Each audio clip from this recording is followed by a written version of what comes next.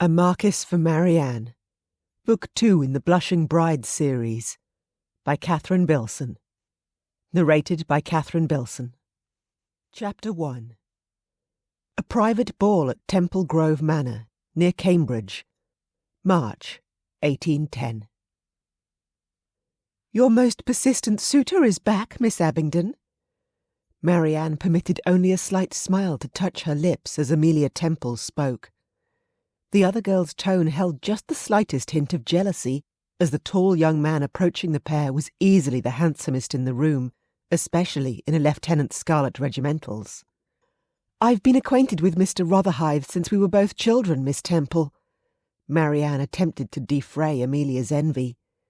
"We are friends, that is all." The lie almost scalded her tongue, but it would not do for whispers of her true attachment for Alexander Rotherhithe to reach her father's ears. Or, God forbid, his father's or grandfather's ears. "Miss Abingdon." Alexander bowed very correctly, his dark brown eyes warm as he straightened to gaze upon her face. "Dare I hope you have a space remaining on your dance card for me?" Without a word, Marianne slipped the ribbon holding the tiny booklet from about her wrist and offered it to him. His lips quirked minutely as he examined the card, before lifting the equally tiny pencil attached and jotted his initials down in the single space remaining. She had saved that precious space by dint of avoiding as many potential dance partners as possible, no easy feat when you were lauded as the greatest beauty of the season.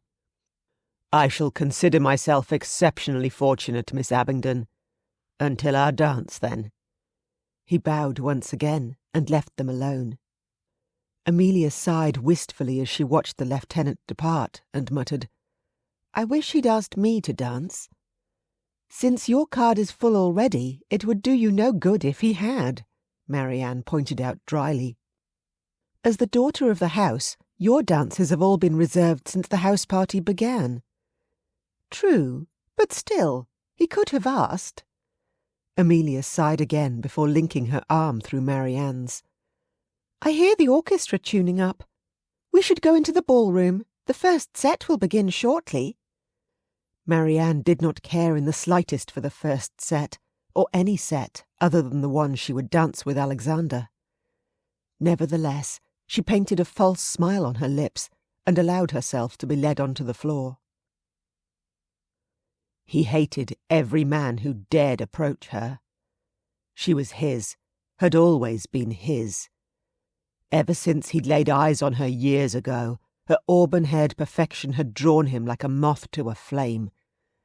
Every other girl paled into boring insignificance beside her spectacular, eye-catching beauty. She was too young then, of course, but now she was a woman grown. 18 years old and ripe for the plucking, a peach just ready to drop into his waiting hand. Especially considering her father, who was even now gambling away the last of his late wife's money at the gaming tables. Taking a sip of his brandy, he watched with narrowed eyes as a tall young sprig in a scarlet coat claimed her hand for a dance. How dare that upstart touch what was his? Soon, nobody would be allowed to dance with her but him. Very soon. "It's terribly warm in here," Marianne said as the musicians struck the first chords. "Would you mind terribly if we sat out the dance?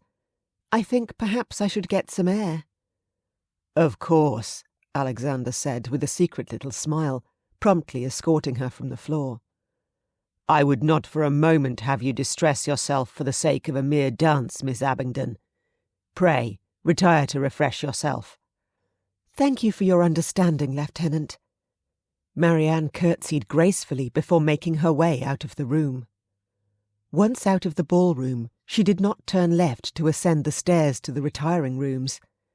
Instead, she turned to the right and opened a door mostly concealed behind a large potted plant, a door which led to the servants' quarters. Lifting her skirts in her hands, she rushed along the narrow, poorly lit corridor as fast as she could in her dancing slippers, hoping desperately nobody was coming the other way. She was lucky, though, and reached her next destination without seeing another soul. A second door let out below the terrace immediately outside the ballroom, and she stepped out onto the raked gravel, careful not to let her feet make a sound. Directly above her head she could hear voices, people talking and laughing, cigar smoke drifting upwards as some gentleman indulged in the cool night air. A hand curled around her elbow, and she bit back a gasp. Relaxing at once, she followed the insistent tug of that strong hand, tiptoeing on the loud gravel until they were around the side of the house and walking on grass, moving further away from the lighted windows and the noise, until everything became dark and quiet. "Marianne," he said her name gruffly once they were free to speak without fear of being overheard. She sobbed his name in return, throwing herself against him. "Oh, Alexander, you came!" "Nothing could have kept me away." He caught her in strong arms, bending down to kiss her upturned lips. "Not even your grandfather?" Marianne whispered when he broke the kiss. "It turns out that joining the army has had a remarkably freeing effect. My commanding officer is a great deal less strict than dear grandpapa."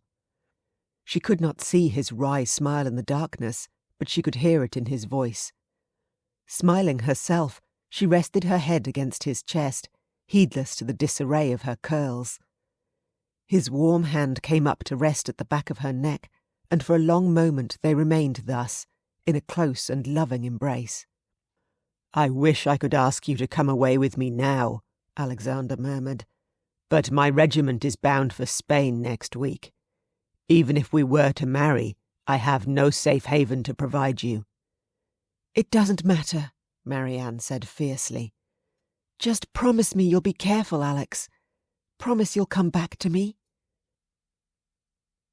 They both knew there were no guarantees in war. Both of them had lost family and friends to the war against the French, Marianne her only brother, Alexander 2 uncles, and his best friend from his school days. Still, Alexander promised her, and he meant every word. "If God grants that I survive, I will come back to you, Marianne. There is no force on earth which will stop me coming for you, if you will but wait for me." His words had the solemnity of a marriage vow, and in his mind they were exactly that. In that moment he pledged himself to the girl who he had known all his life, the girl who had been his childhood companion in numerous escapades, the girl who had been his shoulder to cry on when his baby sister died of fever, just as he had returned the favour a year later when her mother drowned in a tragic accident. The girl who he loved above all others, and always would. "I will wait for you," Marianne pledged in return, reaching up to place her hands on his cheeks, and though he could not see her eyes, in his mind they glowed blue as the summer sky, bright with her love. "I will always wait for you." He watched the young officer return to the ballroom from the terrace, his smile a great deal too self-satisfied for a man who'd lost out on dancing with the most beautiful girl at the ball. Moments later, Marianne walked back in through the main doors, smiling just as happily. 2 pairs of eyes met, and secret glances were exchanged before both looked away, feigning gaiety while mingling with the other party-goers. He downed the last of his brandy. It was time to make his move. Chapter 2. The Townhouse of the Earl of Havers, London, November 1818. "He's dead." Marianne stared in disbelief. "Lady Creighton?"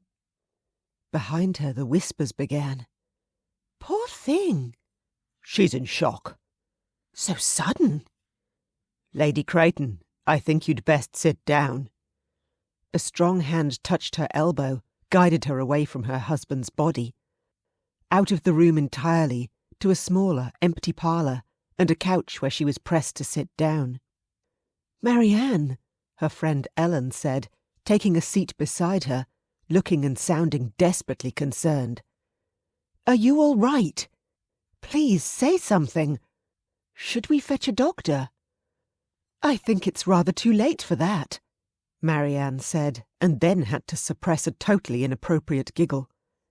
"My husband is dead." "Thomas," Ellen said, and her husband of less than a day immediately moved to her side. "A drink, do you think?" "Brandy," the Earl of Havers agreed. Within moments he knelt by the couch, pressing a glass into Marianne's hand, which she only then realised was shaking. "Drink it, Lady Creighton. You've had a terrible shock." "I'm so sorry," she said. "At your wedding party." "Don't you dare apologise!" Ellen almost pushed the glass to her lips, forcing her to take a sip. The brandy burned all the way down her throat. "Lady Creighton," Thomas said, and she couldn't stop her flinch. He paused and began again. "Forgive me for being familiar, Marianne. Will you allow me to handle things regarding the disposition of your Lord Creighton's body? I assume he should be returned to his estate." "Yes." She should say more, Marianne realised when the pair of them just stared at her. Thomas was an American, only lately come to England when he'd inherited his title. Though Ellen was possibly the only person she could truly call a friend, her friend was the daughter of a country parson, with no knowledge of society. "It's near Durham," she managed to get out. Perhaps Lord Creighton's valet would be able to give you some useful information." "Yes," Thomas agreed with some relief. "Yes, of course. I'm sure he will. I'll get right to it, then." He exchanged a glance with Ellen which somehow conveyed a great deal before leaving the room and closing the door behind him with a soft click. "Drink the rest of this," Ellen said quietly, urging the glass back to Marianne's lips. "And then I'm going to ring for my maid. You remember Susan? She's terribly efficient. We'll get you up to your room, and then you can rest. You've had a terrible shock." Yes, Marianne thought, letting Ellen coax her into drinking the rest of the brandy. It is indeed shocking when your husband suffers an apoplectic fit while reproaching you for smiling at the man your friend married just yesterday, dropping dead at your feet. She must keep herself together, lest Ellen think she had run mad. So she called upon years of training, years of controlling even her slightest expression to rein her emotions in. It was not until hours later, when she had finally convinced Ellen and her terrifyingly efficient maid that she was perfectly fine and only wished to be alone, that she could finally allow her feelings to show. Standing at the window of her bedroom, in the magnificent suite she had been allotted as one of the guests of honour at Ellen's wedding, she watched as the carriage bearing a hastily procured casket containing her late husband's earthly remains rolled away from the house and down the long avenue of larch trees, bare now of leaves. She would have to follow, of course, and remain at Creighton Hall for the foreseeable future, at least until her period of mourning had ended. But now, for the first time in more years than she cared to remember, Marianne was free. She had thought she would laugh in this moment. The tears surprised her. She had thought there were no more tears left to weep. Years of pain and suffering, loneliness and fear, had dried them all up. Yet the view of the receding carriage blurred, fat drops raced down her cheeks, and Marianne Creighton fell to her knees and wept in sheer, unadulterated relief. Chapter 3. Brooks Gentlemen's Club, London, November 1819. "You look bored to tears, Glenkellie." "Give it a few years, Havers." Alexander Rotherhithe, Marquis of Glenkellie, looked up from the news sheet he had been perusing without really taking in any of the information. "Everything in London will bore you to tears, too." The young Earl of Havers laughed, taking the free seat at Alex's table without waiting to be invited. Which was probably why Alex liked the American. It wasn't so much that he had no idea of the niceties of behaviour, but more that he thought they were utter nonsense and refused to abide by them. The seat was free, and Thomas wanted to sit down. Why wait for Alex to ask, just because he happened to possess a loftier title? Setting the news sheet down, Alex smiled at Thomas. They had only met a few months ago, when Thomas brought his new wife down to London for the little season, but hit it off right away. Alex was tired of sycophants and toadies, of those too intimidated by his wealth and title to want to get to know the real him. Thomas's cheerful disregard for protocol was a breath of fresh air. "Drink?" Alex suggested, gesturing to an attentive waiter. "I'll have what you're having." Thomas nodded to his cup on the table. "Coffee? Sure you wouldn't like anything stronger? I've promised to take Ellen to a ball tonight. If I start in on anything stronger now, I'll not see it through until 4, or whatever ridiculous hour these things finish." Thomas grimaced. "I'm looking forward to heading back to Herefordshire and going to bed before midnight for once." Alex had to laugh. "You're such a provincial, Havers." "Says the man whose estate comprises much of the remotest parts of Scotland," Thomas shot back dryly. "Why do you think I'm in London? Nothing up there but cranky crofters and sheep. Castle Glenkellie is only tolerable for a month or 2 in the summer, and barely that. Were it not entailed, I'd sell the lot and live here year-round." The words were empty, and Thomas's sharp-eyed stare let Alex know he wasn't fooled. The truth was, Alex loved his home no matter the time of year. He simply couldn't bear it when his mother was in residence, as she was at the moment.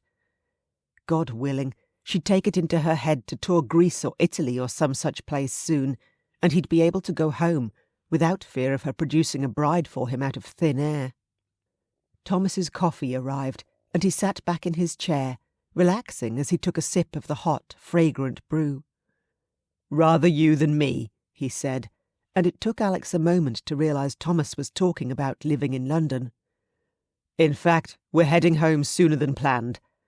As much as Ellen has enjoyed our visit this time around, she wants to be home in plenty of time for Christmas. In fact, she plans to host a house party, and she has charged me with extending an invitation to you." Surprised, Alex paused with his own coffee cup an inch or so from his lips. While he had met the lovely young Countess of Havers on several occasions, and even stood up with her at a few dances, they'd had little chance to get to know each other. "Why?" he asked bluntly, lowering the cup. Thomas looked amused. "Because she knows you and I have struck up a friendship, Glenkellie. Ellen has made plenty of friends among the ladies, both married and single, and has invited a number of them, but none of their attached husbands, brothers or fathers are people I would call a close friend. You, on the other hand, are. She asked if I should like to invite you. I said I would, and she wrote out an invitation." Slipping a cream-coloured envelope from his pocket, he placed it on the table between them. "Should you fancy an escape from the delights of London for a few days without journeying to the frozen wastes of the north, we would be delighted to have you." Touched, nonetheless Alexander affected disinterest as he picked up the envelope, broke the seal, and perused the brief invitation written in the Countess of Havers' own hand.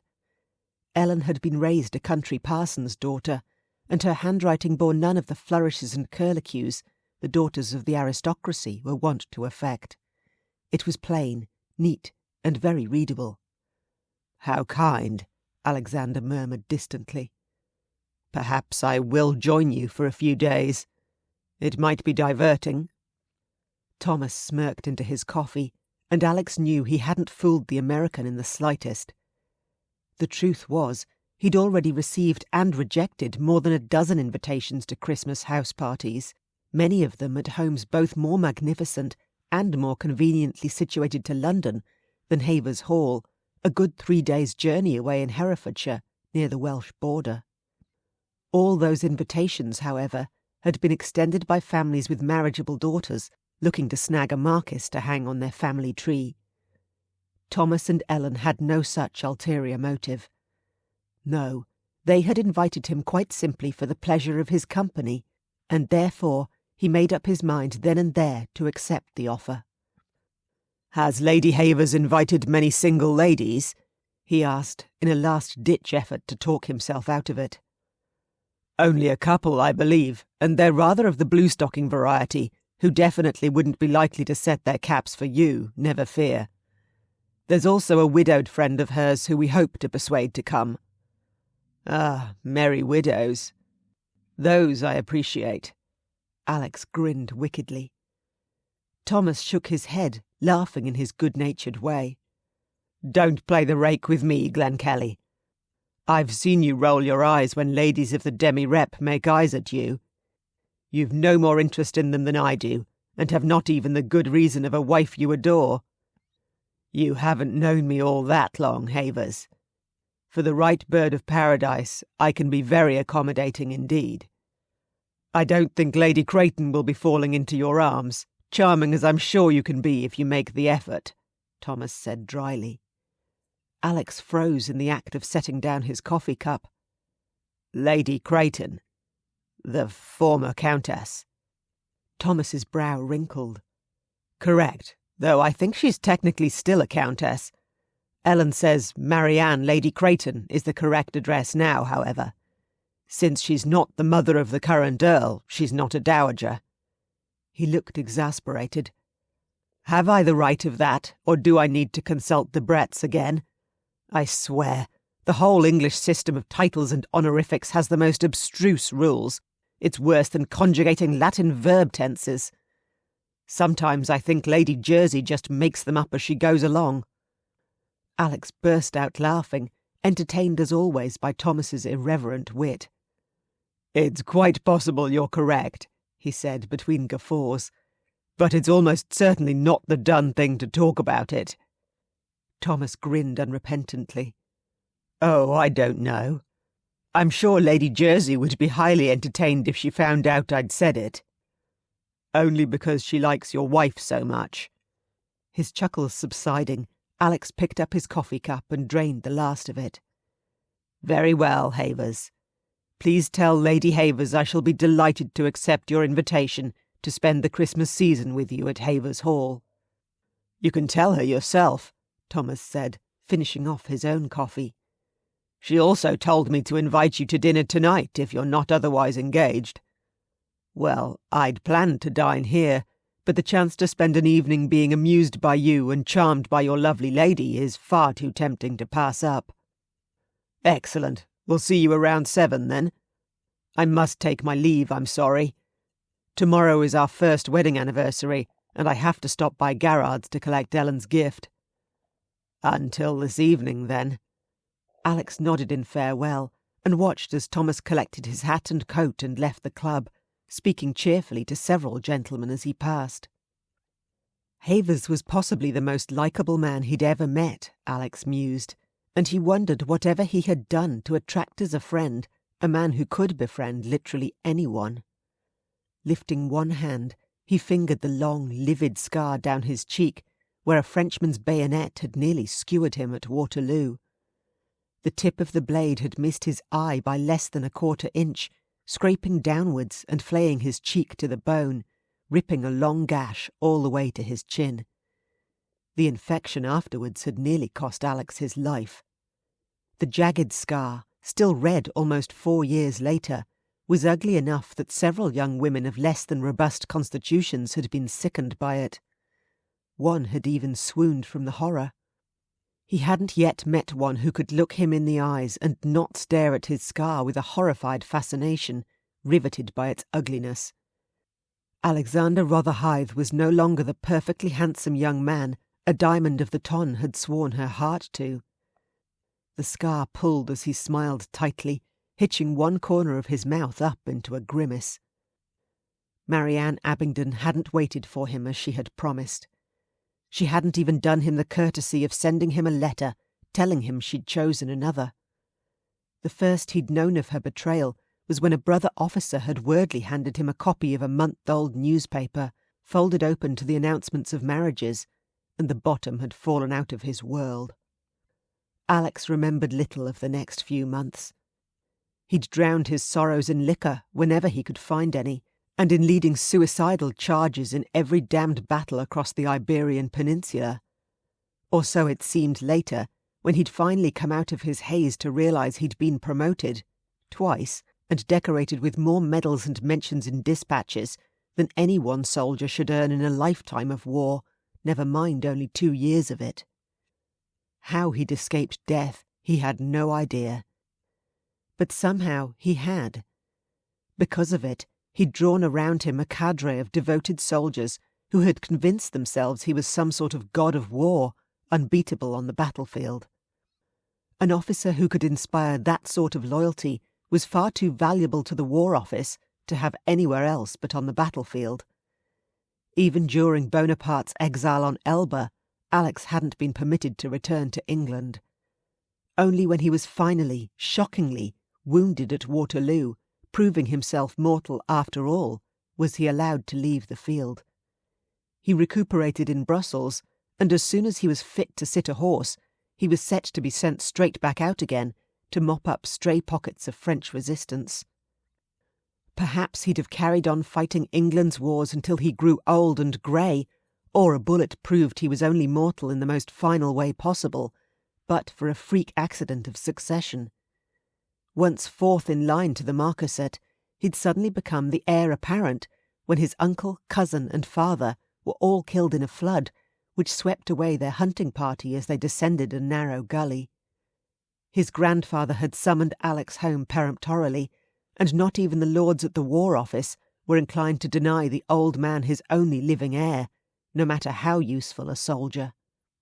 Packed onto a ship bound for Inverness with no ceremony at all, Alex had arrived home barely in time to bid farewell to his grandfather.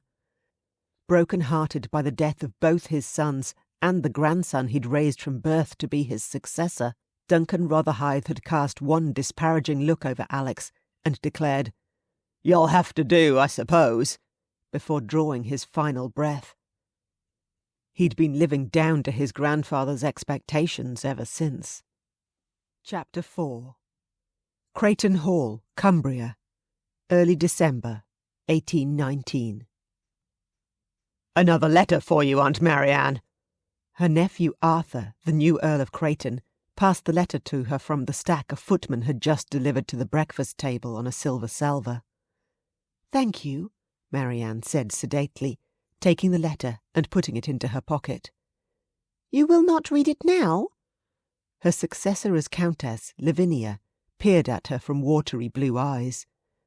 Curiosity sharpens her already thin face, making her look rather like a ferret, Marianne thought whimsically. "It is only from my friend Ellen," she disclaimed quietly, lifting her cup to take a sip of tea. "No doubt full of inane gossip from Herefordshire." "You do exchange a lot of letters with her," Arthur said peevishly. "The postage costs a pretty penny." Marianne took a deep, unseen breath to suppress her immediate urge to make a sharp retort. "She is a faithful correspondent," she answered after a moment, "but an excellent contact to maintain, nonetheless. With Lady Diana to make her debut next season, I feel it is imperative to keep my society friendships alive." "Yes," Lavinia said quickly, with a sharp glance at her husband. "Yes, of course. You must maintain the friendship, Marianne. The Countess of Havers will be an invaluable friend to have when Diana makes her bows, Arthur." Marianne hid her smile behind her cup as Arthur sighed and acquiesced to Lavinia's demand. The new Earl had been raised on a very limited allowance and still liked to pinch a penny until it squeaked. Without expectation of inheriting the title, since his uncle had been most determined to sire an heir, neither Arthur nor Lavinia had ever even been to London. They knew nobody, and would be dependent on Marianne to make their introductions when their eldest daughter was presented. Marianne had no intention of informing them Ellen had far fewer friends among the London set than Marianne herself. With Ellen as her only regular correspondent, she would lie without compunction to keep her friendship alive. After all, so very much had already been taken from her.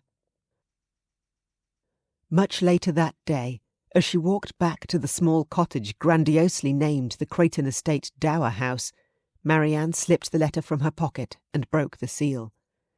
She had hoped to escape earlier, but Lavinia required her to be available at all times to assist with her 5 children, 4 of whom were daughters, who Lavinia desperately wanted to marry well. Her father died penniless shortly after her marriage, which left her dependent on Arthur and Lavinia. Since she had never had a dowry, and her widow's jointure was almost non-existent, Marianne had no choice but to essentially act as an unpaid finishing school teacher to the 4 girls, teaching them the social graces they had not learned so far. By the time she led them through a reading in French, given each a half-hour piano lesson and a group singing class, helped them with their needlework, and supervised Diana's efforts at pouring tea, it was late afternoon, and Marianne was desperate for some time to herself, even if it was only an hour, before she must return to take dinner with the family. Still in the habit of penny-pinching, Arthur saw no reason to employ a cook for Marianne's use, when she could perfectly well take meals with them. It was only grudgingly that he permitted a chambermaid to come over from the main house, to clean the cottage and lay the fires, and a man to spend an hour or so every other day carrying firewood and water. "You might as well live in the house with us," Arthur had said, when he and Lavinia had first moved in with their children. "Take a room with the girls. No sense opening up the dower house just for you, is there?"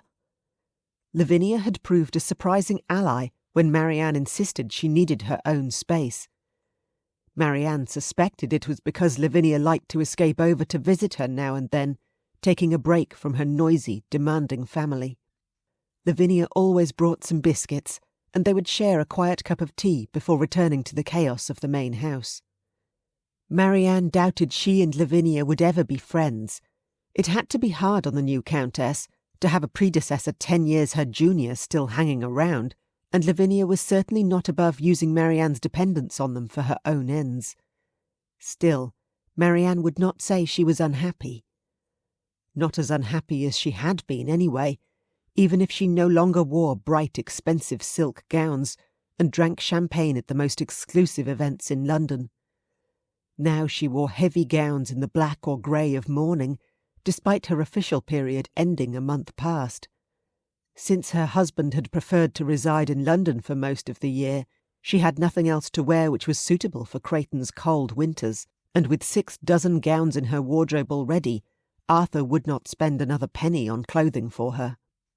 "Perhaps I should try and sell some of my old gowns," Marianne mused, "or exchange them for some plainer, warmer ones." Certainly, she would not need as many as once she had, even when they repaired to London for Diana's season. At least then she would see Ellen again, and the thought warmed her. Settling down in her comfortable chair near the fire in her tiny parlour, she unfolded her letter and began to read. "You look remarkably pleased with yourself, Aunt Marianne," Arthur remarked as soon as she entered the parlour before dinner. "I have received an invitation to visit my friend Lady Havers," Marianne said. "I have already advised her of Diana's upcoming debut, and she proposes that I travel to Haverford to visit with her for a couple of weeks over Christmas, and then accompany them on to London to rejoin you in time for the start of the season." Arthur had been sipping on a glass of wine. He lowered it now and stared at her, his brow furrowing. "Why would you do that?" he asked, apparently genuinely befuddled. "Visit with Lady Havers?" Confused in turn, Marianne stared back. "She is my friend, Arthur, and I am very much looking forward to seeing her again. Though we would see her in London, of course, I will be much tied up with Diana." "No," Arthur shook his head. "I think there has been some misunderstanding, Aunt Marianne. You're not coming to London." "What?" Marianne blinked, astonished. Lavinia did not meet Marianne's eyes when she spoke. "You have done us the very great service of writing letters of introduction to everyone we will need to know, but you need not accompany us yourself. Indeed, it would be much better for you to remain here with the other girls, focusing on their education and their futures." "Better for whom?" Marianne inquired, then nodded as enlightenment dawned. "Ah, for Diana, of course. You do not want me to be a distraction to any potential suitors, I dare say." "You flatter yourself." Arthur's expression turned puce. "You're a penniless widow. What possible attraction could you have for the sort of gentleman who would court an earl's daughter?"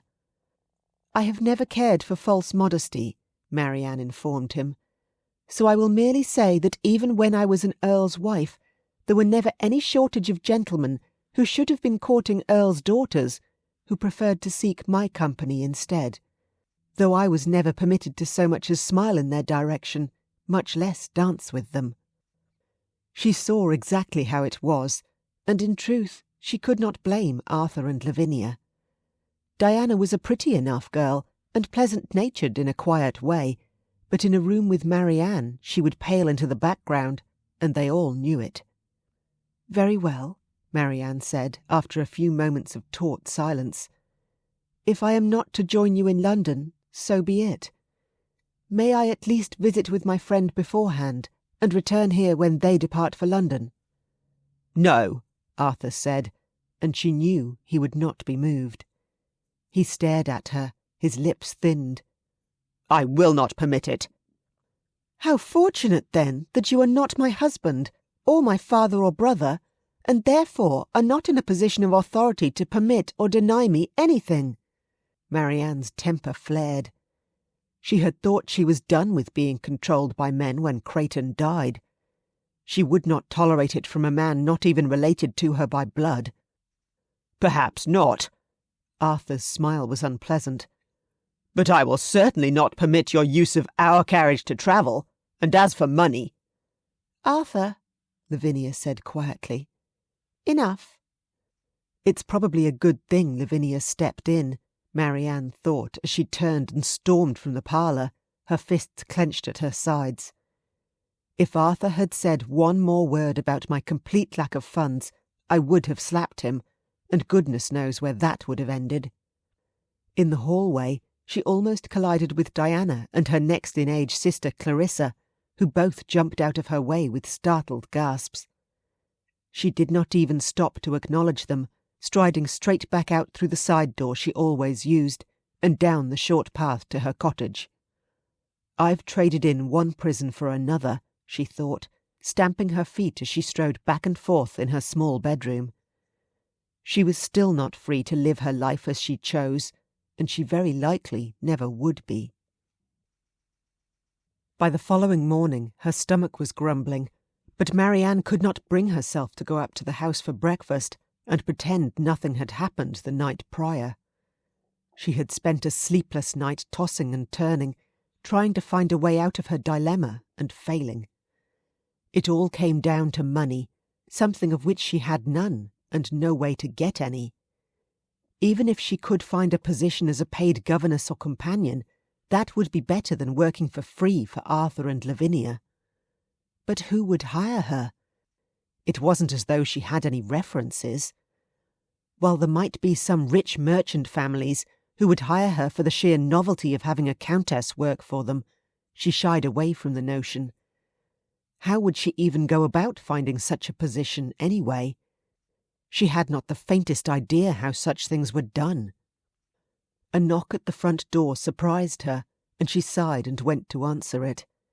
She had few visitors, and Lavinia never knocked. It was a surprise to find Diana and Clarissa on the doorstep, both looking at her with worried eyes. Clarissa held out a small package wrapped in a linen napkin. "Good morning, Aunt Marianne. We thought you might be hungry." She was not too proud, Marianne discovered, to accept the offering.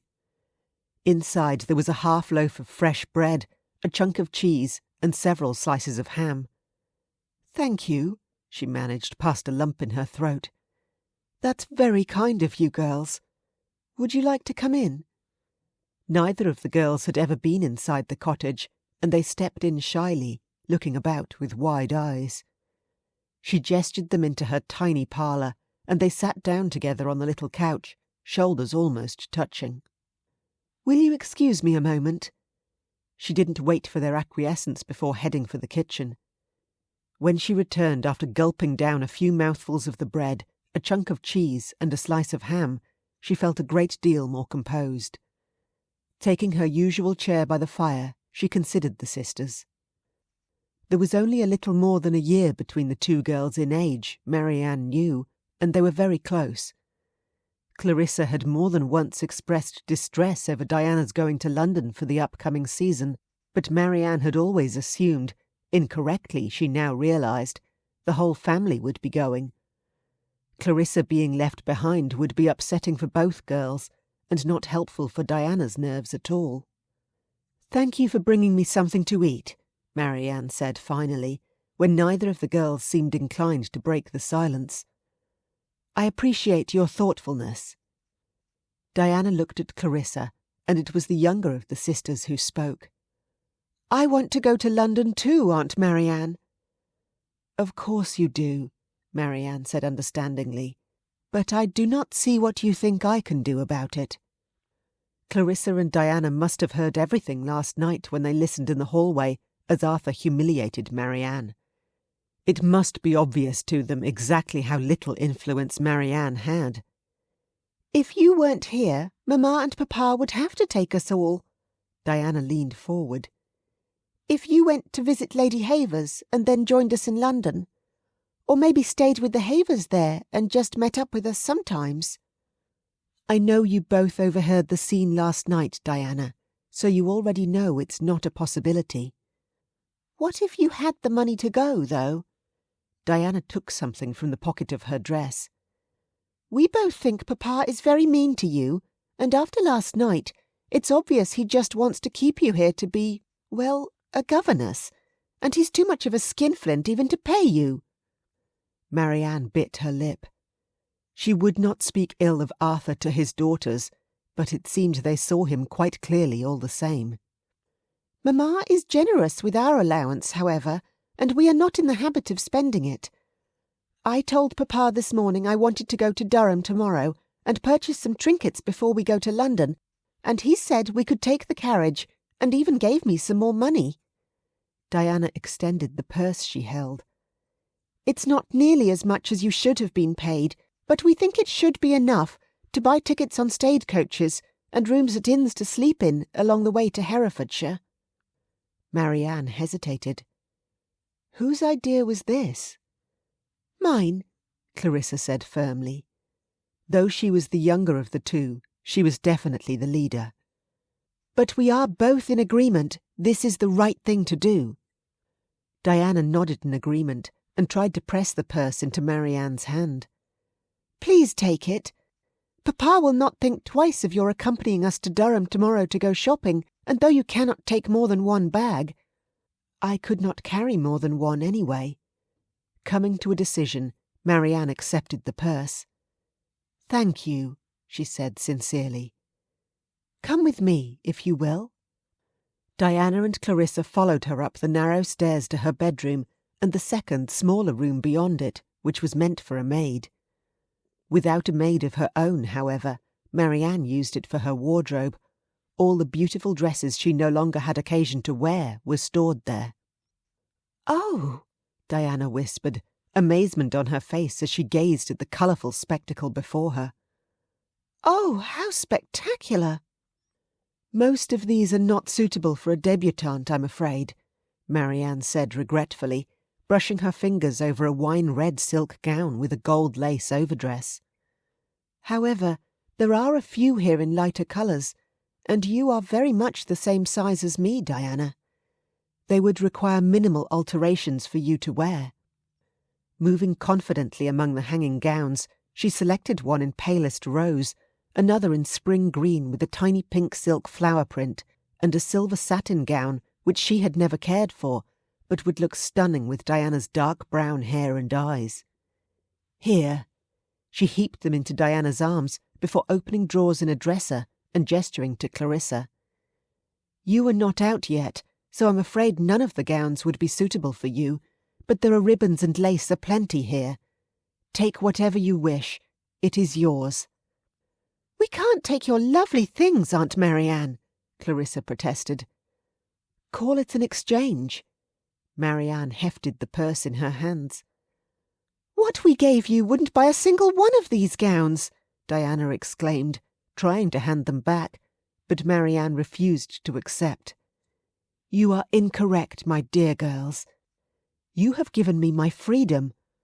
I cannot take these with me, and I would far rather have you wear them than let them moulder away here. Everything I leave behind is yours. I give it to you freely." Overcome, both girls pressed close to embrace her and thank her profusely, but Marianne knew they had given her the greater gift.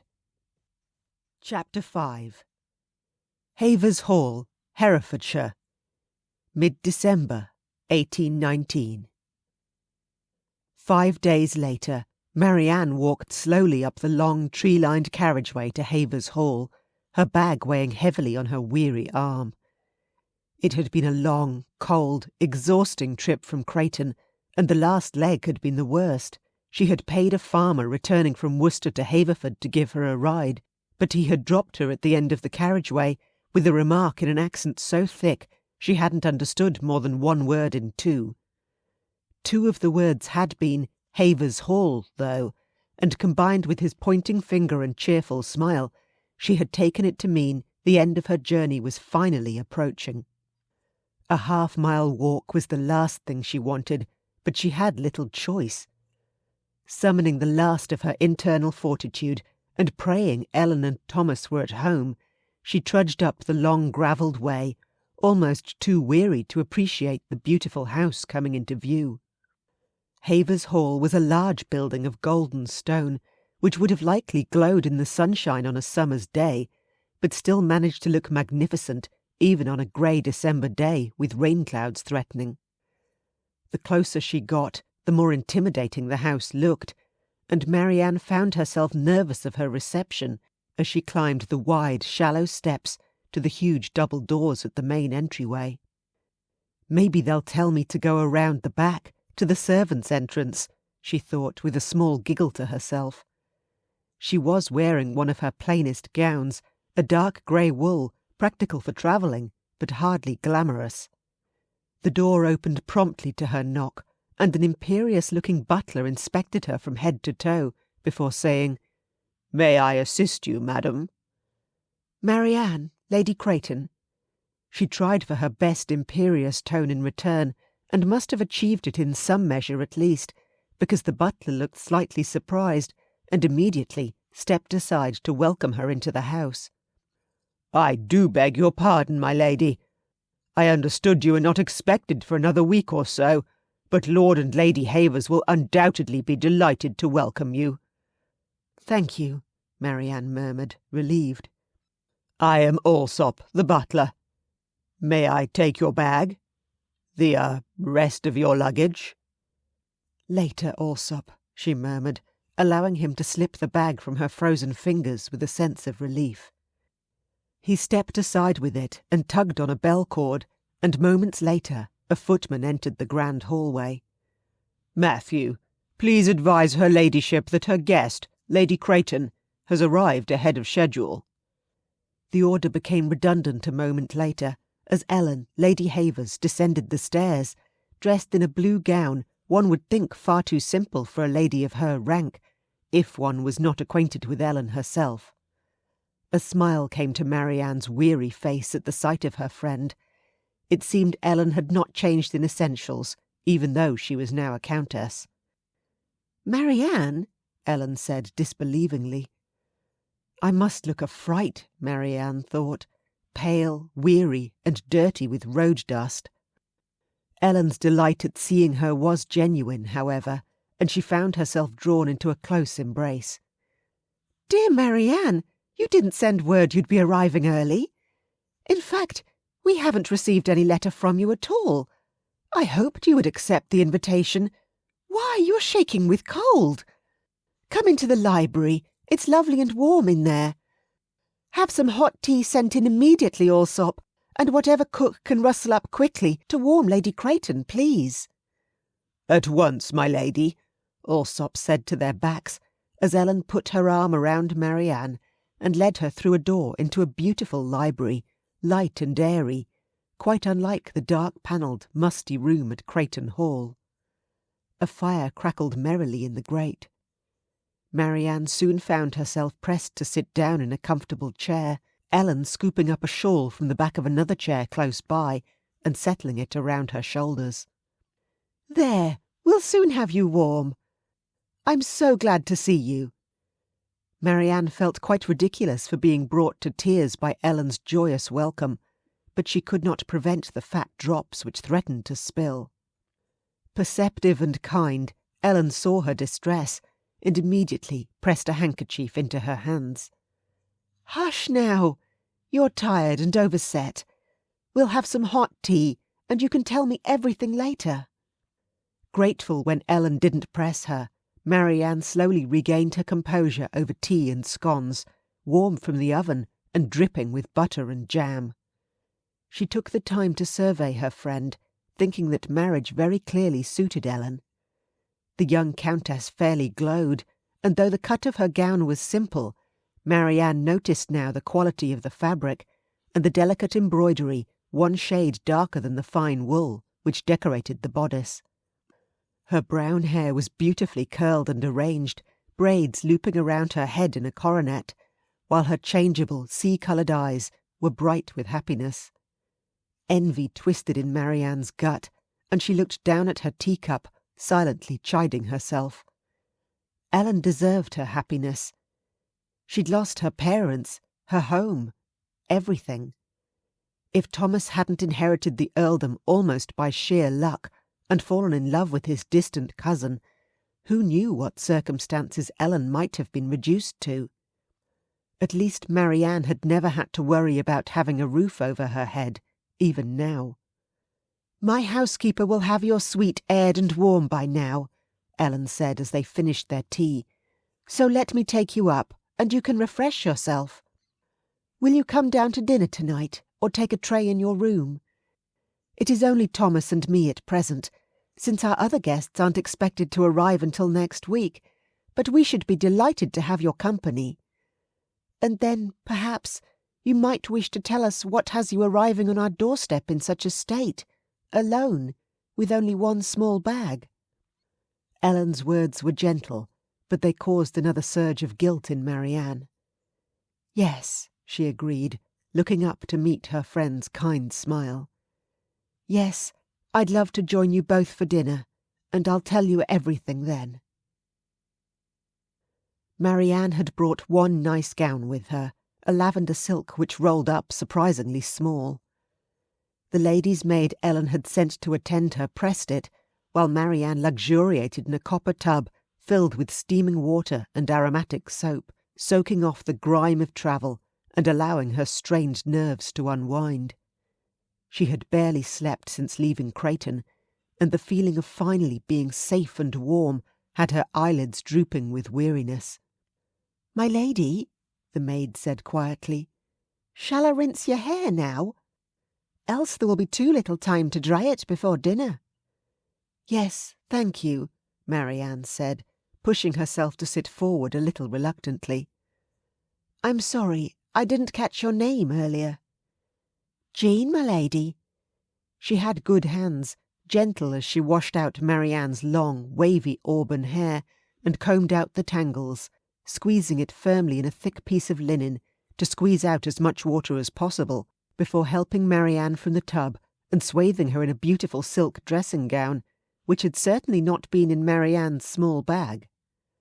"Come sit by the fire, my lady, and let's dry that hair off," Jean encouraged, and Marianne followed, only too pleased to sink into the comfortably upholstered chair and curl her feet up beneath her, tilting her head towards the flames.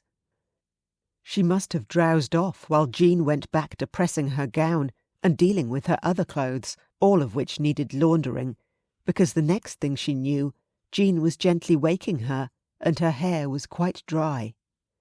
"You do seem very tired, my lady. Are you sure you wouldn't like a tray here and to go straight to bed? I'm sure the Earl and the Countess wouldn't mind." "No, no," Marianne waved off Jean's concern. "I thank you, but I feel much refreshed after that little rest, and I am looking forward to seeing Lord Havers again." Her stomach chose that moment to let out a loud rumble, and she chuckled. "I admit to feeling rather famished, too." "As you wish, my lady," Jean said with a small laugh. "How would you like me to do your hair?" Not wanting to put Jean to too much trouble, Marianne settled for a simple coil of braids at the nape of her neck, a few curls hanging loose at the side of her face. Not for the first time, she was grateful for her naturally wavy hair. It took a curl very easily, and needed little work to be arranged into any fashionable style she pleased. Very soon she was following the same young footman who had taken her bag on her arrival along the twisting hallways of the grand old manor house, admiring the paintings on the walls, the beautifully polished wooden floors and thick carpets, the immaculate cleanliness of everything. It must take an army of servants to keep the hall in this condition, Marianne mused aloud. Lord and Lady Havers turn away no one who needs employment, the footman answered her, a little to her surprise. They have begun a programme of training young men and women who wish to enter service, and servants trained at Havers Hall are now in high demand throughout the county. A school in the village has been opened too, and all the local boys and girls are learning to read and write. The footman sounded quite incredulous, and Marianne supposed it was quite unheard of to teach common-born children their letters, especially the girls. It sounded very much like the thoughtful Ellen she knew and her egalitarian American husband, though. "How wonderful!" she said encouragingly as they descended the grand staircase. "And are you one of these trainees?" "Yes, my lady. Is it so obvious?" He looked quite dismayed, and she tried not to laugh. "Not at all. I should never have guessed.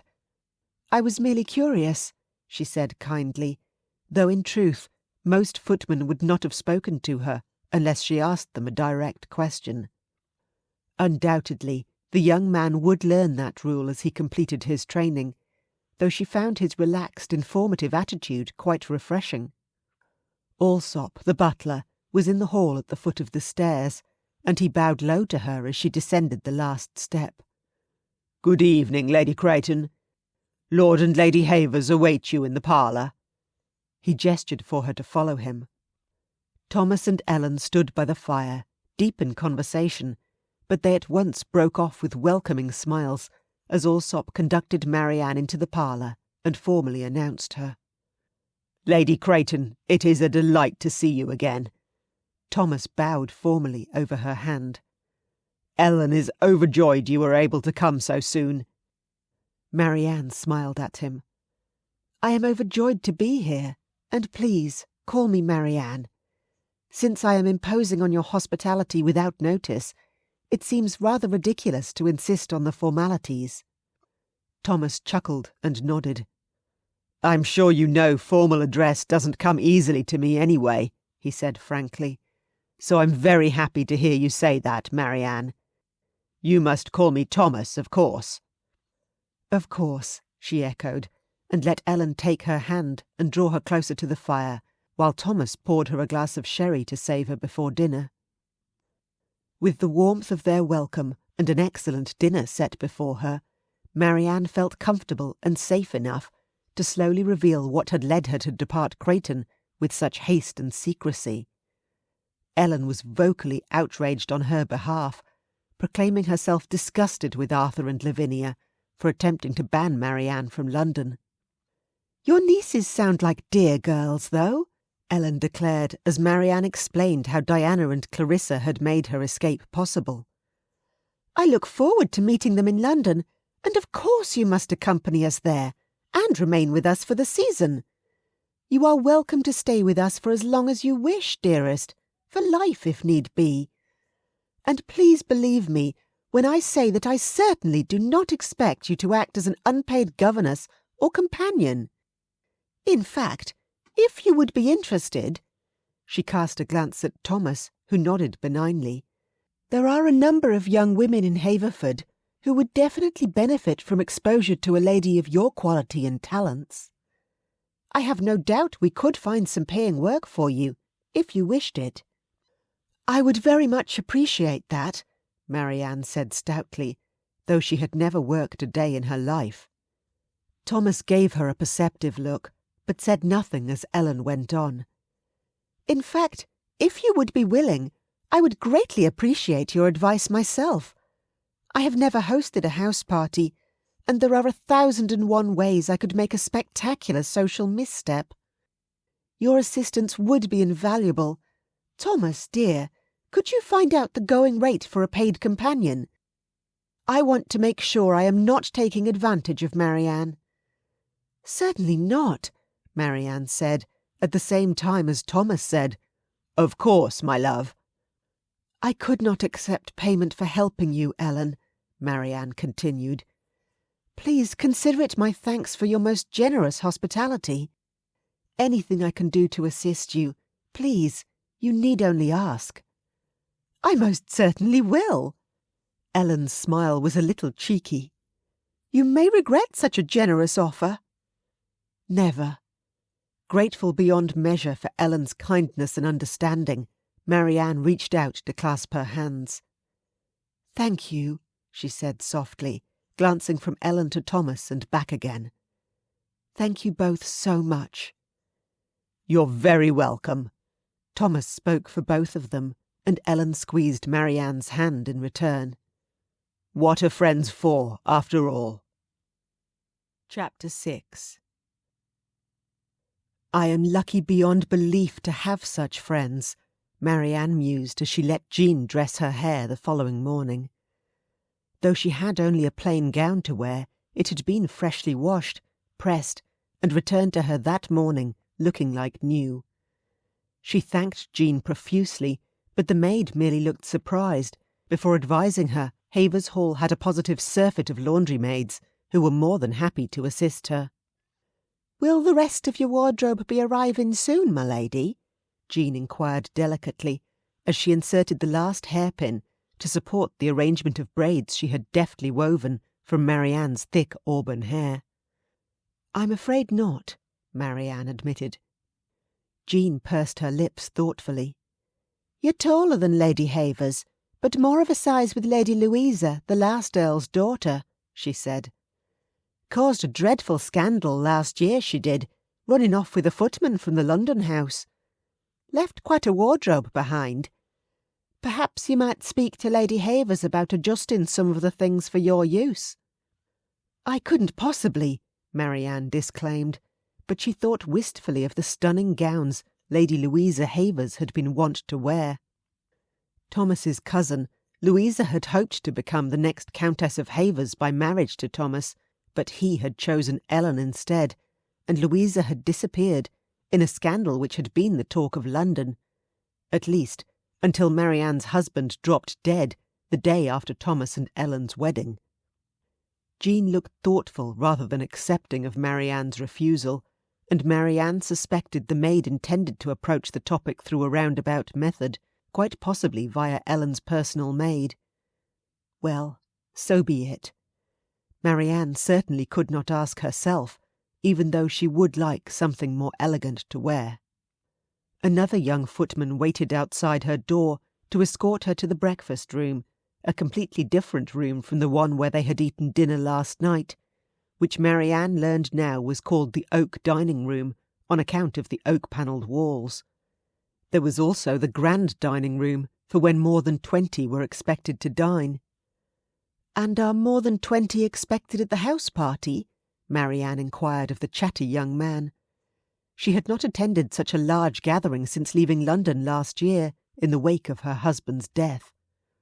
"Not to stay at the hall, no, my lady, but there are several occasions planned where more will be invited. Local gentry, you understand." "Indeed," Marianne agreed, finding herself looking forward to the house party with enthusiasm. She had always enjoyed social events, though her pleasure had usually been curtailed by her husband's severe restrictions. To have the freedom to dance and talk with whomever she pleased, male or female, was a much longed-for treat. Ellen was alone in the breakfast room, eating muffins spread with blackberry jam, when Marianne entered. "Good morning," Ellen exclaimed, pushing aside the newspaper she had been perusing. "Do sit down." She waved at the seat beside her. "Would you like tea, coffee, or chocolate? Hugh will bring you some fresh. And please let Jacob know what you would like for breakfast." 2 different footmen stood ready to leap to her command, Marianne noted with amusement. Ellen must spend her days thinking up tasks to keep all her staff busy. No wonder everything in the hall looked so perfect. "Tea would be delightful, thank you," she told Hugh, then turned to the other footman. "And I have a weakness for coddled eggs with buttered toast, if that wouldn't be too much trouble for your cook." "Not at all, my lady." Jacob bowed, and Ellen and Marianne were left briefly alone as the two footmen left hastily to fetch her breakfast. Ellen smiled warmly at her as Marianne settled into her chair, and then to Marianne's utmost surprise she said, "What would you like to do today?" Marianne stared at her, mouth dropping open. She stared so long Ellen began to fidget, obviously becoming a little uncomfortable. "Is something wrong, Marianne?" "I was trying to remember the last time I was asked that question," Marianne said with some difficulty, feeling tears welling. "And do you know, I don't think anyone has ever asked me that." "Oh!" Ellen's hand flew to her mouth. In her eyes, brimming with sympathy, Marianne saw her friend comprehended the depth of what her question meant. A choice, given freely to someone who had never had any. The return of Hugh with Marianne's tea put paid to the moment of emotion, though Marianne still had to take several sips and some deep breaths before she felt able to speak again. "What do you suggest?" she asked Ellen. "I should love a tour of the hall, but if you have any other ideas, I am all agog to hear them." "A tour sounds just the thing," Ellen said encouragingly, "particularly since it is set to rain all day today. After a year living here, I think I have my way around all figured out, at least. Or at last, I should say. I cannot tell you how many times I have got lost. Allsop has had to send out more than one search party for me." Marianne laughed, as Ellen had obviously intended her to. "These huge old houses are the devil, aren't they? Creighton Hall is much the same. While the front elevation looks both coherent and elegant, behind there is often a hodgepodge of alterations and additions, which make the house into an absolute muddle." "Indeed," Ellen nodded. "And despite having all the money in the world, the old Earl was an utter miser. He closed off half the hall, didn't employ enough servants to keep the rooms in good condition, and let them fall into disrepair. Thomas and I have been opening them up, redecorating, and commissioning new furniture, carpets, and curtains from local makers. With everything fully complete, we thought a house party a nice way to celebrate having the hall fully open again." "Very nice," Marianne agreed. "But I do need your advice. Thomas hasn't a clue, of course, and well, precedence is a bit of a mystery to me still. It's always been everyone else above, then me definitely at the bottom." Ellen smiled wistfully. "I have no idea who should get the best guest suite, a dowager duchess or a marquis. Does the widowed sister of an impoverished earl come above the wealthy heir to a viscountcy?" "The duchess, and yes, she would, because ladies always come before gentlemen," Marianne said, laughing when Ellen looked dismayed. "Thank God you did come early. I have it all wrong."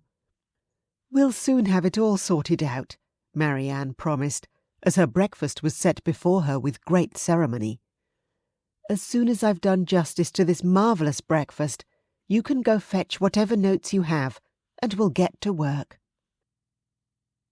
With Marianne's experienced assistance, and an army of servants only too willing to jump to her slightest request, Ellen soon had a plan for accommodating her incoming guests she was much more confident about. They spent the entire morning touring the house, examining the bedrooms and the linen, before discovering themselves quite famished when Allsop appeared to delicately suggest they might wish to take a break for a light luncheon which cook had prepared for them. "Is it near noon already?" Ellen asked, startled. "I think it must be, for my stomach has been rumbling this last half-hour at least," Marianne admitted. Tucking her arm through Marianne's, Ellen smiled. "I am an abominable hostess, as you see. Here less than a day, and already I am overworking and starving you." "Nonsense!" Marianne laughed at Ellen's teasing.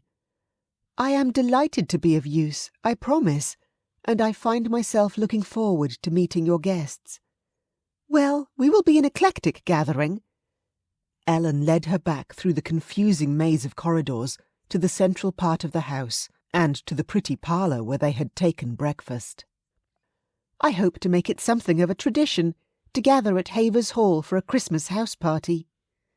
"A charming idea, and you may count on my future attendance. If I am invited, that is," Marianne added. "Of course you are, and in future I will be instructing Thomas to send the coach for you too, so that any further issues with transportation will be avoided." Ellen was quite indignant on Marianne's behalf, outraged that Arthur and Lavinia had denied her request to travel, and effectively tried to turn her into an unpaid companion to their children. "Thank you, my dear," Marianne said, squeezing Ellen's arm gratefully before letting go and taking her seat at the table. Thomas came in to join them, and Ellen jumped to her feet to greet him, her face aglow. They shared a discreet kiss before taking their seats. "How have you spent the morning, ladies?" Thomas asked as the footman served them soup and bread, pouring cups of a cloudy apple cider which, served warm, was absolutely delicious. Marianne was unaccustomed to eating a proper meal at this time of day, but it was a pleasant idea, she found, and she was hungry from their exertions that morning. Marianne sipped at her cup while Ellen expounded on their activities, and Thomas listened with every appearance of interest, adding a few remarks now and then. He had apparently spent the morning with one of the tenant farmers, discussing that year's crop yields and what seeds would be planted at the next harvest. Marianne could not remember her husband ever concerning himself with anything so mundane, so workmanlike. He had left all such decisions to his land steward, content merely to count the profits and apportion some of them to his investment advisers. Another portion had been assigned to Marianne, with new gowns produced for her by London's finest modistes every week. She had been nothing more to him than an ornament, something beautiful and expensive which nobody else could have. He had never encouraged her to take any part in the running of the household, though she was a viscount's daughter and had been well trained in the management of a great house. Helping Ellen today was the most fulfilling thing Marianne had been permitted to do in years, and she found herself hoping Ellen would keep wanting her input and advice throughout the house party. This must be what it's like to have a brother and sister, Marianne thought as the meal went on, and Thomas and Ellen included her happily in their chatter. Her brother had died fighting Napoleon when she was only 13, and he had been 5 years older, so she remembered him but little. Perhaps if he had lived, they could have been friends at least. She felt so very comfortable with Thomas and Ellen, confident she could tell them anything, or ask for their help and have it freely given, without expectation of repayment.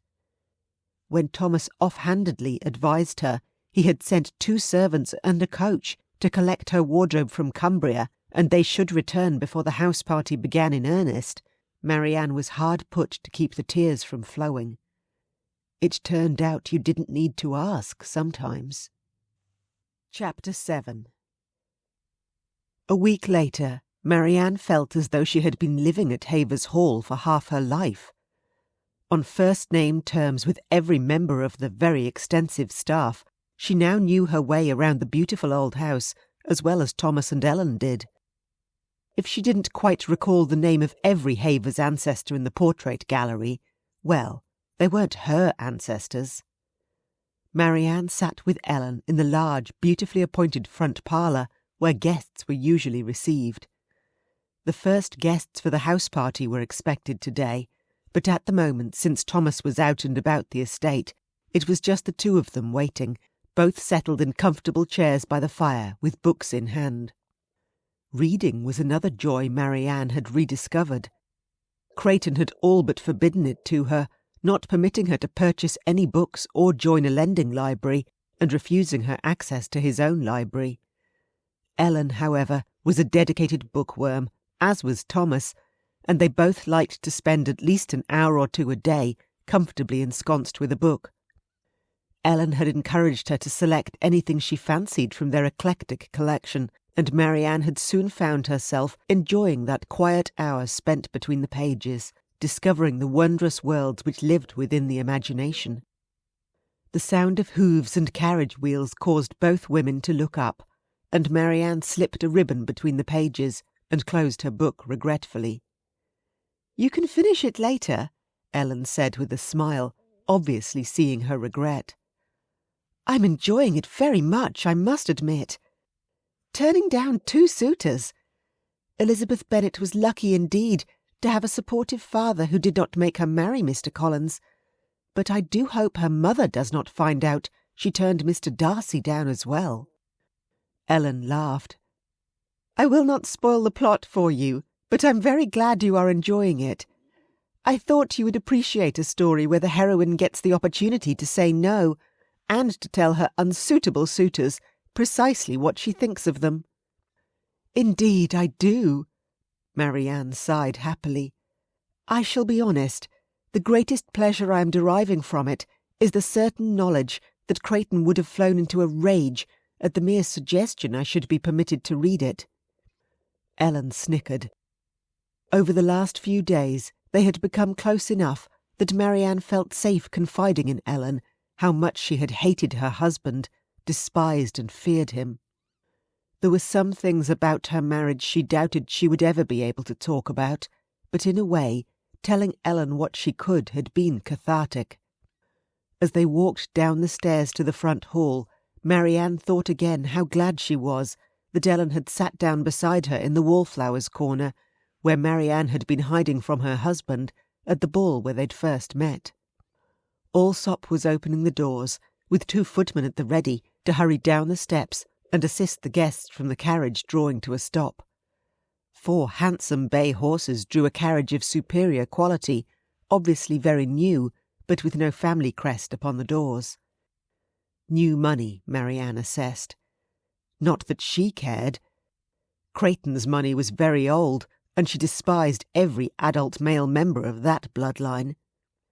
"The Alains," Ellen murmured as a footman opened the carriage door, and a handsome woman in late middle age, wearing a serviceable gown under a heavy woolen cloak, stepped down with a welcoming smile. "I don't think I know them." Marianne watched as a gentleman with a balding pate and a kindly face stepped down next. "Sir Tobias and Lady Elaine, Isabel. Their daughter Leonora made her debut this autumn. She's a confirmed wallflower, but has the most beautiful singing voice. I will be begging her to entertain us in the evenings." Leonora was obviously the young lady stepping down with a shy smile and a word of thanks for the footman assisting her. With mouse-brown hair, a round pink face, and a figure a little too plump for fashion, Marianne could see why the girl was a wallflower. She would be no competition for the beauties of the ton. "She looks sweet. I shall be glad to know her, and her parents." Ellen shot her a grateful look as the family ascended the steps to join them. They had been joined by a young man of about 20 years of age. Tall and thin, he had the same mouse-brown hair as Leonora. "Welcome to Havers Hall," Ellen said. "Lady Havers," Lady Elaine said. "It is so good to see you again. Havers Hall is even more beautiful than I imagined. Please allow me to present our son, Joseph." "A pleasure to meet you, Mr. Elaine." Ellen offered her hand, and Joseph bowed quite correctly over it. Marianne was very proud of Ellen then, as her friend remembered the proper way to introduce persons of a lower rank to her. She turned to Marianne and said, "Lady Creighton, please allow me to introduce my friends, Sir Tobias and Lady Elaine, and their children, Mr. and Miss Elaine. Marianne, Lady Creighton." She turned back to the Elaines, who bowed and curtsied. "It is a pleasure to meet any friend of Ellen's," Marianne said with a warm smile, offering her hand to Lady Elaine, who looked a little overawed as she touched Marianne's fingers lightly. "I am delighted to make your acquaintance." "Oh, we are most honoured to make your acquaintance, Lady Creighton," Lady Elaine gushed, her eyes taking in every detail of Marianne's appearance. "Leonora, do make your bows, girl. And Joseph." She looked to her son, who was staring at Marianne as though he had suddenly glimpsed paradise. "Oh, I believe I have forgot something in the carriage. Joseph!" Succeeding in obtaining his attention, she sent him back for a handkerchief, even though Marianne could clearly see one peeking from her sleeve, and carried on talking without missing a beat, commenting on everything from the state of the roads to the charms of the rustic inn where they had stayed the night before. Introductions made, and Lady Elaine finally running out of steam on her commentary, Ellen ushered the Elaines inside and directed waiting maids to escort her newly arrived guests to the suites she had allotted them. "We should be delighted if you would join us for a light luncheon at 1:00, Ellen invited, and Lady Elaine accepted for the family, declaring they would wash up and be down directly. "They seem nice," Marianne remarked, as she and Ellen returned to the parlour. "They are. I requested an introduction to Leonora after I heard her sing, and was delighted with her. She looks a mousy little thing, but is very witty and clever. Sir Tobias invented a new type of ammunition during the war, for which he received his knighthood, and has invented any number of other clever things. I am always utterly fascinated by his conversation, when you can get him to talk." Which might be a little trying when Lady Elaine is present, Marianne surmised. The woman seemed rather on the chatty side, though nice enough. They were just reaching for their books when the sound of another carriage's wheels had Ellen rising to her feet again. "You need not come down if you wish," she said. "I would not drag you up and down stairs all day, every time another guest arrives." "I will accompany you until Thomas gets back from his visit with the tenant," Marianne compromised. "After that, he can climb all those stairs with you." Ellen laughed. "I am always glad of your company," she said warmly, and they set off again. The change in sound disturbed Alex, and he looked up from his book. The carriage wheels were crunching on gravel now, rather than the packed dirt of the road. The horses slowed, which told him they were likely arriving at Havers Hall. Setting the book down on the seat, he peered out of the window, admiring the handsome larch trees lining the broad avenue, leading up to a beautiful house built of golden Cotswold stone. Even on a dull, grey December day, the house had a warm and welcoming look. "A pretty prospect," Alex murmured to himself, startling his valet awake from his snooze. "Beg your pardon, my lord." "I believe we are arrived, Simons." "So soon? Why, we left Worcester just a little while ago." Alex hid a smile. Simons was in his late 60s and definitely nearing retirement. He was also fanatically loyal to Alex and extremely protective of his master's privacy, which was why Alex would never dream of going anywhere without him. "It is nearing noon, Simons," Alex said when he had recovered his countenance. "We have made good time, though. The roads in this part of the country are certainly better maintained than those in the far north." "Indeed?" Simons peered out of the other window. "Very handsome grounds," he approved. "I count no less than 4 gardeners attending to that shrubbery yonder, in the depths of winter, too. Let us hope the house is equally well cared for." "And the stables." Alex turned his head to check on his horse, following behind the carriage, its lead line held by one of his grooms astride another horse. "Else Julius will likely wreak havoc." "Don't know why you keep that animal," Simons grumbled. "Troublesome beast. He saved my life too many times to count on the continent. I'll not abandon him now." Simons humphed as the carriage finally drew to a halt. 2 footmen immediately approached the door and opened it, placing a step for them to disembark. "Attentive, at least," Simons mumbled from his corner. "Go ahead, my lord. I'll see to your things." "Don't be lifting anything yourself," Alex said, receiving a narrow-eyed glare in return. Turning away to cover another smile, He stepped down from the carriage with a nod of thanks to the footman and started up the steps to the hall. 3 steps up, he raised his gaze to the 2 women standing at the door and promptly stubbed his toe on the next step. His only consolation, as he bit back a yelp of pain, was that Marianne looked far more shocked to see him than he was surprised to see her standing arm in arm with Ellen Havers. He had, after all, known she was going to be there, and from her expression she had not put together the Marquis of Glenkellie with Alexander Rotherhithe. When he had known her, he was only a very distant relation, never expected to ascend to the title. "My lord!" The Countess of Havers curtsied gracefully as he arrived at the top of the steps, and Marianne perforce followed suit, though she had blanched pale.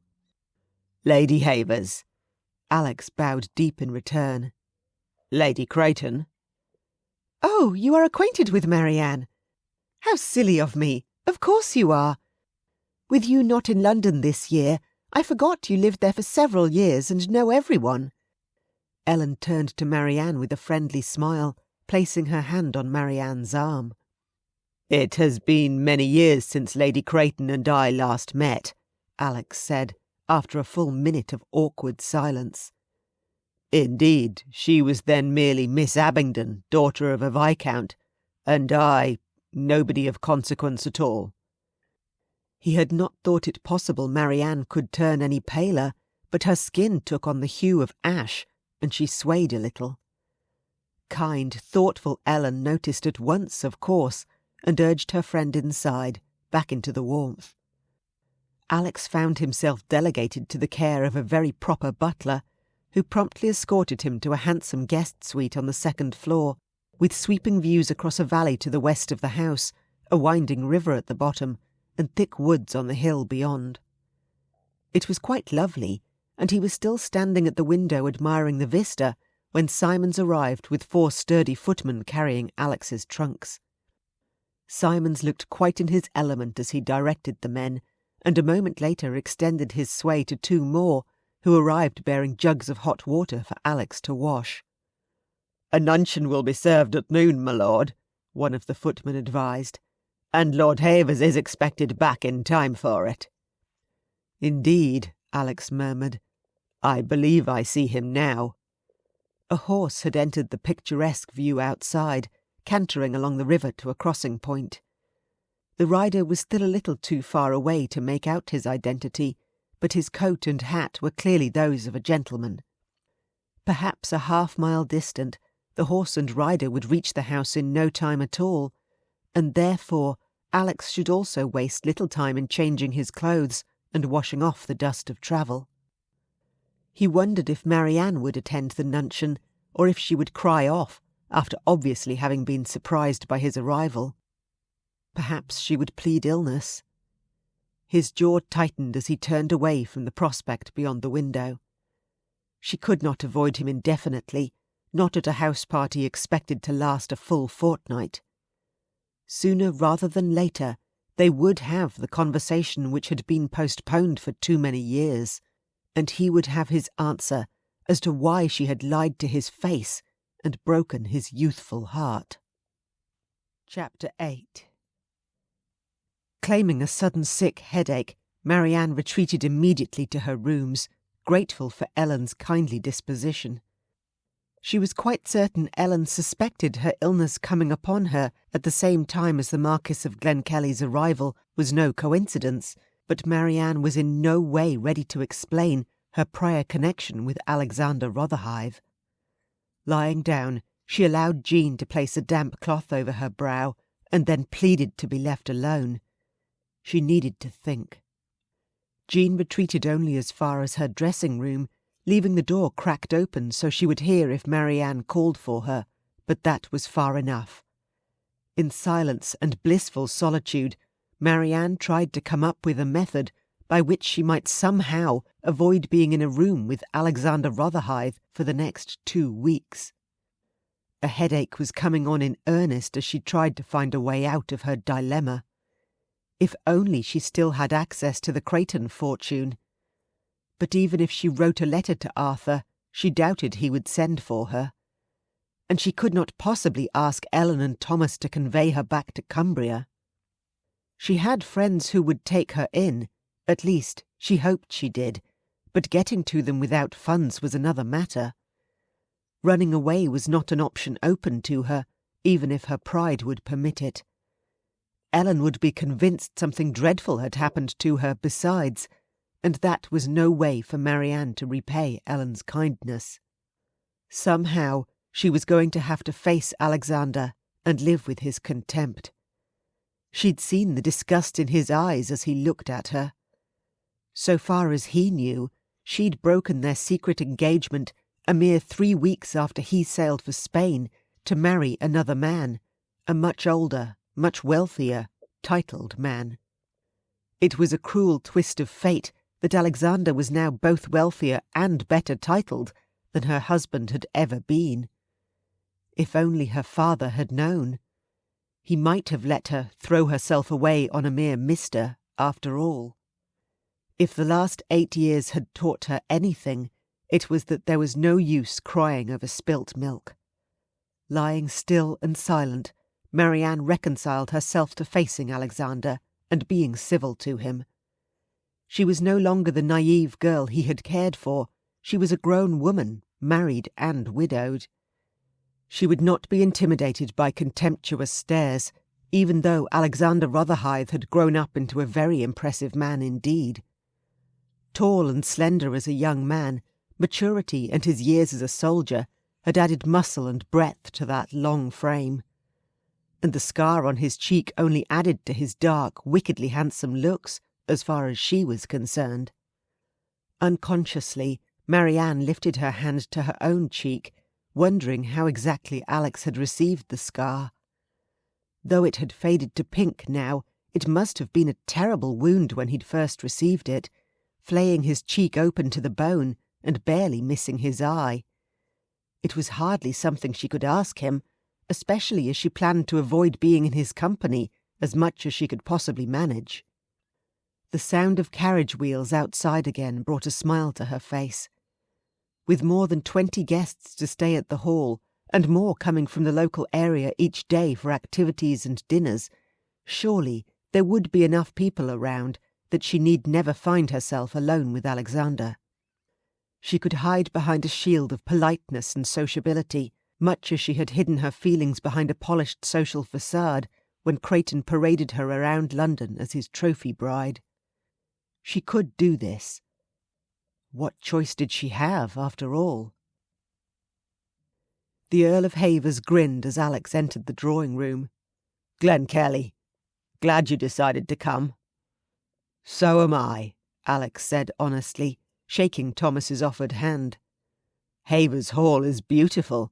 My compliments on your home. My valet is in heaven with such facilities at his disposal." "You can thank my predecessor for most of the hall's amenities," Thomas admitted. "He liked his luxuries." "It's not your predecessor who employs a veritable army of staff, though, is it?" Alex raised his brows. As the owner of a large estate of his own, he knew the hall was definitely overstaffed. "I wanted to talk to you about that, actually. I'm thinking of starting a proper training academy, staffed by experienced mentors who are getting a little long in the tooth for heavy work, but have a wealth of knowledge to pass on." "For house servants?" "For all kinds of skilled tradespersons. The current system of 1 apprentice per tradesman, and that's if they're willing to take one on, doesn't increase the supply of skilled workers, does it?" "I suppose not," Alex conceded. "Where do I come in?" "I'm looking for investors, of course." Thomas grinned irrepressibly. "Naturally. Well, if you have a proposal, I'll take a look at it." Alex had no problem with the idea of going into business with Thomas.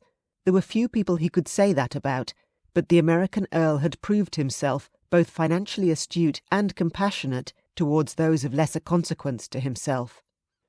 "Do not start talking business now, Thomas." Ellen came up beside them, resting a hand on her husband's arm. He placed his own hand over her fingers and gave her an apologetic smile. "Sorry, my love." You must let me introduce Lord Glenkellie to the other guests, she reproved gently. Or are you already acquainted with the Alains, my lord? I am not, but I should be honoured to meet any friends of yours, Lady Havers, Alex said gallantly. I already know Lady Creighton, of course. Where is she, by the way? Ellen's glance was sharp. Resting, she said, a little curtly. She was feeling unwell. Should she be recovered enough, she may rejoin us at dinner. I didn't know you were acquainted with Lady Creighton, Glenkellie, Thomas said, his expression surprised. It was a long time ago, Alex demurred.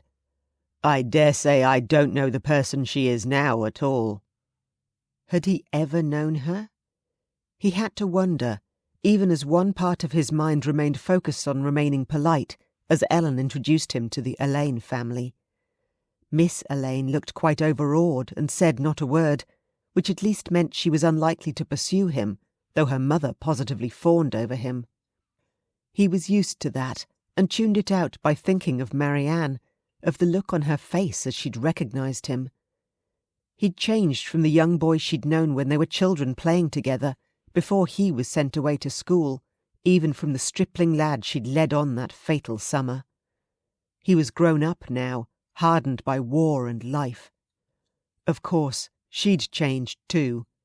She'd been a lovely child, but at 18 she was the prettiest girl he'd ever seen, fresh and beautiful as a sunrise. Every head had turned when Marianne Abingdon entered a room. She'd had every man in London panting after her. Alex, a lowly lieutenant with no honorifics before his name, had never got close enough to speak a word to the perfect Miss Abingdon, despite their prior acquaintance. Not until the night when he'd stepped out of an overcrowded ballroom, head spinning from heat and one too many glasses of champagne, and walked through a garden in the darkness, looking for somewhere to take a rest. On a stone bench beneath a weeping willow, Marianne Abingdon had been seated, her hands braced behind her, leaning back to gaze up at the sky. Alex froze, shocked, a few steps away, wondering whether he should back away. Was she waiting for someone? I can't see the stars, she said after a few moments, making him jump. It's the smoke from the manufactories, Alex replied finally when she said nothing more, and she turned her head to look at him. Realising he stood in shadow beneath the trees, he moved forward, into the bright path of moonlight which stopped just short of her bench. My apologies. I didn't mean to intrude on your privacy. That's quite all right. I was about to go back in anyway. Swinging her feet to the ground, she rose gracefully, the sway of her willowy body making his mouth grow dry. Miss Abingdon never wore fancy frills or lace or even strong patterns. She favoured simple white gowns, which contrasted spectacularly with her chestnut red hair, and did little to conceal her lissom figure. "Have we met?" she asked him quite directly. He bowed, finding it difficult to speak in the face of her incredible beauty. Not in many years, Miss Abingdon. You were a child when last I saw you, and I dare say you do not remember me. Alexander Rotherhithe, at your service. She tilted her head, examining his uniform, one long curl bobbing against her neck as she did so. Lieutenant Rotherhithe? Yes, my lady. And are you lately returned from the continent, or yet to be deployed? Yet to be deployed, my lady, he answered, startled by the question. She seemed intelligent and informed, unlike the other débutantes and older ladies he'd met in London. My regiment does not yet have orders. And do you look forward to the fighting, Mr. Rotherhithe? She began to walk back towards the house, and he fell into step beside her without thinking. No. No? She shot a sideways glance at him. No dreams of glory on the battlefield, of winning the war for England? Several of my friends have already perished on battlefields far from England's shores, he answered her frankly. I'll consider myself fortunate if I live to see my home again. Finally, she sighed, stopping and turning to look him fully in the face. A young man with something more than sawdust between his ears. Alex couldn't help himself. He grinned. My apologies, my lady, but I was just thinking something very similar about you. Her laugh was softly musical. You are forgiven, Lieutenant, if you will dance with me when we return to the ballroom. I am heartily tired of hearing endless plaudits and paeans to my beauty. Some sensible conversation would be most welcome. He could not wish for anything more. Gallantly, he insisted she re-enter the house first and go to the ladies' retiring rooms to be seen before returning to the ballroom, while he went back in by a different door. The half hour until he was face to face with her again, taking her hand to lead her into the dance, seemed the longest of his life. Somehow, he'd convinced himself she was merely amusing herself with him in the garden and had no interest in him at all. So, when Marianne smiled up at him and said in a confidential tone, "How this last half hour has dragged!" he felt an overwhelming relief. It always does, I find, when there is something one is desperately looking forward to. Conversely, I am sure the next 10 minutes will pass in the merest winking of an eye. She made a little moue and wrinkled her nose, nodding in agreement. No doubt there is some department of mathematicians at Cambridge studying exactly that. Or philosophers, perhaps. Possibly both, being Cambridge, Alex said dryly. Though, in my experience, there is more drinking and socialising done than actual studying. What a waste! I wish women were permitted to study at university. Marianne looked at him almost defiantly. He had the distinct impression she was testing him, watching to see what his reaction to such an inflammatory suggestion might be. I have no doubt that one day they will be able to, he said. Though, for the sake of my own gender, I hope they either have their own universities or segregated classes. There were distractions enough without the presence of the fairer sex for foolish young men to lose their common sense over. Marianne laughed, and Alex thought he had passed her test. I agree, she said, though the foolishness would not be entirely on the part of the young men, I think. Young ladies are equally susceptible to being distracted by a handsome face on a tall young man, especially in a red coat. Her eyes twinkled up at him, and he laughed, utterly enchanted by her. May I call upon you? He asked impulsively. Oh, please do, she answered enthusiastically, and his heart was lost. Chapter 9.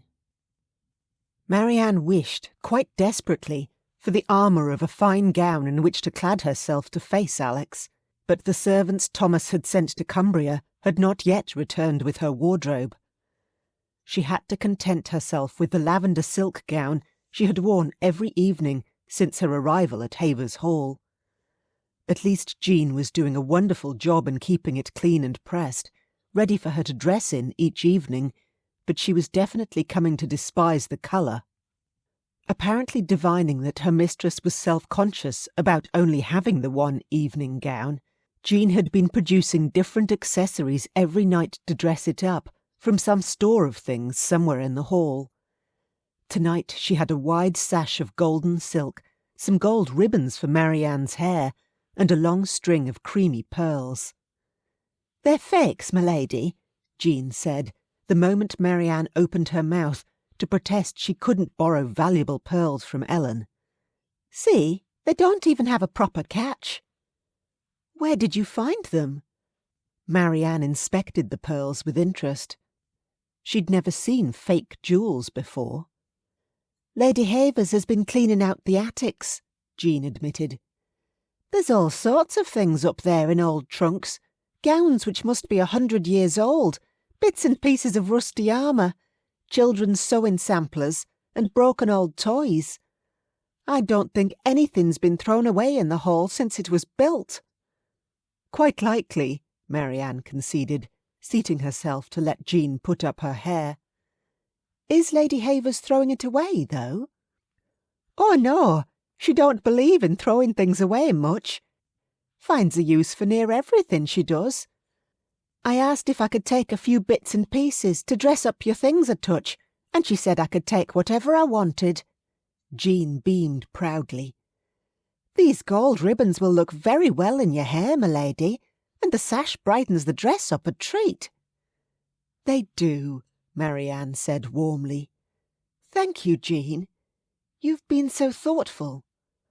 "Oh, I'm just doing my job, my lady," the maid disclaimed, but she beamed brightly, and Marianne determined then and there she would give Jean at least 1 or 2 gowns once her wardrobe arrived. She did not have much in the way of money or trinkets, but the maid would be able to sell the gowns or pick them apart as she pleased. It was small enough repayment for the confidence the maid's ministrations gave her, enough to get her all the way to the foot of the grand stairs, where Allsop bowed correctly to her before opening the door to the oriental parlour. While Marianne had seen the room, they had not used it before. She assumed Ellen and Thomas had made the decision to remove here due to the increase in numbers. More guests had arrived, she saw as she entered, and this time she was familiar with the new arrivals. "Lady Creighton!" Mrs. Pembroke almost fell over herself scurrying to Marianne's side, smiling widely. "It is so very good to see you again." "Amelia!" Marianne was genuinely delighted in her turn. Amelia Temple had made her debut at the same time as Marianne, and, as a notable heiress, had been a target for fortune hunters. Since Marianne had been targeted by rakes, the pair of them had discovered themselves hiding out in more than one retiring room together. Amelia had been lucky enough to marry for love, however. While her parents had wanted her to catch a title, she had instead married a mere Mr., a country squire, with a small but charming estate in Hampshire and a passion for horses. A passion Amelia shared. Mr. Pembroke stood behind Amelia now, smiling broadly. Marianne felt unexpected tears prick at the back of her eyes. Creighton had not approved of her friendship with the Pembrokes, and had forbidden her any contact beyond the briefest of polite interactions at social events they were all attending. Being able to express her delight at seeing Amelia again without fear of reprimand was a true pleasure. "It is wonderful to see you." Impulsively, Marianne embraced her friend. "It has been an age since last I saw you. How do you know the Havers?" "The Earl purchased some horses from us. The sweetest mare for Lady Havers, and a top-grade stallion to improve the bloodlines of his tenants' plough horses. When he told Mr. Pembroke he did not plan to charge his tenants stud fees for the stallion's services, we knew he was someone we should very much like to know better." Amelia beamed. "And Lady Havers is just delightful." "She most certainly is," Thomas agreed, joining them and making Amelia laugh. "I am glad you are already acquainted. It saves me the probable embarrassment of making a mess of the introductions." Pembroke and Marianne joined in the laughter, and an atmosphere of general gaiety ensued as they began a lovely conversation. The Alains entered the room a few minutes later and were persuaded to join them, and then Ellen herself came in, accompanied by a young man and woman Marianne did not know. She introduced them as Viscount Thorpington and his sister, Lady Serena Thorpe. The Viscount was a plain-faced man of around 30, with a stutter he concealed by speaking as little as possible.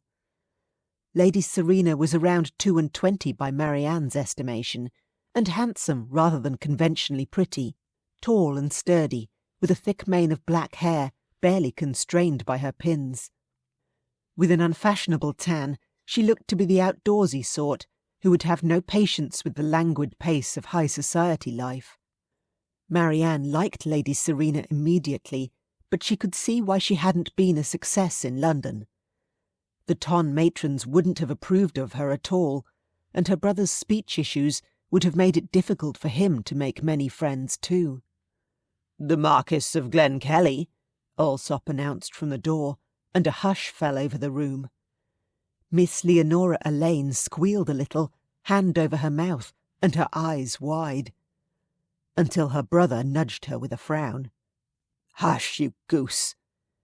"But, Marquis," Leonora whispered back. Marianne gave her an indulgent smile. "I'll tell you a secret about marquises and dukes," she whispered to the younger girl. "They have to use the chamber pot just like the rest of us." Leonora promptly developed the giggles, and Lady Serena Thorpe, who was also close enough to overhear, gave a rather horse-like snort before muffling her face in a handkerchief.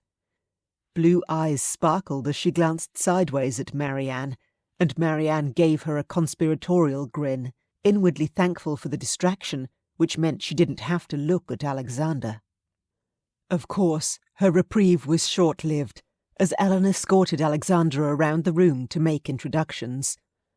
Leonora had edged closer to Marianne, obviously reassured by her apparent nonchalance, and she could hardly flee and leave the debutante alone. "You are, of course, acquainted with Lady Creighton," Ellen said. Alexander nodded, his eyes cold as they met Marianne's. Instinctively, she looked down at the floor, even as she silently chastised herself for cowardice. Marianne couldn't even meet his eyes, intently examining the pattern woven into the Turkish rug beneath their feet.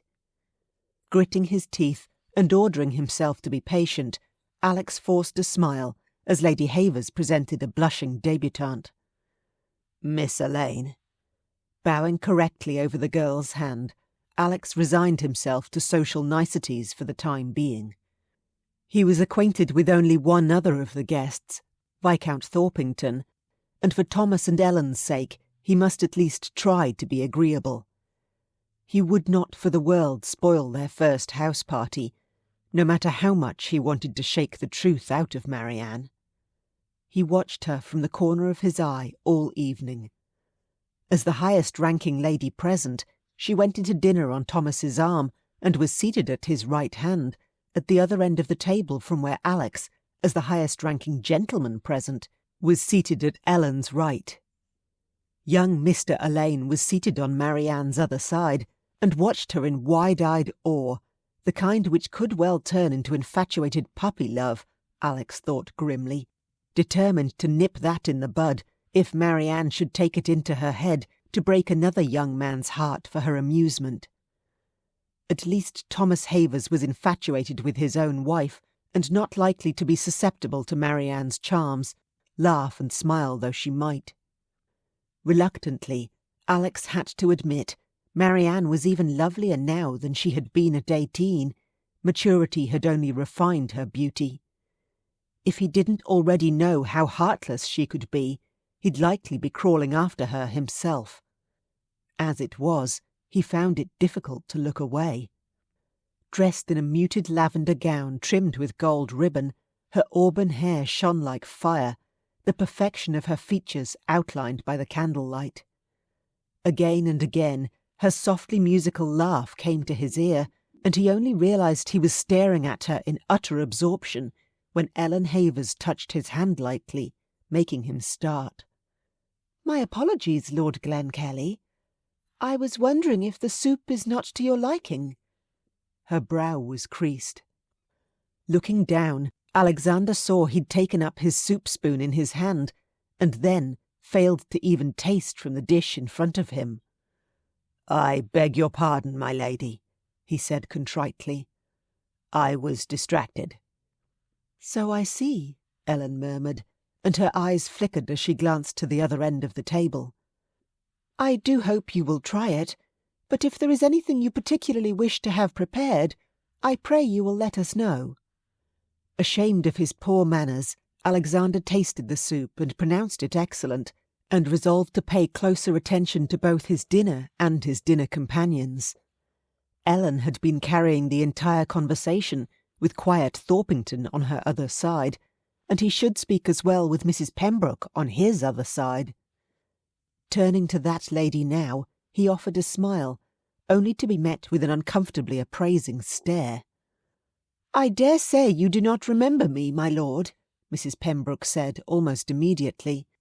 "But we have met before, though it was many years ago. just before you went to the continent with the army, I believe." "Indeed," Alex said, guarded.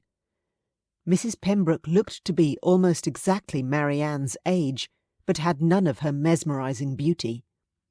Instead, she was positively ordinary, with mid-brown hair, brown eyes, a slightly snub nose, and a round face. A quirky smile lent her expression character, however. "Why, yes, though I was Miss Temple then, and you merely Lieutenant Rotherhithe. I think we were introduced at Lady Smithfield's garden party." He still didn't recall the introduction, though he did remember with awful clarity sneaking off from that garden party for a clandestine meeting in a glade of trees with Marianne. A meeting where he'd kissed her for the first time and sworn his undying devotion. "Ah," Alex said, feeling sweat break out under his collar. "Yes, I think Lady Creighton, Miss Abingdon as she was then, of course, introduced us." Mrs. Pembroke was watching him like a hawk. She knows, Alex thought, his anger resurfacing. She and Marianne had been friends back then, had probably laughed over his infatuation. Had she egged Marianne on, urged her to agree to a secret engagement, only to marry the wealthy Earl of Creighton a few weeks later? "And have you and Lady Creighton remained close since?" he clipped out, reaching for his wine and draining it. "Sadly, no. Her husband did not permit her to have friends." Alex paused in the act of setting his glass down. "I beg your pardon," he said, confused. "I never met the late Earl, but I heard stories of how he spoiled his wife, buying her more fashionable gowns and costly trinkets than any woman could want." "If all a woman wanted were expensive baubles, indeed, Marianne was the luckiest woman in England," Mrs. Pembroke replied, and he heard the sarcasm in her voice. "Should she desire affection, respect, and the comfort of friendships, however, she was the veriest pauper." "That's what you get when you marry for mercenary motives," Alex wanted to snap back, but forced himself to bite his tongue. Mrs. Pembroke was Marianne's partisan, which was useful information. He would ensure neither she nor her husband were available to intervene when he sought his private audience. "I dare say being a rich widow will suit her a great deal better in that case," he said caustically, and nodded for the footman to top up his wine. Chapter 10. Marianne was acutely aware of Alexander watching her.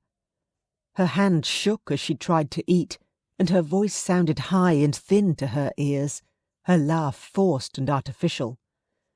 Thomas looked quizzically at her once or twice, obviously picking up on her distress, but she refused to acknowledge his silent query, instead picking up her wine and drinking. By the end of the meal, she realised what a mistake that was, however, since an attentive footman had kept her glass filled, and she was more than a little tipsy.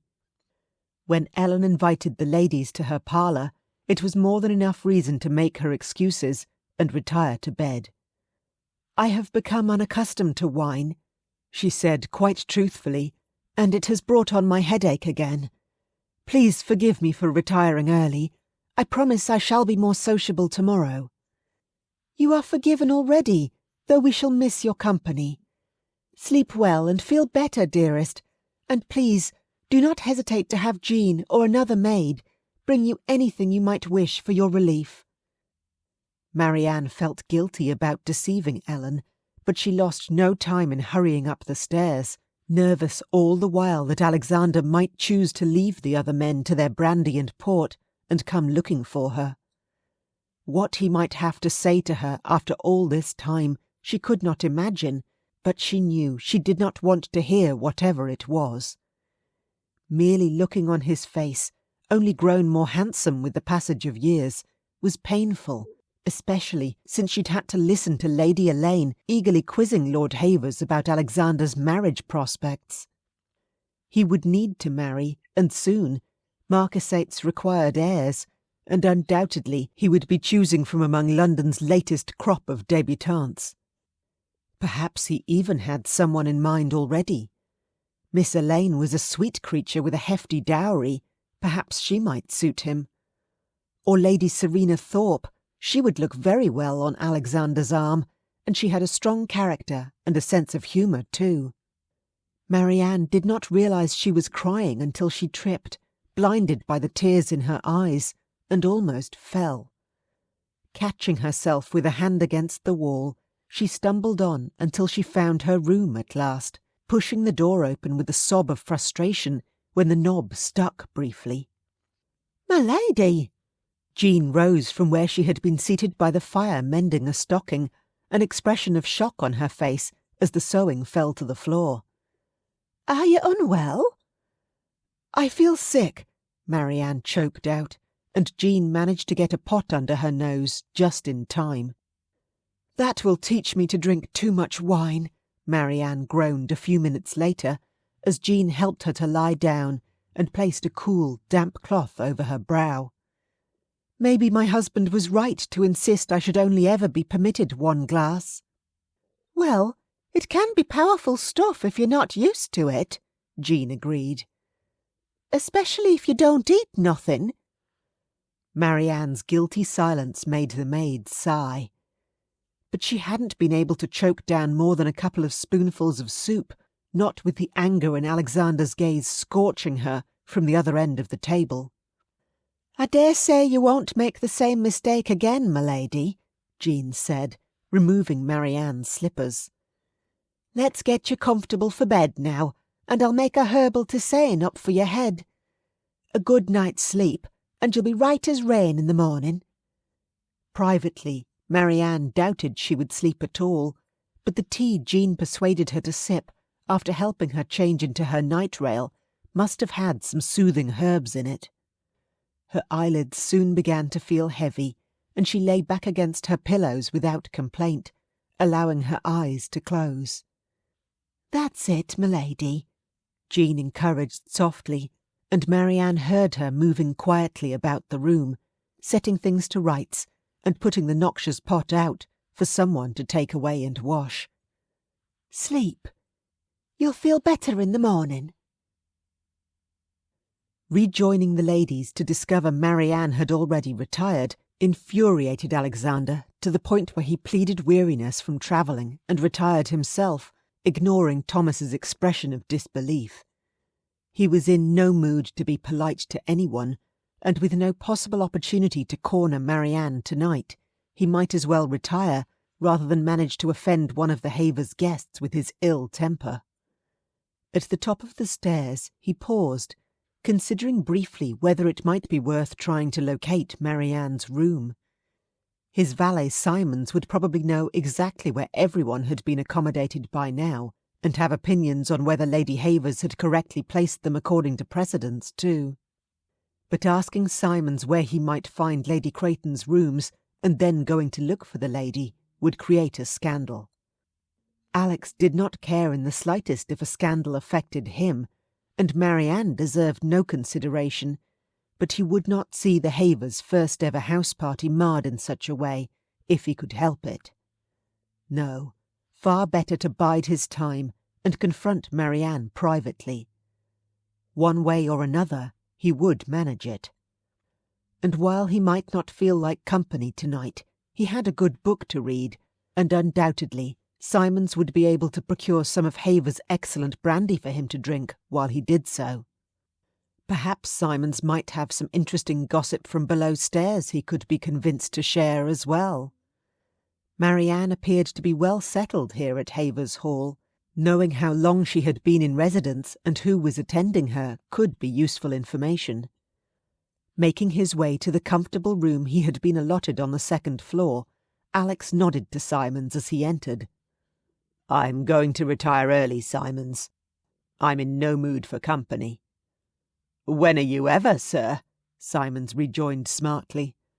"I took the liberty of obtaining some brandy for you." He indicated a decanter and glass sitting ready on the mantelpiece. "In that case, you are forgiven for the snide remark on my social ineptitude." Alex threw himself into a seat by the fire. "It's not your fault, sir," Simon said kindly. "The army didn't exactly provide you with many opportunities for civilized social interactions." "Remind me again why I keep you around," Alex asked dryly. For answer, Simons placed a glass of brandy into his hand, waved at his book placed ready for him on a table at his elbow, and indicated for him to lift his foot so Simons could start removing his boots. "Ah, yes, of course. Because I couldn't do without you." Simons gave a small smile and nodded before tugging his first boot off. "Did you enjoy your dinner, sir? I must say the servants eat well here. I have rarely dined so heartily." Embarrassed to admit he couldn't recall a single dish served that evening, Alex seized his opportunity gratefully. "Speaking of servants, Simons, who is attending Lady Creighton? I'm assuming she brought her own lady's maid, at least." "No, sir." Removing the other boot, Simons straightened up. "A maid named Jean has been assigned to her. A nice young woman, and one not inclined to gossip about her mistress, even if it is only a temporary post for her. She was quite repressive when two of the other maids began to gossip about the unconventional manner in which the lady arrived." "What unconventional manner?" Alex looked up. "That I have not yet been able to discern, sir. So far, all I know is that she arrived a full week earlier than expected." Simons hesitated. "May I inquire as to your interest in Lady Creighton, sir?" "No." "Very good, sir. I shall see what further information I may glean tomorrow." Simons knew better than to press when Alex spoke in that flat tone.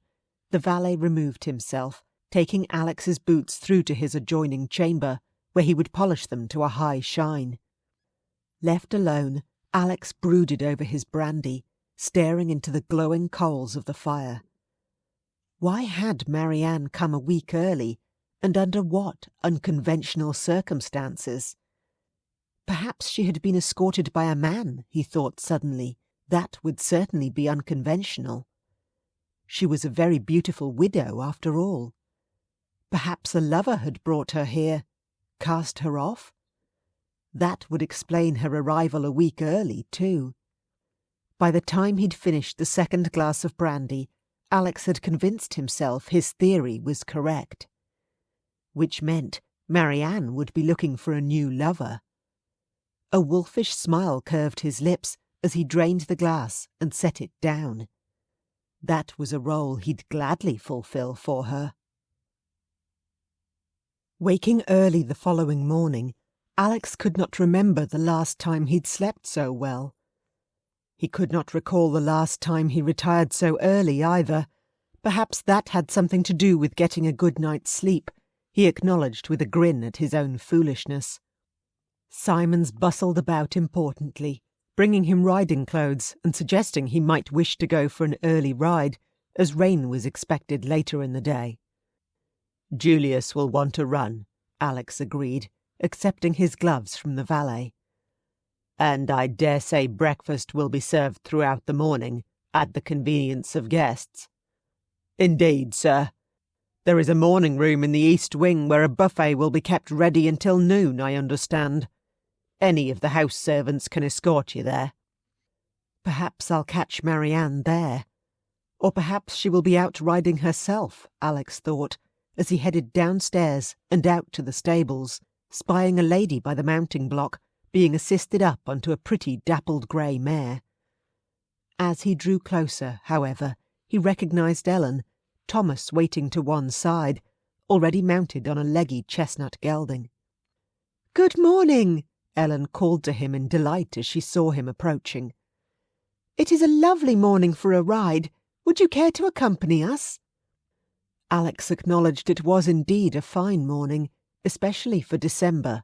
The air was crisp and clear, frost ryming the grass, a light breeze blowing. He could hardly decline the invitation either, though he remarked that his horse would want a good gallop. "We can certainly accommodate that," Thomas said cheerfully. "I saw your stallion. He's a fine fellow. John Pembroke will want to talk with you about maybe taking him down to Hampshire to visit with some of his mares, I dare say." No doubt Julius would enjoy the holiday. Alex winked cheekily at Ellen. "Especially with eager ladies waiting for him at the end of the trip." Ellen blushed a little. "Outrageous, Glenkellie," she reproved. "Apparently you have forgotten, in your years in the army, that true ladies do not appreciate bawdy talk." Her eyes twinkled, though, and Alex knew she'd already forgiven him. "Forgive me, Lady Havers." He executed a bow to her. "I shall endeavour to remember my manners." Julius was led out then by a groom. Alex greeted the stallion fondly. The former warhorse nickered and pushed his head against Alex's chest, sending him back an involuntary step with the force of the shove. "Behave, you great fool," Alex said in amusement, fishing an apple from his pocket. "He truly is beautiful," Ellen commented, as Alex mounted up and rode up alongside her. "What colour is that called? His body looks almost blue, though his head and legs are black." "That's what it's called, blue roan. It's a trick of the light. The individual hairs are black and white, evenly mixed." Alex patted Julius's thickly muscled neck affectionately. "He carried me through many a battle in Belgium and France. Frankly, he's earned a quiet retirement and as many lady friends as he wishes." "If only all England's valiant soldiers could have the same," Ellen said sincerely. Touched, Alex bowed to her again. Julius frisked a few steps as his weight shifted, and Alex reined him in firmly. "Not yet, boy. Not yet. Not so fast as a thoroughbred, I dare say, but unstoppable once you get him up to speed," Thomas asked, reining in his chestnut on Ellen's other side. "Quite so," Alex agreed. "Thoroughbreds are all very well for racing a mile or so, but for long campaigns and cavalry charges, a stronger and more durable mount is needed. Your mount might win a short race, but over the course of a day, Julius would run him into the ground." He patted the charger's proudly arched neck. "Well, we haven't a day," Thomas said, "so we can only challenge you to a short race, I'm afraid." "We?" Alex queried. "Watch out for Lady Havers. She races to win," Thomas said with a grin, and was proved right a moment later, as Ellen urged her mare to a gallop, shouting over her shoulder, "Last one to the split oak is a rotten egg." Laughing, Alex gave Julius his head, and in the stallion's joyous gallop of freedom forgot for a little while all the concerns which plagued his restless mind. Chapter 11. From the windows of the morning room, Marianne watched the three riders as they crossed the landscape into the distance. Alexander was unmistakable, tall and straight-backed. He sat his horse with the ease of someone who had lived in his saddle for many months on end. "Lady Creighton!" A voice behind her made her turn, and she smiled as she saw Amelia Pembroke. "Please, call me Marianne," she invited. "I would as soon forget my marriage ever happened, to tell the truth." They were alone, save for a couple of servants bustling about the buffet laid out on a dresser at the other end of the room, and Amelia gave her a sympathetic look. "I can quite understand why you feel that way. I never told you before, but I was so very shocked when your engagement was announced, and then you married Creighton so quickly. I thought you'd have eloped with Rotherhithe before marrying a man you didn't love. Had he given me the opportunity, I would have done." Marianne looked back to the window. The three horses were galloping now, dwindling to specks before fading from sight entirely, swallowed up by a fold of the landscape. He had already taken ship for the peninsula, though. The marriage had no doubt already taken place by the time he could have even heard of the engagement, but I still hoped he would do something, come back and challenge Creighton, shoot him dead, and take me away. Amelia said nothing, but her look spoke volumes of understanding. I was very young. Do you hold any hopes in Rotherhithe? Excuse me, he's Glenkellie now, of course. Any hopes in his direction? Good Lord, no. Marianne willed her hand not to shake as she cut her toast into small, delicate triangles. It's long in the past, Amelia. We've both moved on. He needs a wealthy, well-connected young bride to produce the next generation of Rotherhithes, not a barren, penniless widow who is all but cast off from her family. I beg your pardon. Amelia blinked. Marianne realised the other woman did not know of her full situation. I'm afraid Creighton was as callous in death as in life, she said ruefully, before quietly explaining the terms of her dower and her falling out with Arthur and Lavinia. How appalling! Amelia said with her usual forthrightness, once Marianne had finished speaking. I don't know which I find worse, that Creighton treated you so shabbily, or that his heir seeks to compound the insult. Marianne smiled wryly, but said nothing as a footman set a steaming teapot and a polished wooden tea-caddy down on the table between them. Opening the caddy, she spooned some of the fragrant leaves into the hot water.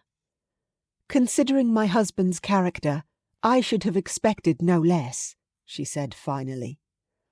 Well, I think it's disgraceful, Amelia said hotly, and I should like to extend an invitation to you to come to Hampshire and live with us as my dear friend, once you are weary of London. You need only send a note, and I will have Pembroke come himself with a carriage to collect you. She smiled a little shyly and leaned close.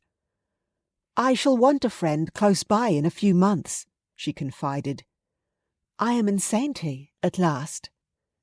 That is wonderful news, and a most generous offer, Marianne said warmly. I thank you for it most gratefully.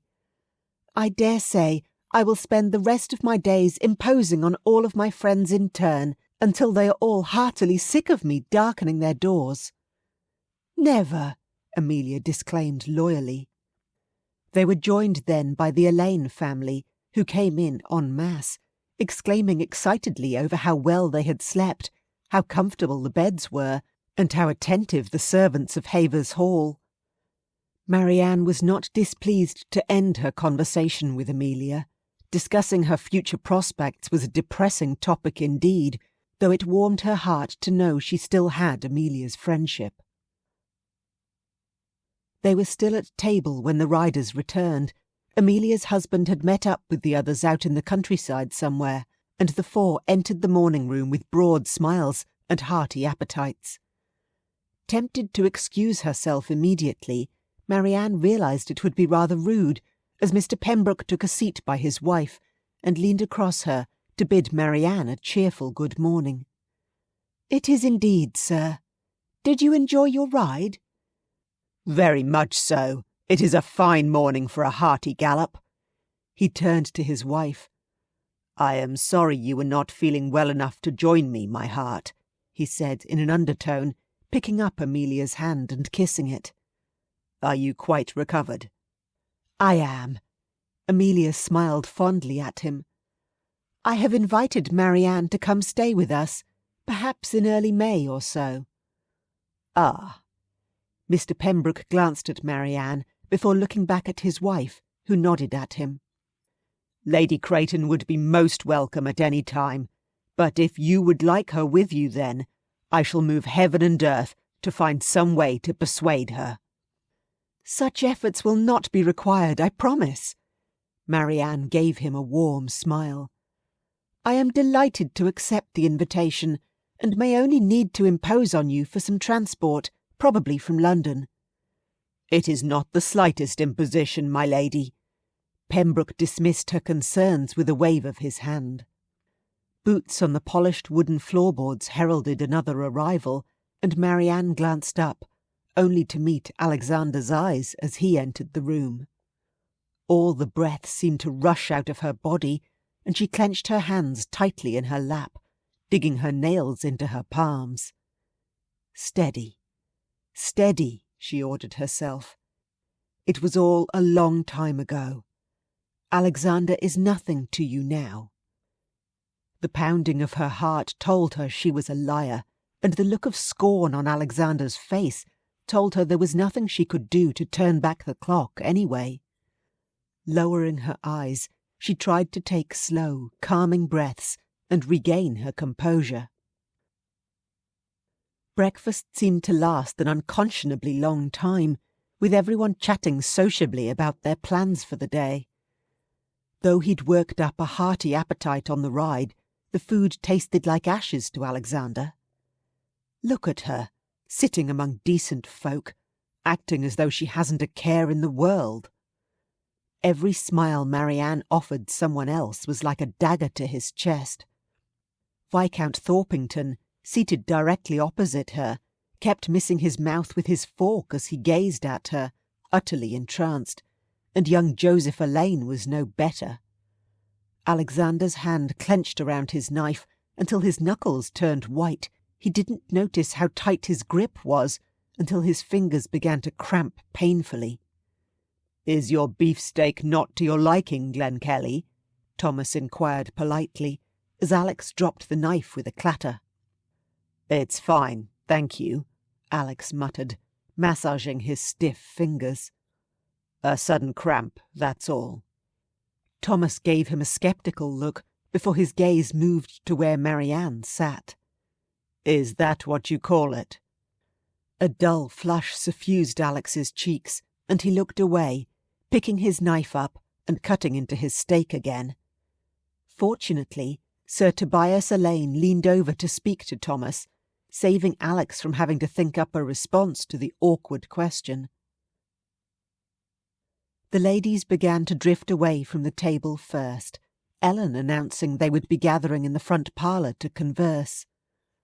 "I regret I have no particular activities planned for the day, but with the rest of the guests due to arrive, I must be here to welcome them," she said, and at once the other ladies were declaring they should like nothing better than a relaxing morning sitting in a comfortable parlour with a warm fire.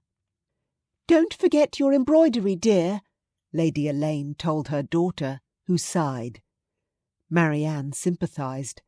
She had always found embroidery deadly dull too. "Or, should you prefer, Havers Hall has a wonderful library," she said confidingly to Miss Elaine, "which they are most obliging about letting one browse. Would you like to come and look for something to read with me?" "Very much," Miss Elaine said quickly, before her mother could object, and Lady Serena promptly asked if she might come with them too. Marianne led the two young women off to the library, smiling with pleasure as they both exclaimed over the collection. Leaving them considering the choices from a shelf of novels, she browsed deeper into the stacks, recalling she had spied some travelogues last time she'd visited the room.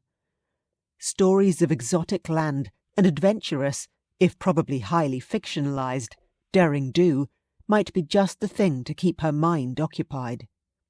Sitting down by a window to leaf through a book about an intrepid Englishwoman's travels in the Orient, Marianne lost track of time. She did not hear the two younger women come to the end of the row of shelves where she sat, did not see the amused glance they traded before they stole away quietly, leaving her quite alone. She almost jumped out of her skin, however, when a deep voice said, "So this is where you're hiding." Marianne clenched her hands on the book, trying to hide their trembling, and took a moment to compose herself before she looked up. "Hiding? Hardly," she said, trying to keep her tone light and amused. "I'm sure I was quite clear in declaring my intentions to come here. After all, it wasn't difficult for you to find me, was it, Lord Glenkellie?" Alexander stared down at her, his eyes hard and cold like chips of ice. A tick made the scar on his cheek jump like a living thing as he clenched his jaw. Then he surprised her again, by taking a seat on the window seat next to her. Too close. His thigh, muscled and hard beneath tight nankeen breeches, was pressed against hers through the woolen fabric of her skirt. Marianne tried to shift away, but she'd used the wall at her side to lean on when she took her seat, and there was little room to move. "We need to talk," he said finally. About what? She genuinely couldn't imagine what he might have to say to her after all these years. "I know what you're up to."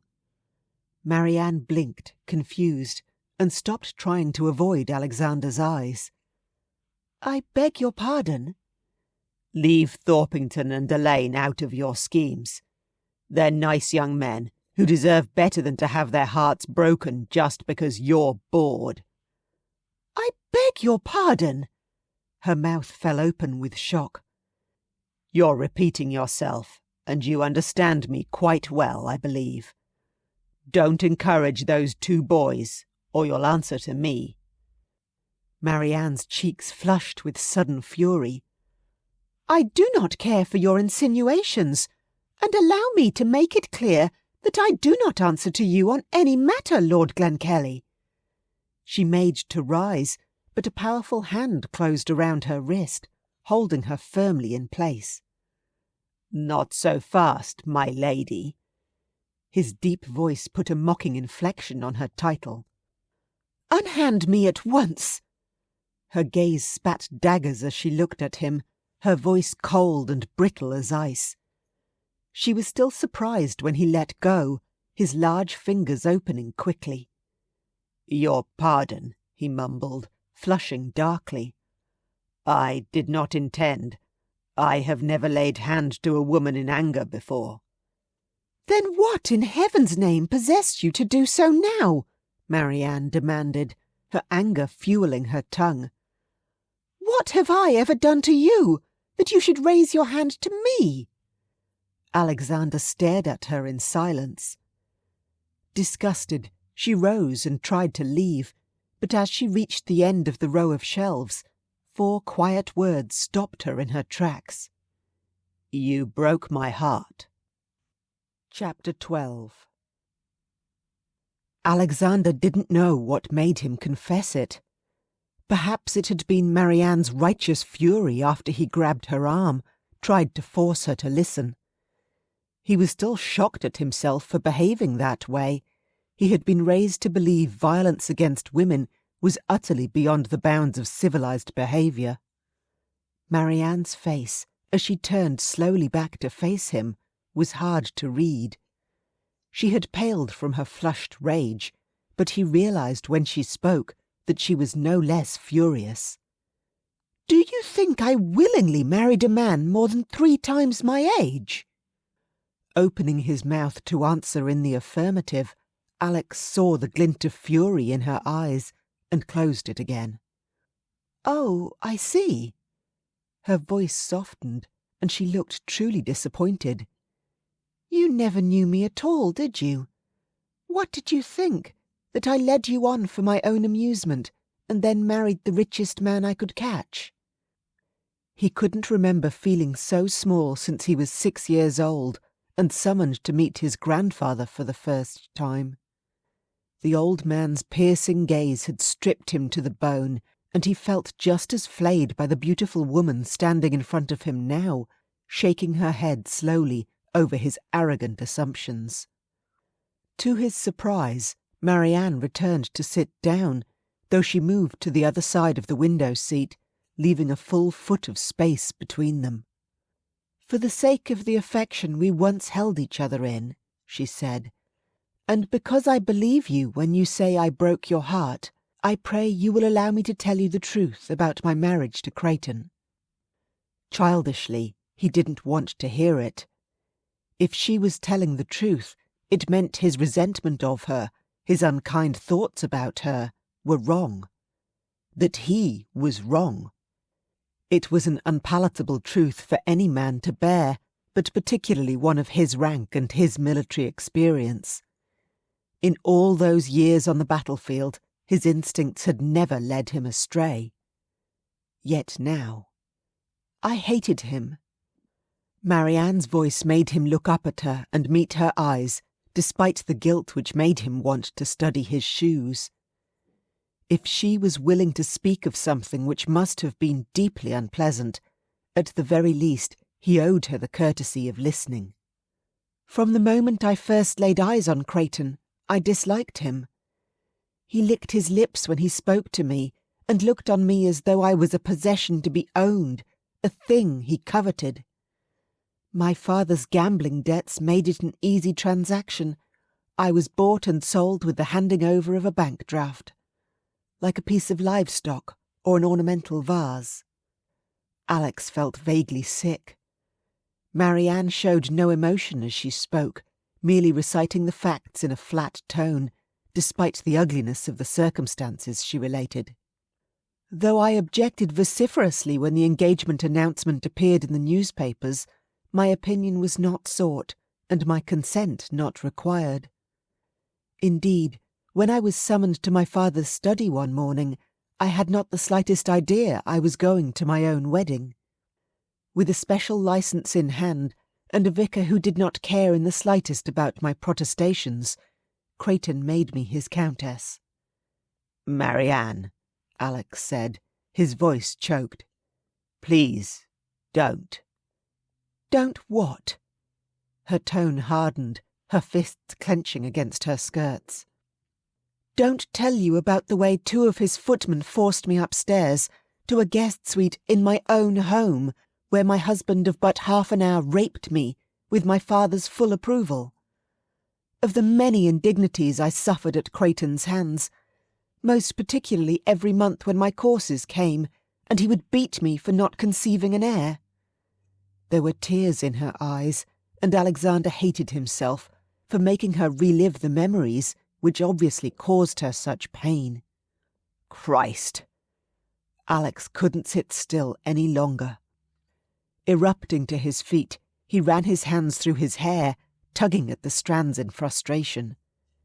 If Creighton was still alive, he'd challenge and shoot the bastard himself, but there was no one to take his anger out on.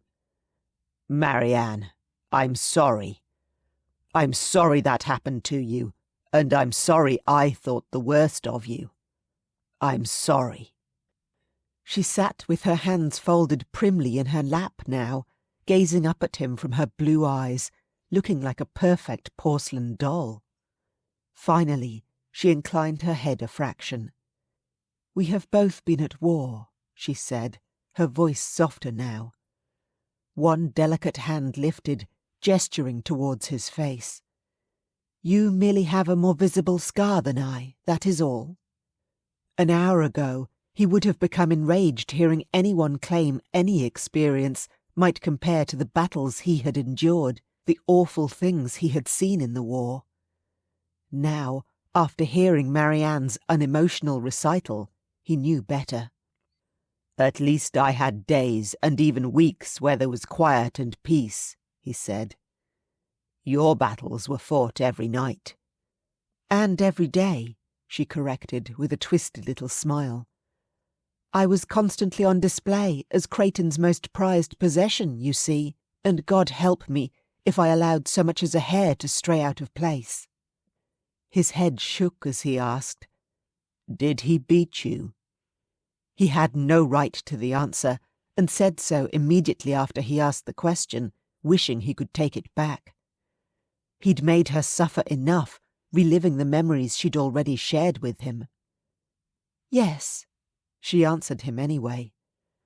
"Until his arm grew too weak to inflict enough pain to make me cry out, that is. Or perhaps I just became inured to it." She paused a moment, looking down at her hands. Her fingers clenched again, knuckles showing white, before she deliberately relaxed them to smooth at her skirt. "At any rate, then he had one of his footmen take over, a burly fellow named Stokes, who seemed to take a good deal of pleasure in making me scream." Alex's fists clenched. He could at least hunt down Stokes and make him see the error of his ways, but Marianne leaned forward and placed her hand on one of his. Revenge should have no bounds, as the bard said, and I took mine. Perhaps making a false accusation is a sin, but I took a good deal of pleasure in accusing Stokes of stealing some of Creighton's belongings a few days after his death. The Earl of Havers was of much assistance to me in having him taken up for theft. He has been transported to Botany Bay, I understand. That's not enough punishment, Alex growled. It is enough for me. Marianne looked surprisingly serene as she lifted her hand from his and sat back against the window. Creighton is dead. He no longer has the power to harm me. Yet you still bear his name. Does that not grieve you? Of course it does. She smiled wryly. It is why I encourage my friends to call me Marianne, and why I seek to make friends with new people as quickly as possible. I would far rather throw out propriety and go only by my first name. If I could, I would never hear the name of Creighton again.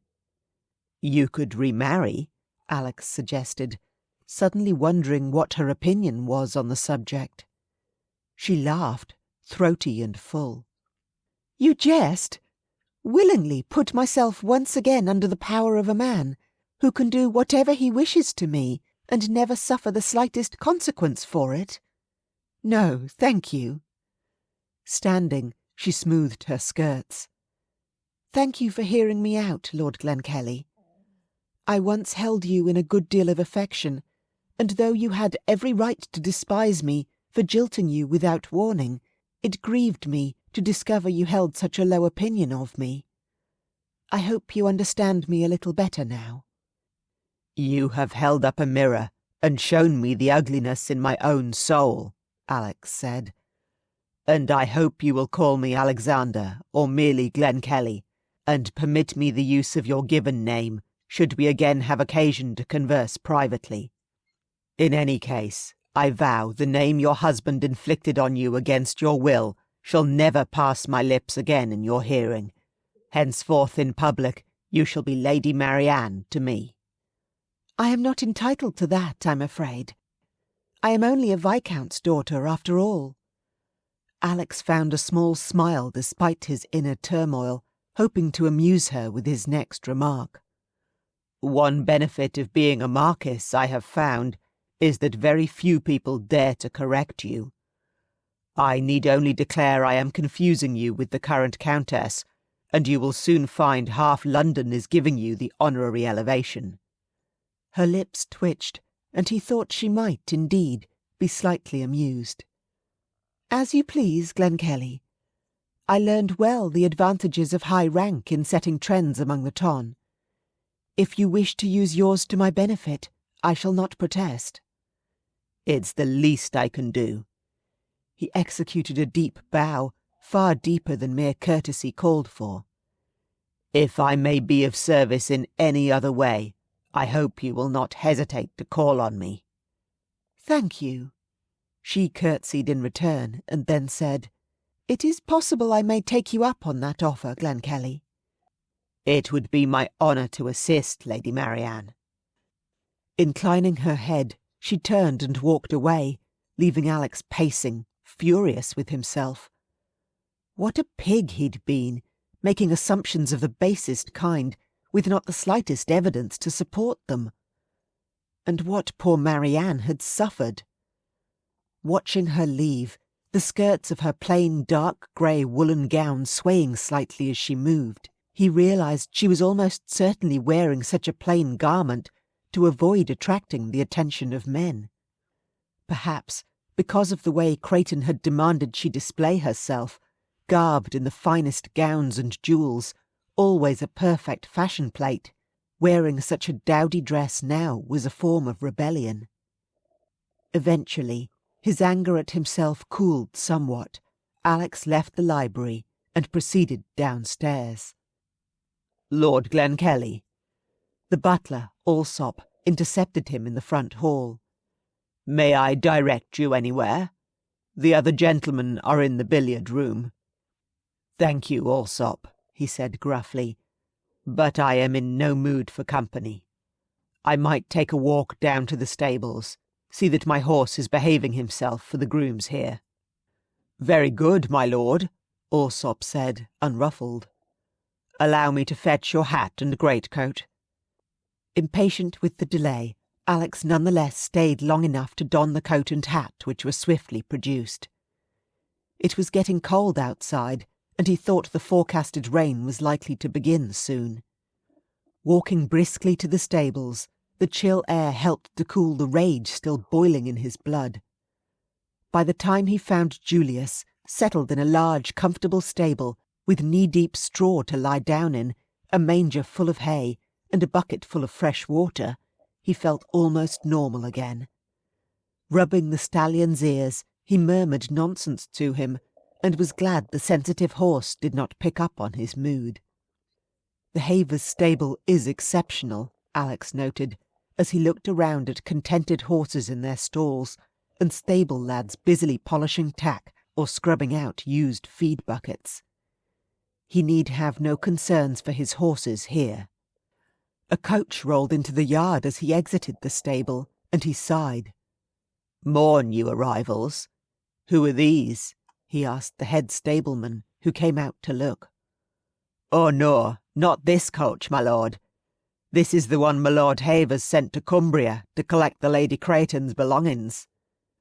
"I beg your pardon," Alex said, startled, but the man had already hurried away, going to take the heads of the lead pair. That made no sense. Why hadn't Marianne travelled with her belongings? Why would Thomas have had to send for them? Perhaps this was the odd circumstances surrounding her arrival Simons had heard about. Alex determined immediately to set his valet to further investigation. He'd learned his lesson. He would make no further assumptions about Marianne without being in full possession of the facts. He was determined. Chapter 13. Heart still beating fast as she hurried away from the library, Marianne paused at the parlour door for only a moment before turning away and stealing up the stairs. Alsop pretended not to see her as she scurried past him, and she shot the butler a grateful look, knowing the apparently crusty exterior hid a kindly heart. He would disclaim knowledge of her to anyone who inquired, she was sure, though she would hardly be difficult to find. Her rooms were empty when she entered, Jean obviously gone on some errand, not that Marianne cared. Right now, she wanted nothing more than quiet and solitude to think over the astonishing conversation she'd just had with Alexander. He'd obviously thought the worst of her, which was truly disheartening. But then, if she really had broken his heart all those years ago, she supposed he had a right to feel angry. The most surprising thing, Marianne mused, as she curled up in the comfortable chair by the fire, kicked off her slippers, and tucked her feet under her, was Alexander's evident fury when I told him of my ill treatment at Creighton's hands. It's almost as though he still had feelings for me. She had more than half expected him not to believe her, to accuse her of making it up. Yet he had listened without interruption and shown a deepening expression of commingled horror and rage. He really had believed her.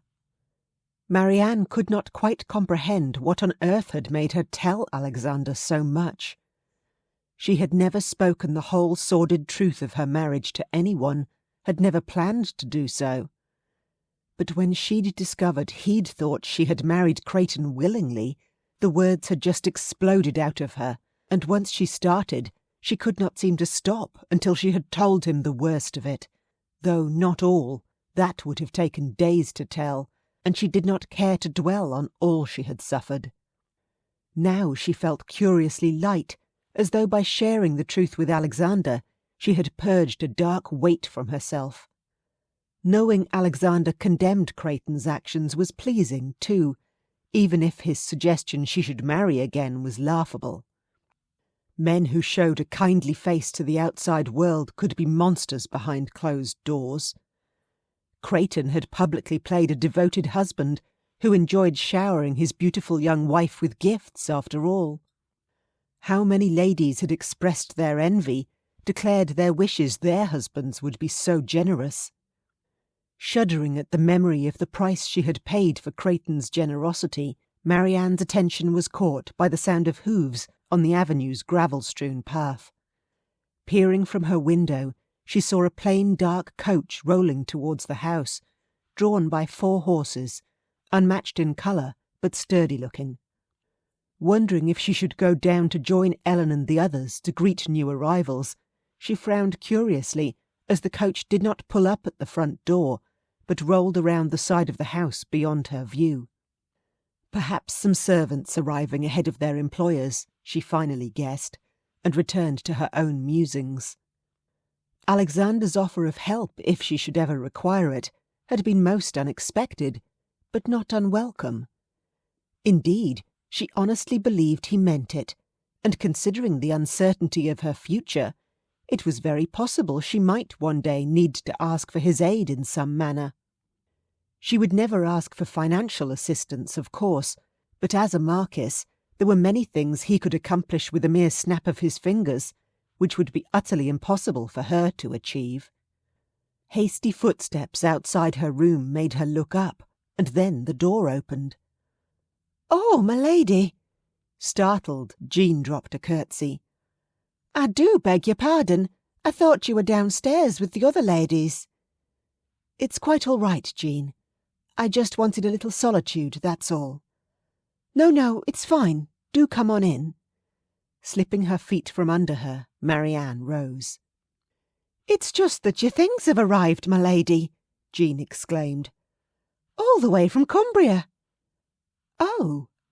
Startled, Marianne watched as Jean moved aside to let a small procession of footmen enter the room, carrying an apparently unending stream of trunks and packages.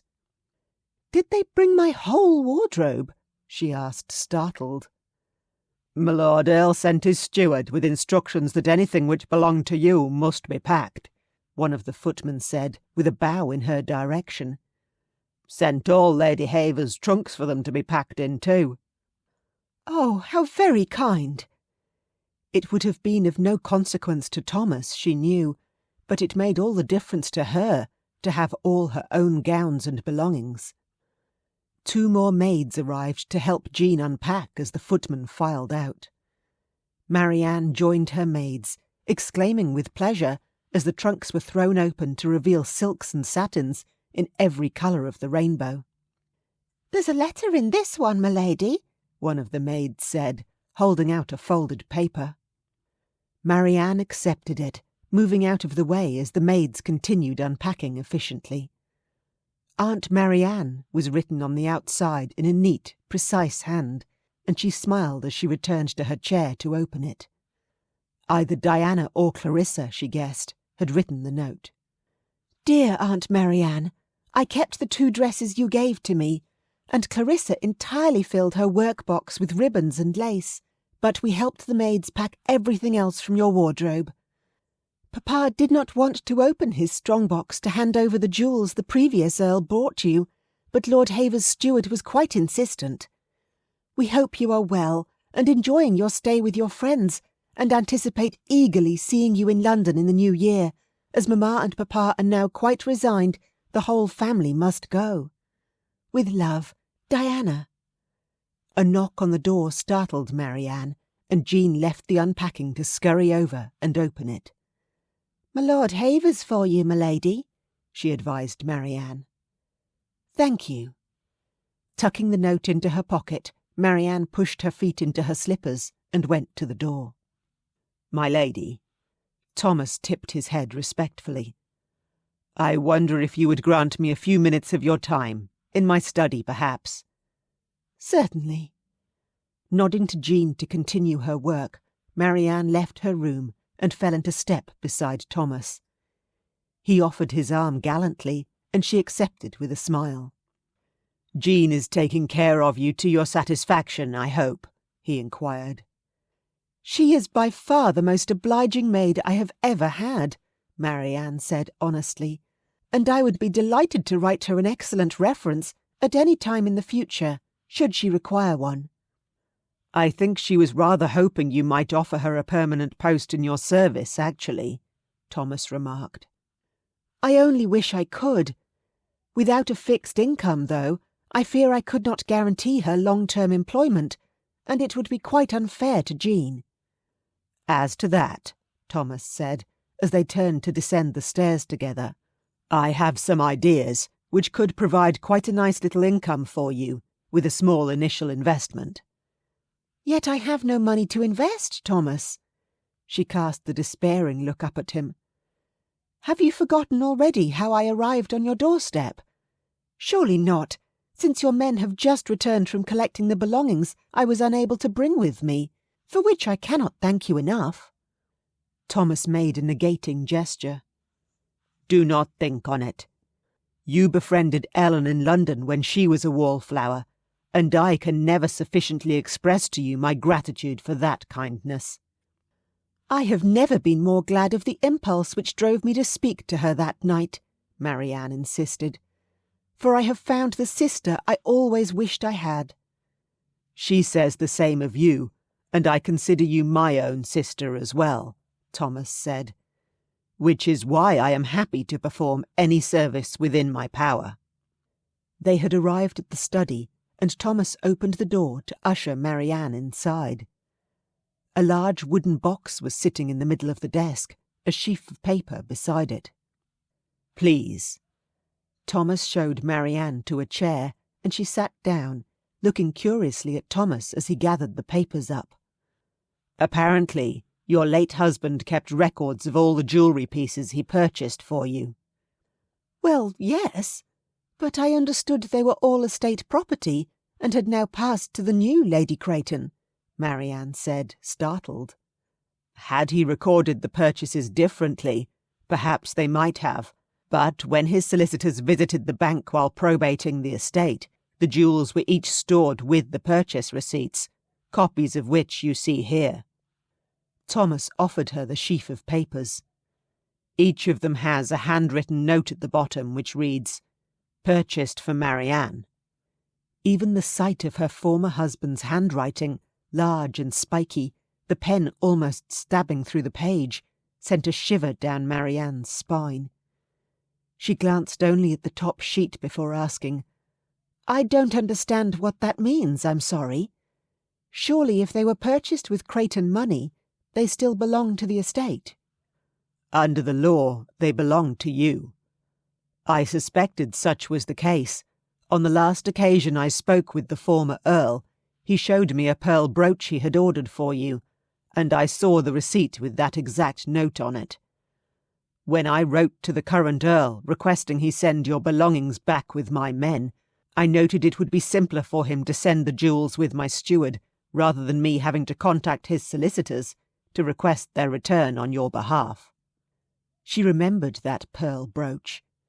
Creighton had given it to her the day before Thomas and Ellen's wedding, and all but commanded her to wear it. An ugly, gaudy thing, guaranteed to draw the eye, she had done her best to conceal it by pinning it at her waist rather than to her bosom. She half thought it had been Creighton's anger over her defiance, small as it had been, which had led to his fatal apoplexy, though it could have been any number of small transgressions on her part. She'd been enjoying herself that day, after all. "I don't want it," she said instinctively, as Thomas handed her a small iron key and nodded towards the chest. "The brooch?" "Any of it." Putting the key down on the desk, Marianne shook her head. "This is the only jewellery I have ever cared to wear." She reached to her throat, where a simple silver cross hung on a fine chain. "It was my mother's, the only thing I have left of her. My father sold her other jewels to fund his gambling, but this wasn't worth enough for him to bother with. Creighton never permitted me to wear it. Now that I have the choice, I would as soon not wear anything else." "Quite understandable," Thomas said kindly. "In which case, why not consider selling them? Some of these pieces are worth a considerable sum, you know." "They are?" Marianne had never thought on it. Creighton had never permitted her to see bills or receipts for anything. Her accounts were all sent directly to him. Certainly according to these.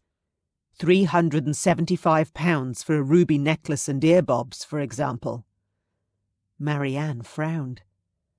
A ruby necklace? I never had a ruby necklace.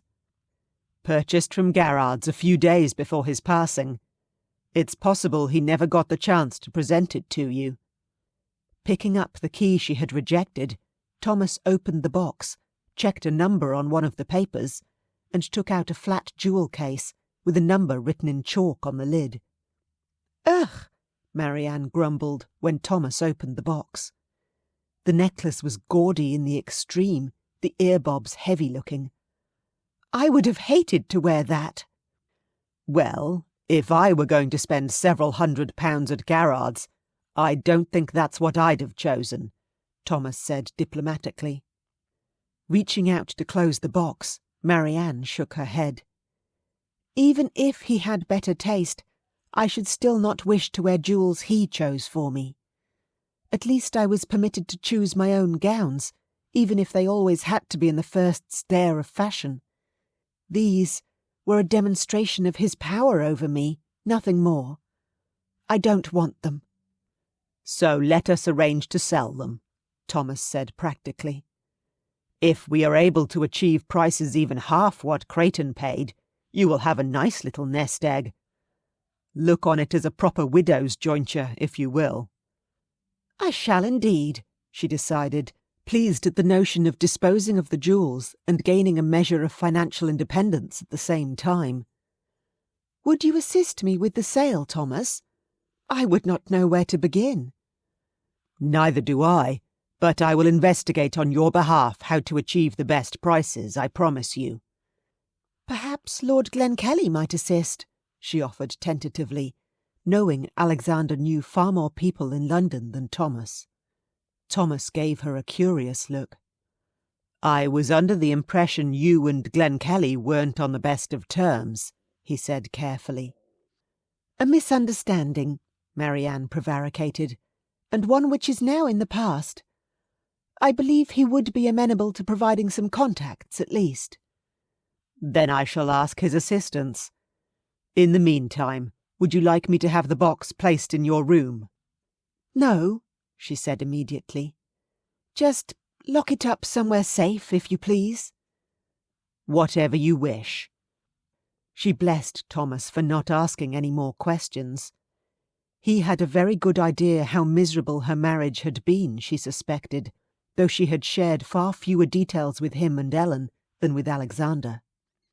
Instead, he only replaced the ruby necklace in the box, locked it up again, and handed her a single sheet of paper, saying that was the complete inventory of the box's contents.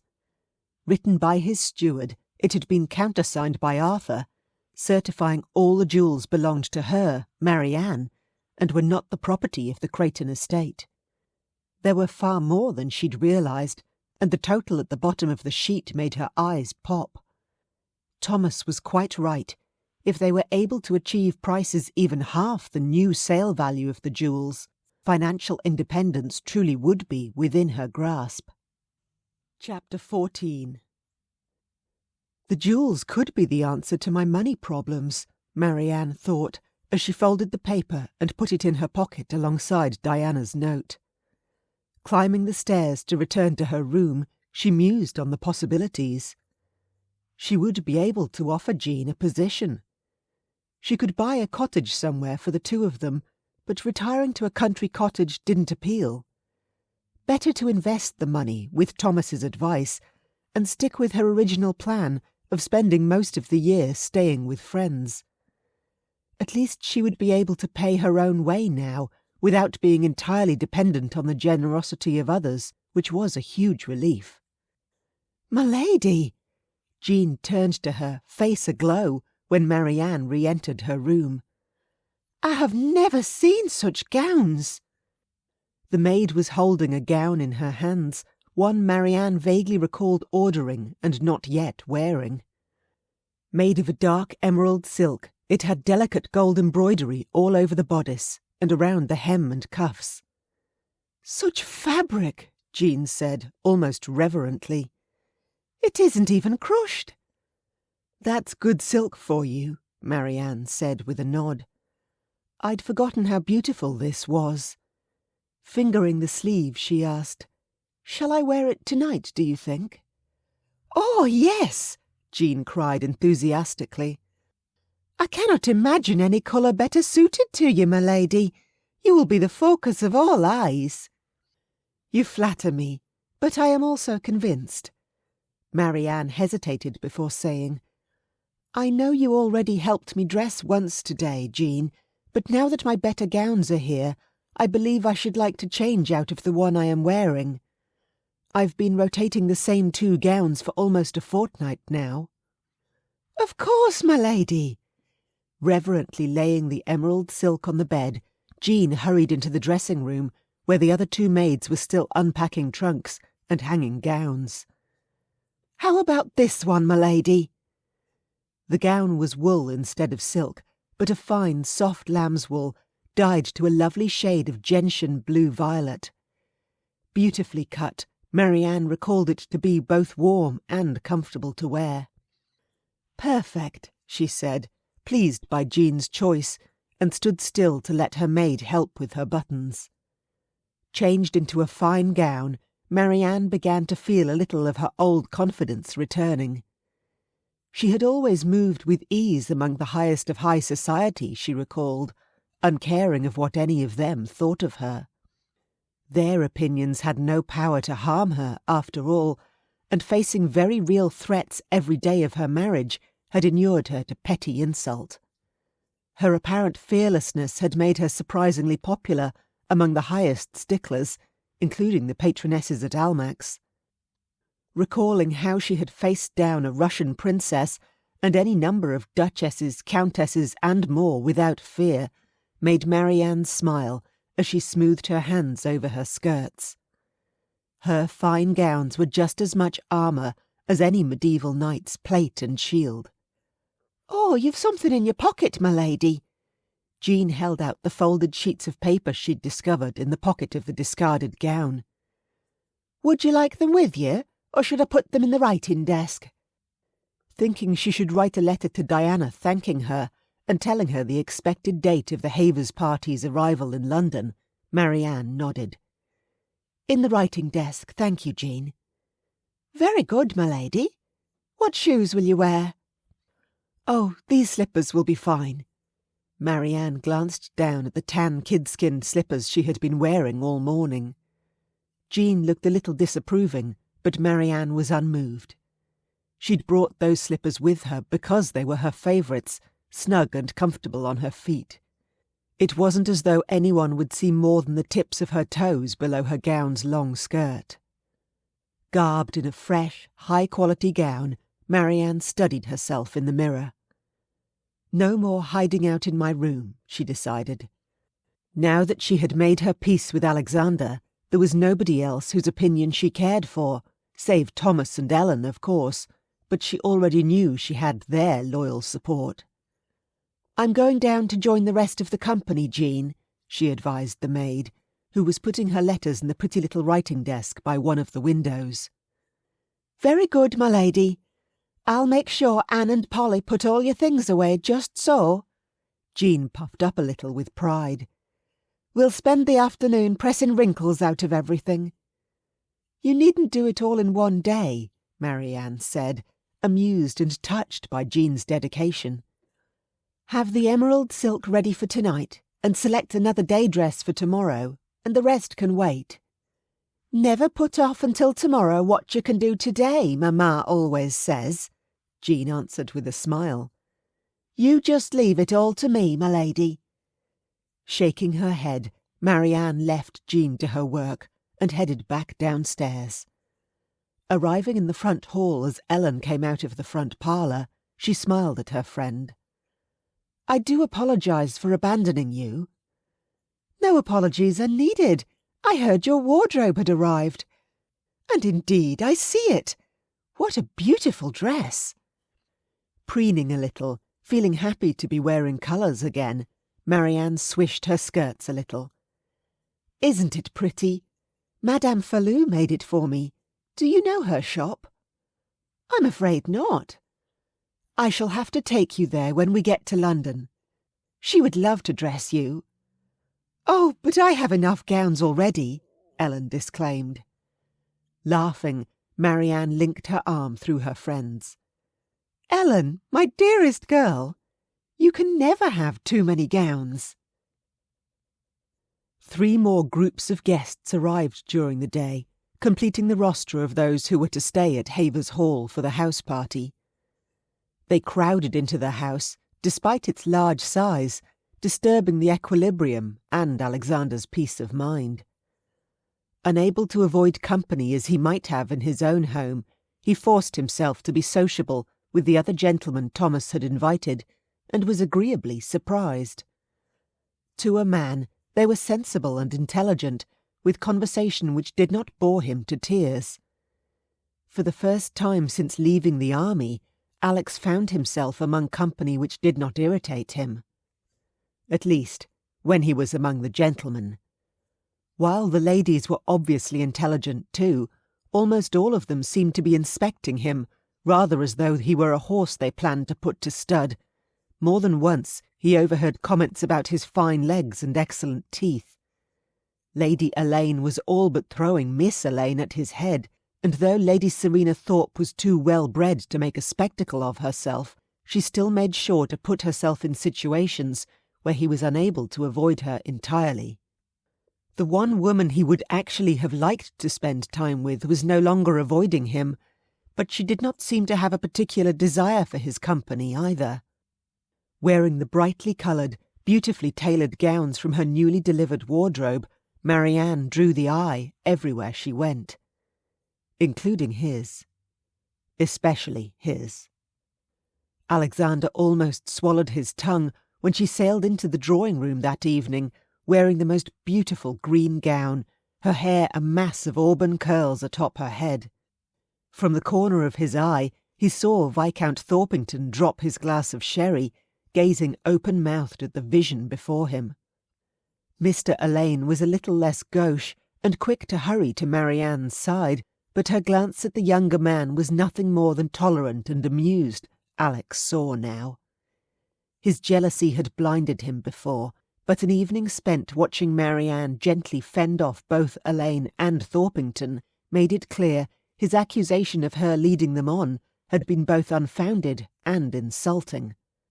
She gave neither of them the slightest encouragement. Indeed, Alexander had cause to be grateful to her when she steered Thorpington in Miss Elaine's direction, encouraging him to escort her into dinner.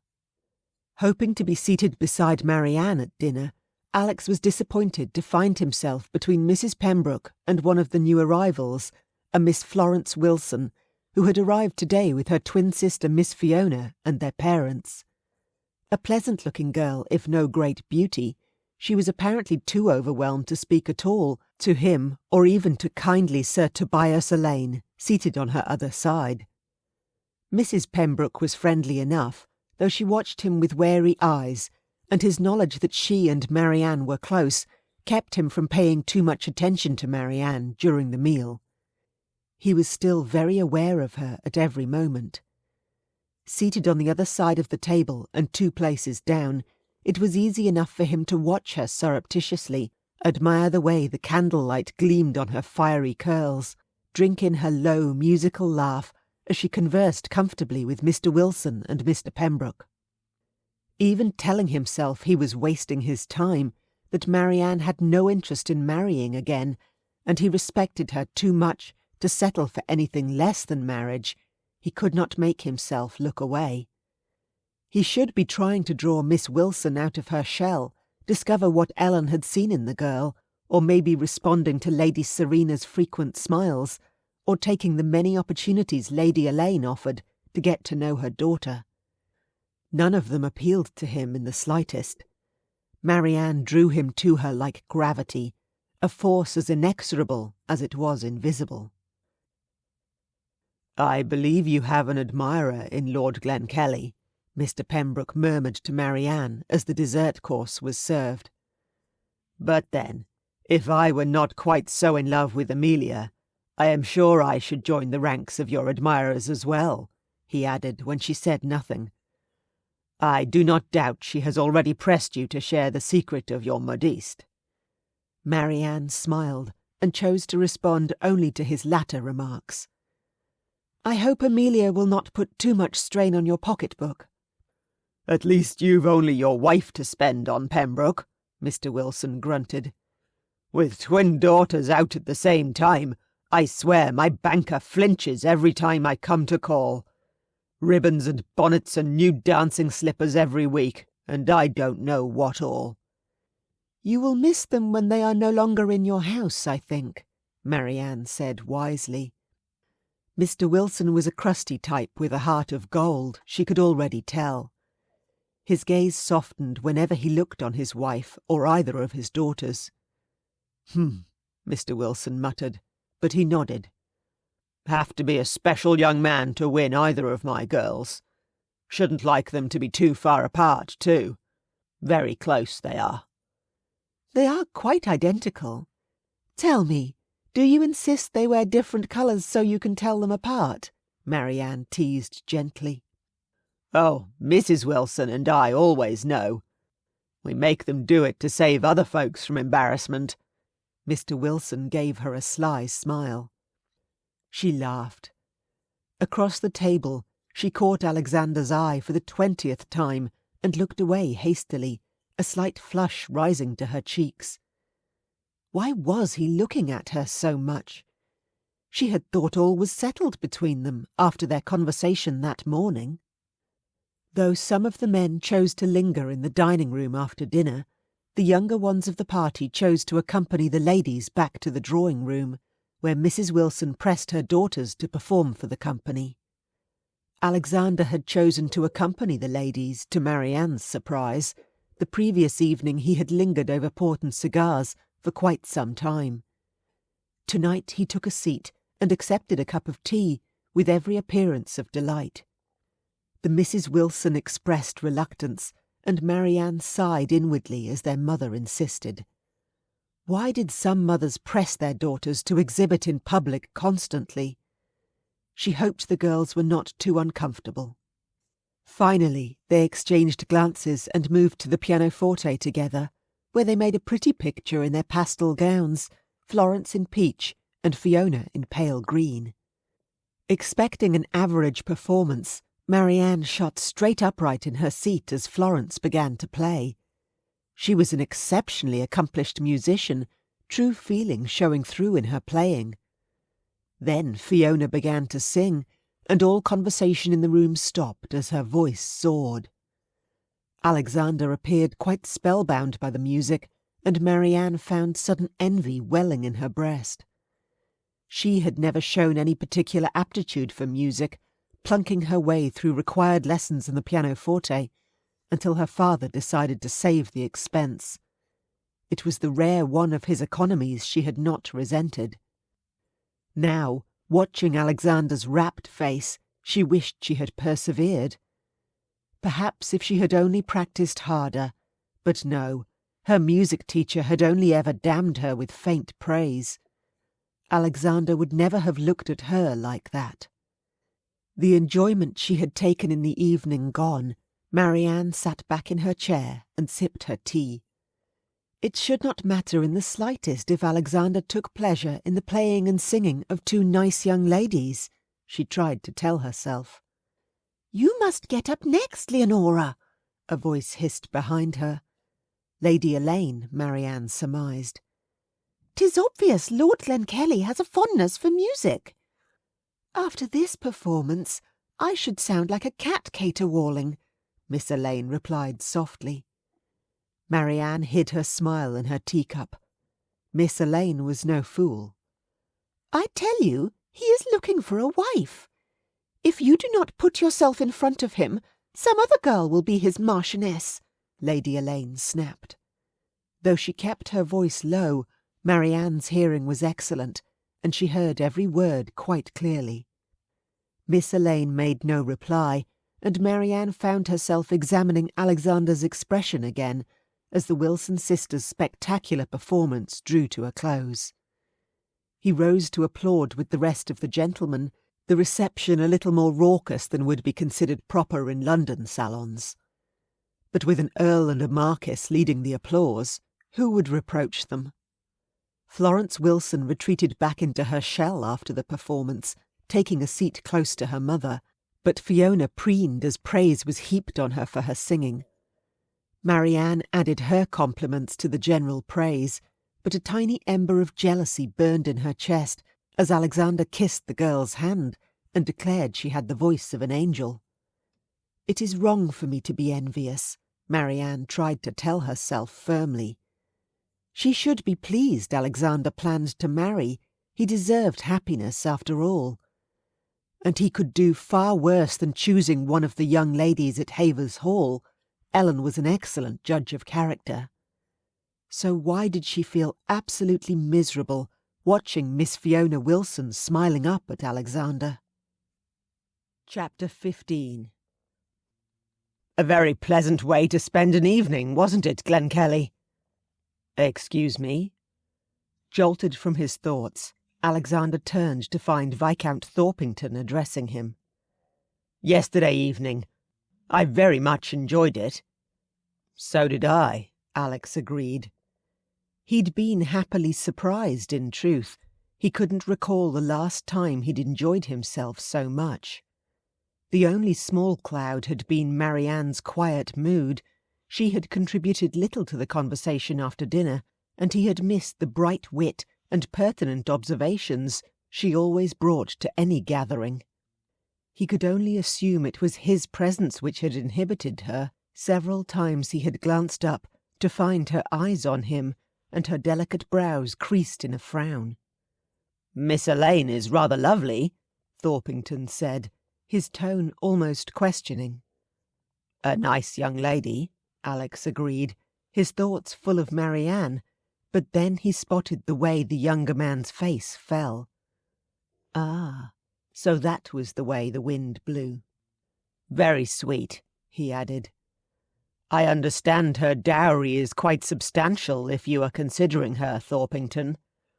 An exceptionable family, all things considered. Sir Tobias is very well thought of at the War Office, even if his wife is a little, well, I hesitate to say encroaching, but she is certainly ambitious." Thorpington's smile was wry. "Lady Elaine has nothing on my mother. Mine either." Alex smiled back, and companionable silence fell between them as they walked on. Thomas had organised a pheasant shoot for this morning, but Alex and Thorpington had so far not found a single bird, although they kept hearing shots in the distance. Perhaps the others were having better luck. "So, Thorpington said hesitantly after a while. "Leonora, Miss Elaine, I mean. The field is yours, Thorpington. Better jump in quick before the lady has her head turned by all the swains who will undoubtedly fall at her feet in London, though." Alexander gave him a nod, though the Viscount certainly didn't need his permission. "Thank you for your advice," Thorpington said with a grin. "But you're really not interested?" "As I said, she's a lovely girl. The important word being girl. No offence, but girls of Miss Elaine's age seem very young to me." "You're hardly in your dotage." Alex thumbed the scar on his cheek. "War ages a man," he said finally. "I spent too many years fighting, and sometimes it feels as though I aged 5 years for every one I was away from England. Miss Elaine is scarcely out of the schoolroom, as is your sister, no offence intended." "None taken. She has no ambitions in your direction, I assure you. Rather attached to an old school chum of mine, you see." "Ah." Alex nodded sagely. "Thanks for the warning. Appreciate it. I'm sure I could fall violently in love with her if given the opportunity." Thorpington laughed at his obviously disingenuous remark, then pointed. "Look there!" They were both far too late raising their guns to get the bird, and Alex sighed as he lowered his. Pathetic. It's a good thing I'm not dependent on my marksmanship for my dinner anymore. Any more? Thorpington asked. Spain, Alex said, without offering any further explanation, and thankfully the younger man didn't press. Giving up, they turned and walked back towards the hall. The house was in sight when Thorpington spoke again. Are the gossips wrong, then? You aren't looking for a wife? No, I am, Alex admitted. I wasn't expected to come into the title, but now that I have, well, the next heir after me isn't someone you'd want in charge of anything, much less a marquisate responsible for the livelihoods of thousands. He'd gamble the estate bankrupt within a month. So you need a wife to get an heir, but the debutantes are all too young for your tastes, Thorpington summed up. Precisely. It's Lady Creighton, then? Alex tripped over his feet and almost measured his length on the grass, would have, if not for Thorpington's hand under his elbow. What did you say? He stuttered, regaining his balance. Lady Creighton. Thorpington's brow furrowed. I mean, everyone's talking about the way you look at her. And her marriage was notoriously unhappy, but she's widowed now and perfectly respectable. Unless you have doubts because she didn't give Creighton any children. Oh, dear God, please stop talking.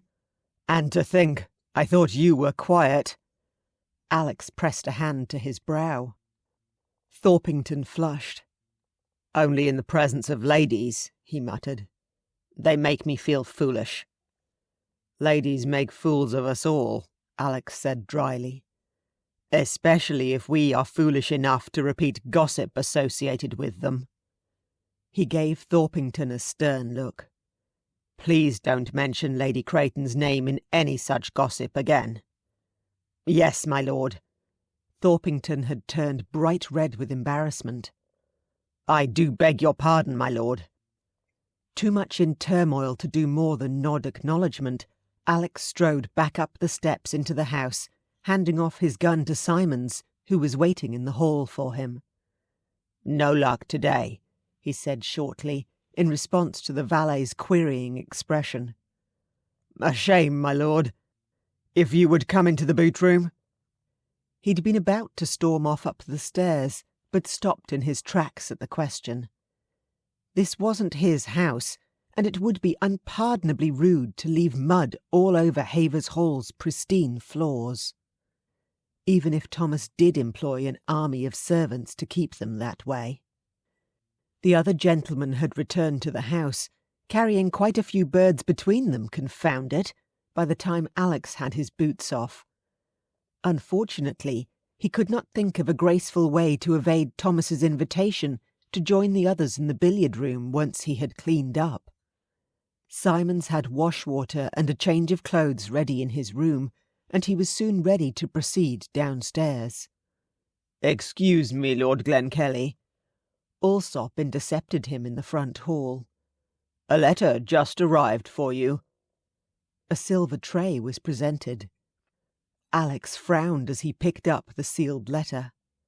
"Oh, God, it's from my mother," he said in dismay, inspecting the impression in the wax seal. "That bad?" Thomas asked, descending the stairs behind him. Breaking the seal, Alex grimaced. "Probably. Step into my study to read it if you like." Thomas gestured. Alex accepted the invitation, sinking into a chair by the window to peer at his mother's script, so flamboyantly looped and embellished it was barely readable. "My dear Alexander, I am quite downcast not to find you in London." "Christ, she's in London!" Thomas, flicking through some papers on his desk, suppressed a snort at Alex's dismayed tone. Alex ignored him and kept reading. "I plan to spend some time with you before I depart for Italy in April. When you return to town, we can begin your hunt for a bride. There seems quite a promising crop of debutantes this year, even though some of them are spending Christmas in the country, I have already seen a couple who would suit you. Do write to let me know when to expect you. Your loving mother." "Damn," Alex said, and then decided that was not nearly strong enough an exclamation. He let loose a stream of curses, which made Thomas's eyes widen. "Glenkellie? What in heaven's name has happened?" "I'm going to have to go to London." Tossing the letter onto the fire in disgust, Alex shook his head. "My mother will have an announcement of my engagement in the newspapers by week's end otherwise." "Engagement to whom?" Thomas asked, in complete confusion. "Whoever she decides will suit me best." Alex grimaced. "My mother is a force of nature, I'm afraid. Leaving her unsupervised in London is asking for trouble. She didn't have nearly such a wide circle of acquaintance at Glenkellie to aid and abet her mischief, you see, and she's quite capable of selecting a bride for me and telling me about it after she's already arranged things with the girl's family. I'm afraid I will have to go, if only to avoid being sued for a breach of a promise she might make on my behalf." "Of course, but we shall miss your company. Stay another night at least. It's already noon, and by the time you're packed up it will be nearly dark. Leave at first light." Thomas was right, of course. With a beleaguered sigh, Alex nodded his thanks. "I'm sorry to disrupt your plans, and I truly do regret having to leave your house party. I haven't enjoyed myself so much in a long time." "That's good to hear, and we will miss your company. I'm glad you are staying tonight, at least. You can make your own apologies to Ellen. She would be most displeased if you skulked out without so much as a goodbye." "I should not dare." Alex managed to smile. "I'll return to my rooms if you don't mind, and start Simon's on the packing. I'll rejoin you before dinner." "Of course. Let Allsop know if there's anything you need." "Thank you," Alex said. Thomas nodded, heading towards the door before pausing as though struck by a sudden thought. "Actually, since you are headed for London, I wonder if I might ask your assistance with something." "Whatever I can do for you, you need only ask," Alex answered sincerely. "Technically it's not for me. Marianne, Lady Creighton, has some jewellery she wishes to sell, purchased for her by her late husband. I offered to assist her in the disposal of it for a fair price, but I wouldn't know where to start, apart from taking it back to the jeweller's where it was purchased. Do you think you might be able to help?" "My mother certainly would, even if I couldn't," Alex said wryly. "She has ever been fond of baubles." Thomas laughed, taking a key from his pocket and unlocking a cupboard, before removing a good-sized wooden box and placing it on the desk. "They all have provenance, which is how Marianne comes to be in possession of them. Creighton noted that they were hers specifically, rather than property of the Creighton estate. Even so, my agent had to practically wrest them from the new Earl. Tight-fisted type." Glancing through the sheaf of receipts Thomas handed him, Alex nodded. "I see. And Lady Creighton doesn't want to keep any of them." "I suspect she can't stand the sight of them. Besides, she needs the funds. Creighton left her no dower income at all, and the new Earl would apparently prefer to keep her beholden to him. Wants her as an unpaid companion to his wife and daughters." Disgusted at hearing of this further insult to Marianne's dignity, Alex made a face. "Anything I can do to help, of course. Would you like me to only make inquiries, or to accept sales if I think I've achieved the best price for a piece?" "Use your discretion. Marianne has barely a penny to her name, and won't accept money from me or Ellen. Yes, we've both tried. Do you know, her nieces pooled what they had and gave it to her, so she could buy a ticket on the stage to get here. She walked the last part of the way." Thomas was clearly outraged on Marianne's behalf, and Alexander found his own fury rising again. "I will never understand why people don't treat family decently, especially when they have more than enough wealth to go around.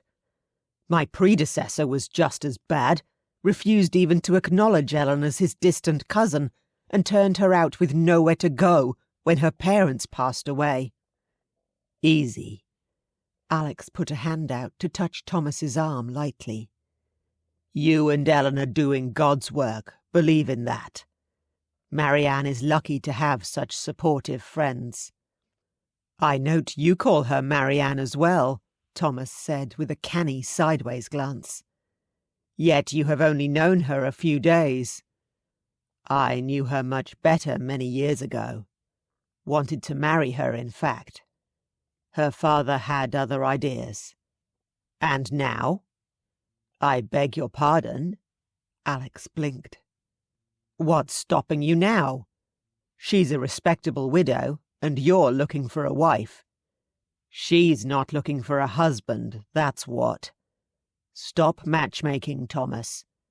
You're dreadful at it." Thomas laughed. "It was worth a try. I think the two of you would suit, as it happens.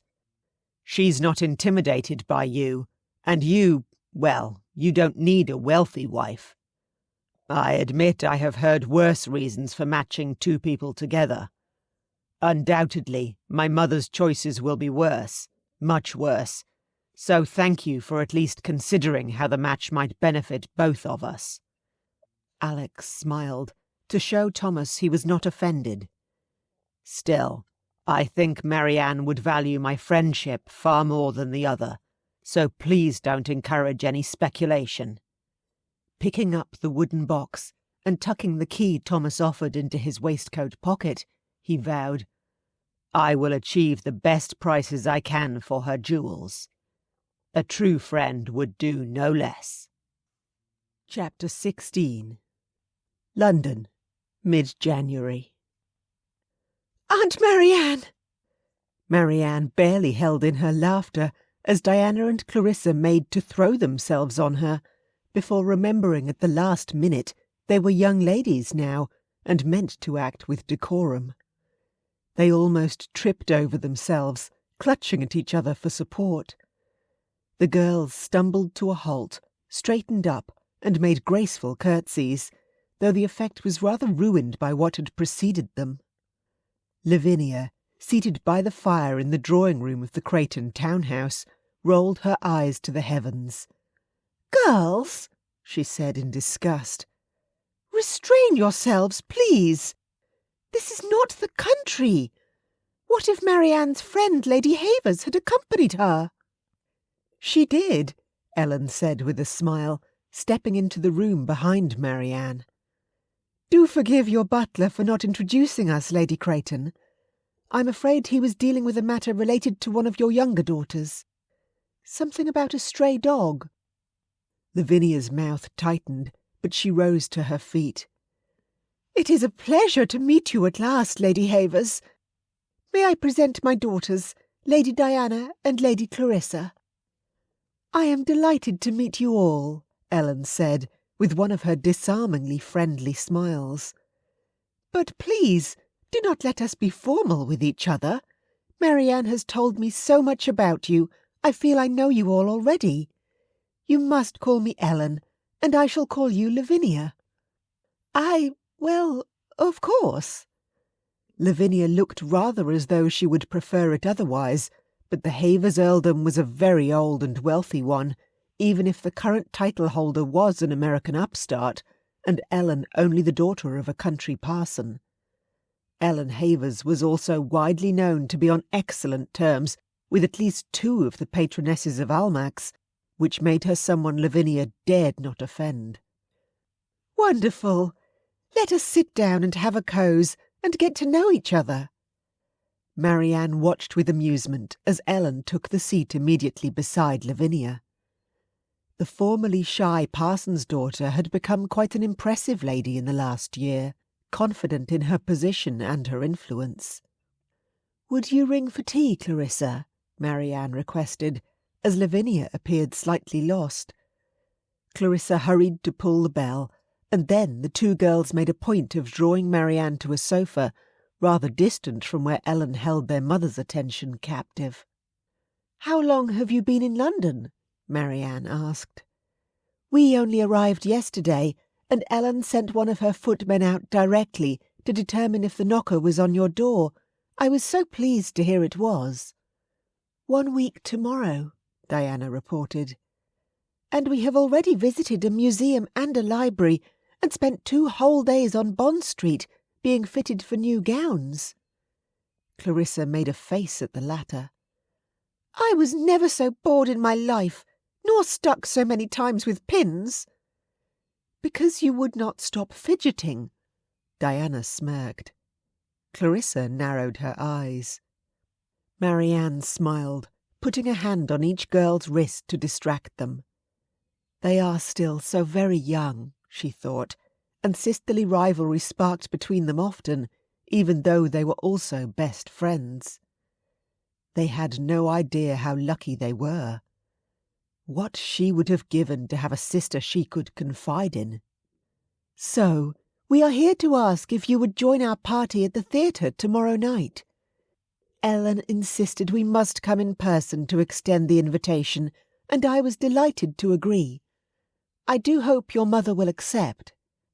Both girls immediately forgot their quibble and smiled with delight, falling over themselves to exclaim how gracious Lady Havers was to include them in her invitation.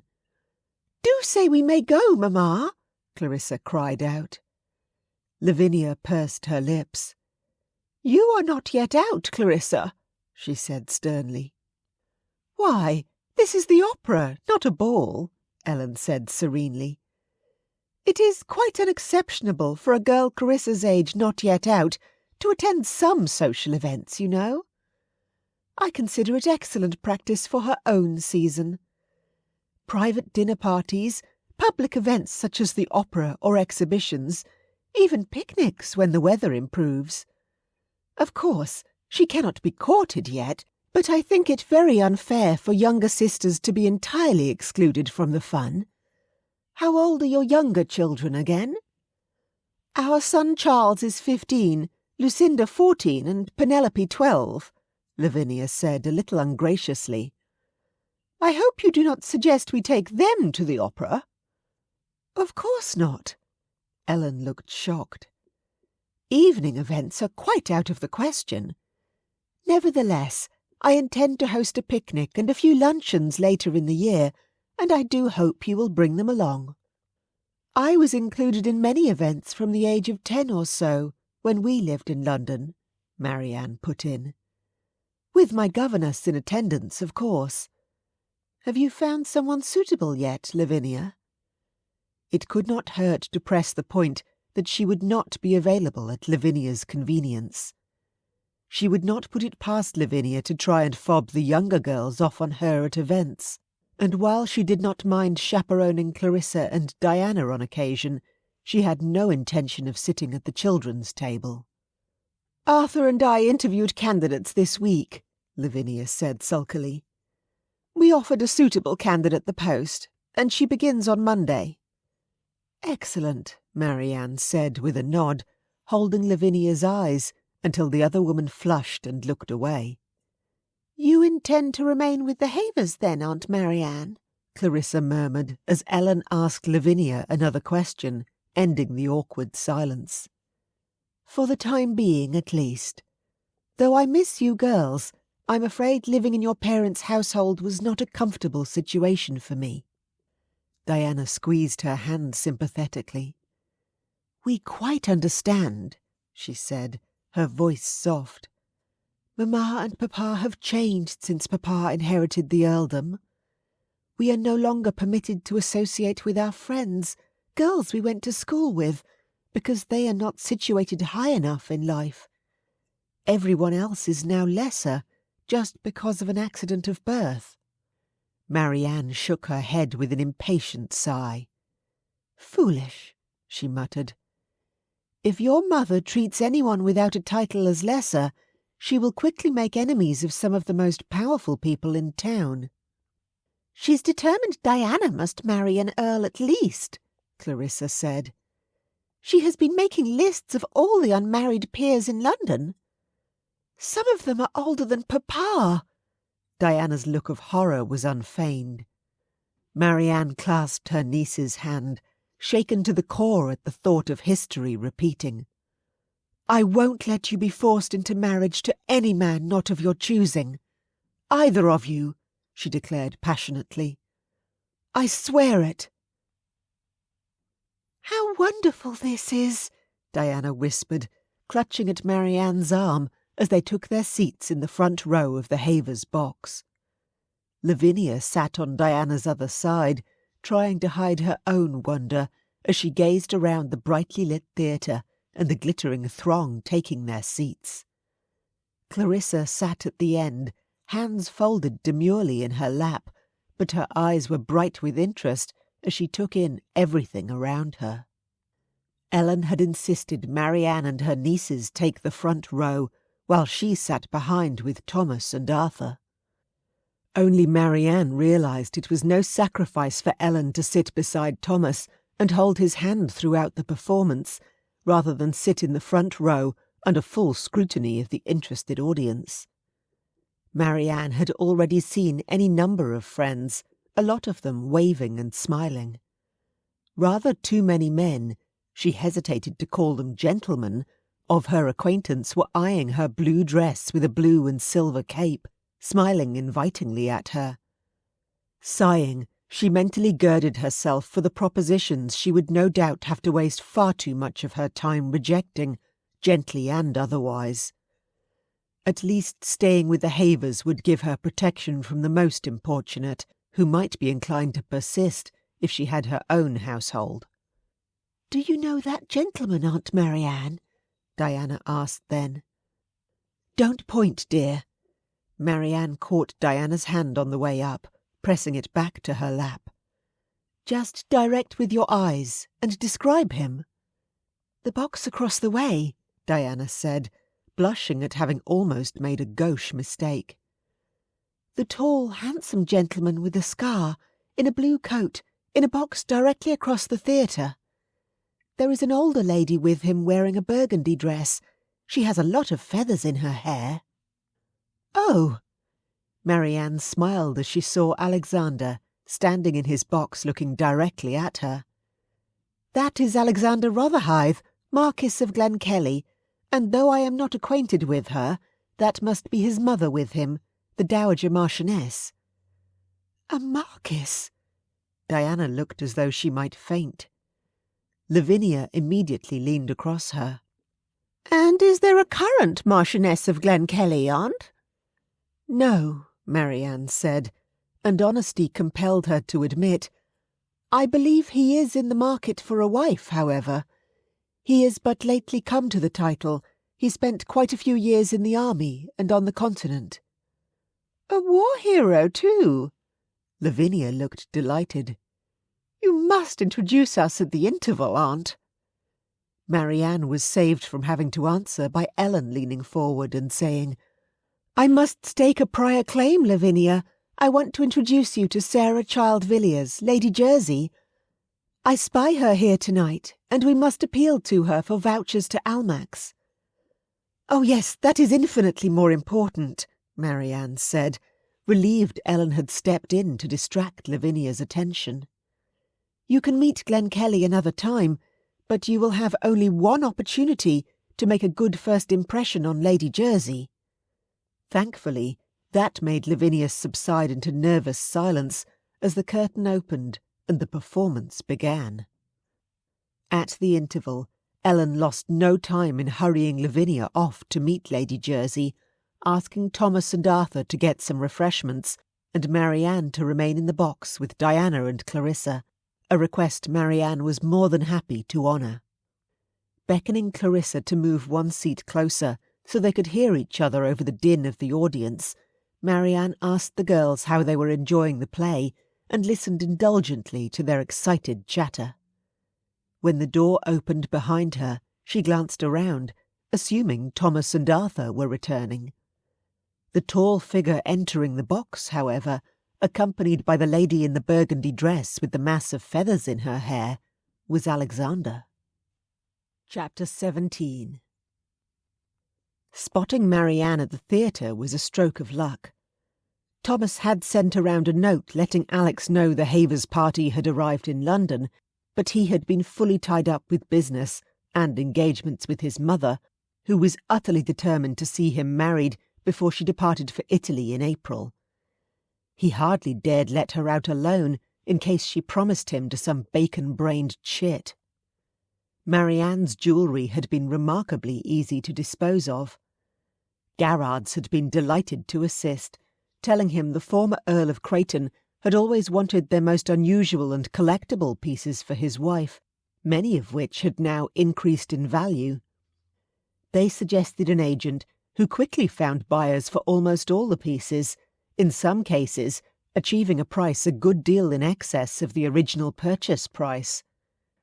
Alex had engaged Mr. Coutts to open a bank account in Marianne's name, depositing all the monies into it, and was eager to give her the good news.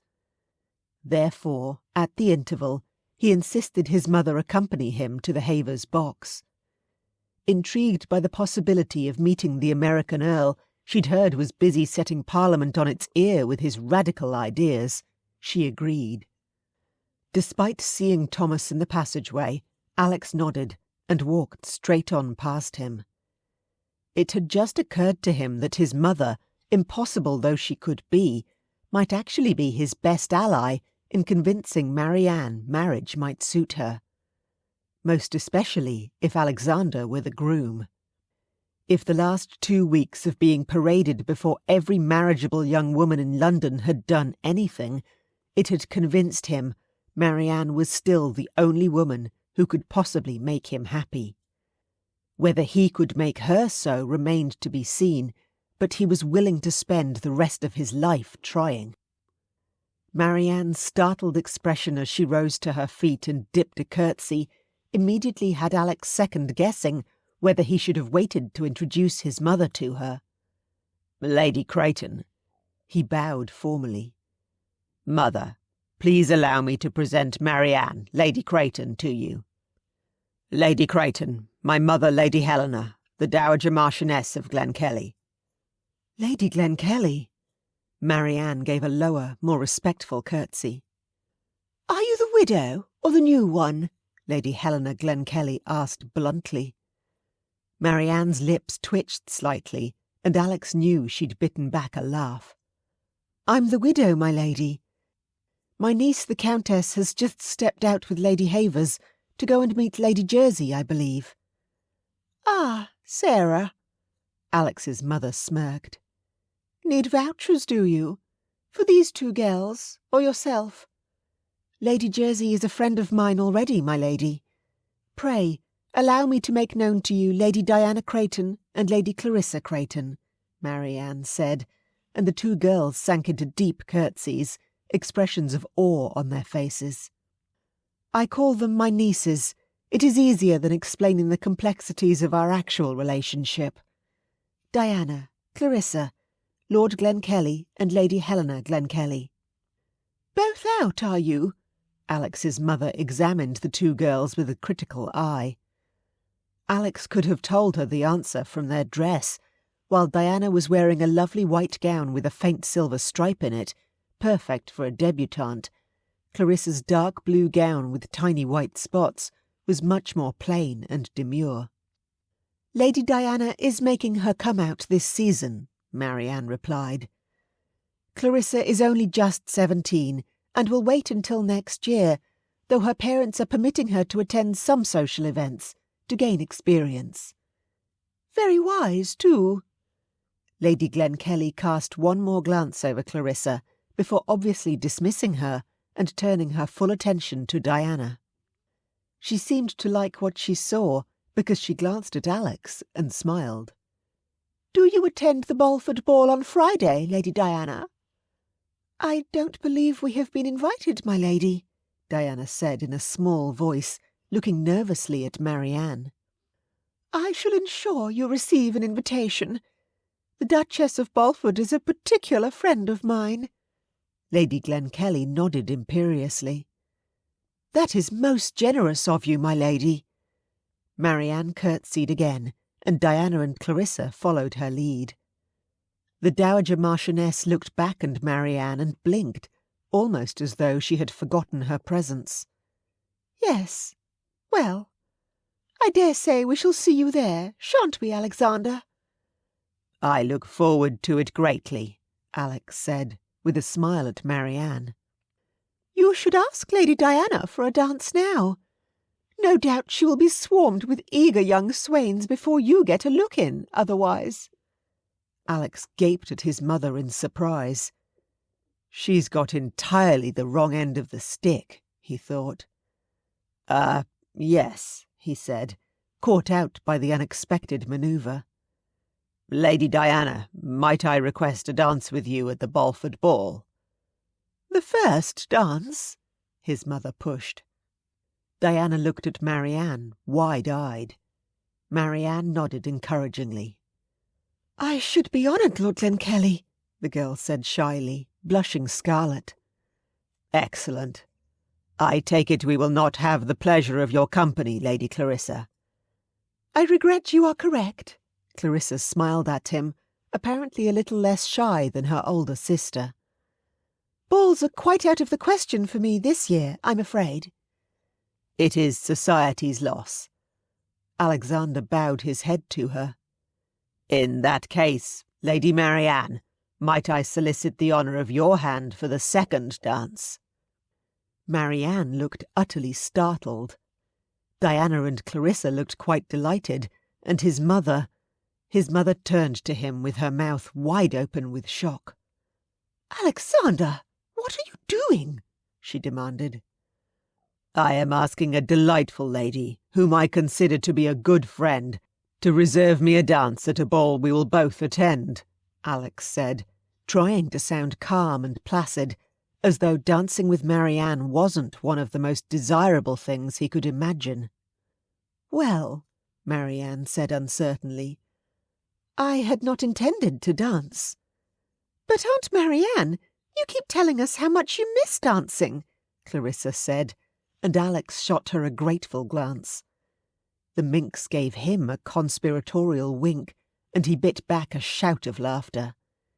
She, at least, knew precisely what he was about. "I do miss dancing." Marianne nibbled on her lower lip briefly, before giving a decisive nod. "I am my own woman these days, beholden to nobody else's good opinion of me.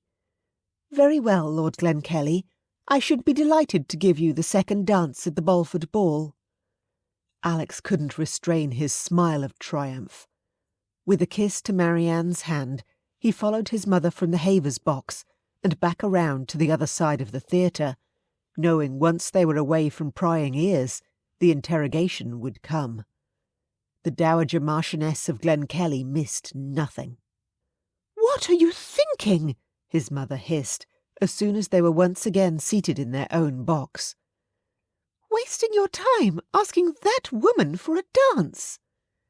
"Why is it a waste of my time?" He raised his eyebrows at her. "Because you need someone to give you an heir, and in 8 years of marriage she didn't conceive once." Lady Helena pursed her lips and shook her head. "Mother, Creighton had 3 wives, and none of them ever conceived. Does that not suggest perhaps the fault might not be with the wives?" Alexander had taken the time to research the late Earl once he arrived back in London, and been horrified by what he found. Both Countesses of Creighton prior to Marianne had not lived into their 30s, their deaths unexplained. The suggestion gave his mother pause. "Best not to risk it, nevertheless," she said. "You should choose a girl from a family of proven breeders. One of those younger Creighton girls will do nicely if you want to ally yourself with the family. There's a whole pack of them, I believe, though they're mostly girls." "They're children, Mother." "You're barely 10 years Lady Diana's senior." Still, she frowned when he just looked back at her. "You are quite set on her, then?" If she will have me. She's a fool if she won't. The Dowager Marchioness snorted magnificently, looking back across the theatre to where Marianne sat talking with her nieces, now rejoined by Thomas and Arthur. "She's very beautiful, I suppose," she said. "But how well do you really know her?" Alex smiled. "Do you remember my letters home from Portugal and Spain?" "Indeed I do, infrequent though they were." His mother tapped him on the knee with her fan. "I was constantly trying to convince you to leave the army and come home where it was safe, but your letters were full of how you were making a difference out there." "And?" he pressed. "Do you recall anything else I said?" "Oh, there was some nonsense about how you couldn't bear to come back to England because the girl you were in love with had thrown you over and married some wealthy old earl." The Marchioness tapered off, her eyes widening. "No, you don't mean her?" "The Honourable Miss Marianne Abingdon," Alex said wistfully. "We were both young and naive, and while she promised to wait for me, her father's gambling debts were such that a valuable asset like a daughter hailed as the most beautiful girl in London wasn't to be wasted on the likes of me, fourth in line with naught but an army commission to my name." "Oh, Alex!" Lady Helena's eyes were soft as she laid her hand over his. "She didn't throw you over, did she?" "No, but until recently I thought she had. Instead, it transpires she was basically sold to a man 3 times her age and spent years in a desperately unhappy, even abusive marriage." "The poor girl! How perfectly dreadful!" His mother sounded quite outraged on Marianne's behalf. "I was one of the great beauties in my day, too, and my father was outraged I threw myself away on a younger son, but he would never have forced me to marry someone I did not want." Lady Helena was the daughter of a duke, and her dowry had been more than substantial. Even though his father was the younger son, Alexander had always known there would be a substantial inheritance in his future. He'd also always known his parents loved each other. Indeed, he suspected his mother had become more difficult since his father's death, mainly because she missed her husband so. Lord Patrick Rotherhithe had always indulged his wife's slightest whim. "I love her," Alex admitted, knowing his mother was now firmly on his side. "I've always loved her, and I want no one else for my wife. Unfortunately, after her terrible marriage, she has decided she prefers not to remarry." "Then we will simply have to convince her otherwise, won't we, darling?" Lady Helena patted his hand and smiled. "You just leave it to me." "I'd really rather not." He winced, thinking of the chaos his mother might engender with her machinations. She laughed, unfazed by his lack of confidence in her. "Young men do like to do their own wooing, I suppose. Well, I will spend my time filling her ears with tales of how wonderful my marriage was, and how like your father you are." "That would be very helpful, Mother," Alex said sincerely. "You are, you know." His mother reached up and touched his cheek gently. "Very much like him. He'd be very proud, and so would your grandfather if he'd truly had the chance to know you. Don't hold Duncan's dying words against him. He was grieving for both his sons, you must remember. He pored over every newspaper account of the battles you fought in, and every time you were mentioned in dispatches or bestowed with a medal, he would give a toast in your honour at dinner." "He did?" Startled, Alex blinked. "I didn't know that." "You never had much chance to know him, being away at school, then university, then the army. I wish you'd known him better." His mother looked back across the theatre at Marianne. "I think he'd have liked her, you know. He'd have said something about her looking like a proper Scot, with that red hair." Alex took his mother's hand. Let's see about persuading her to marry into a good Scots family then, shall we? Chapter 18. Marianne found herself utterly unable to concentrate on the rest of the play. She was far too aware of Alexander and his mother only a short distance away, heads bent towards each other in intense conversation, both of them with eyes fixed firmly on the box where she sat the whole time. The Dowager Marchioness had clearly been quite keen on Alexander getting to know Diana, and it would certainly be a good match for her niece. Not only that, but Marianne knew firsthand exactly how decent a man Alexander was. He would surely take good care of Diana, make sure she wanted for nothing. Diana, with her sweet nature, could not help but love him, and would surely be loved in return. So why did the very idea make Marianne feel sick to her stomach? She could not stop Diana and Clarissa excitedly telling their mother about meeting a marquis and his mother, and being invited to a duchess's ball, of course. Or Clarissa needling her sister about being asked for the first dance. Lavinia could hardly contain her excitement, and Marianne was praised to the skies for being the means of introduction to such exalted personages. "Dancing with a marquis at a duchess's ball," she kept saying, as though she could not quite believe it. "My little girl!" "Lord Glenkellie asked Aunt Marianne for the second," Diana said innocently. "Oh, that was just politeness," Marianne said quickly, as Lavinia's brows drew down in a frown. "We are old friends, after all. He could hardly not ask. And you were quite right. I do miss dancing. Not many gentlemen will request a set with an old widow like me, so I shall enjoy the opportunities when they come my way." Her tone was a little defiant as she met Lavinia's gaze, and the older woman nodded after a moment, shrugging. "So long as you do not distract Diana's prospects, all will be well." It was Arthur who whispered malevolently into her ear.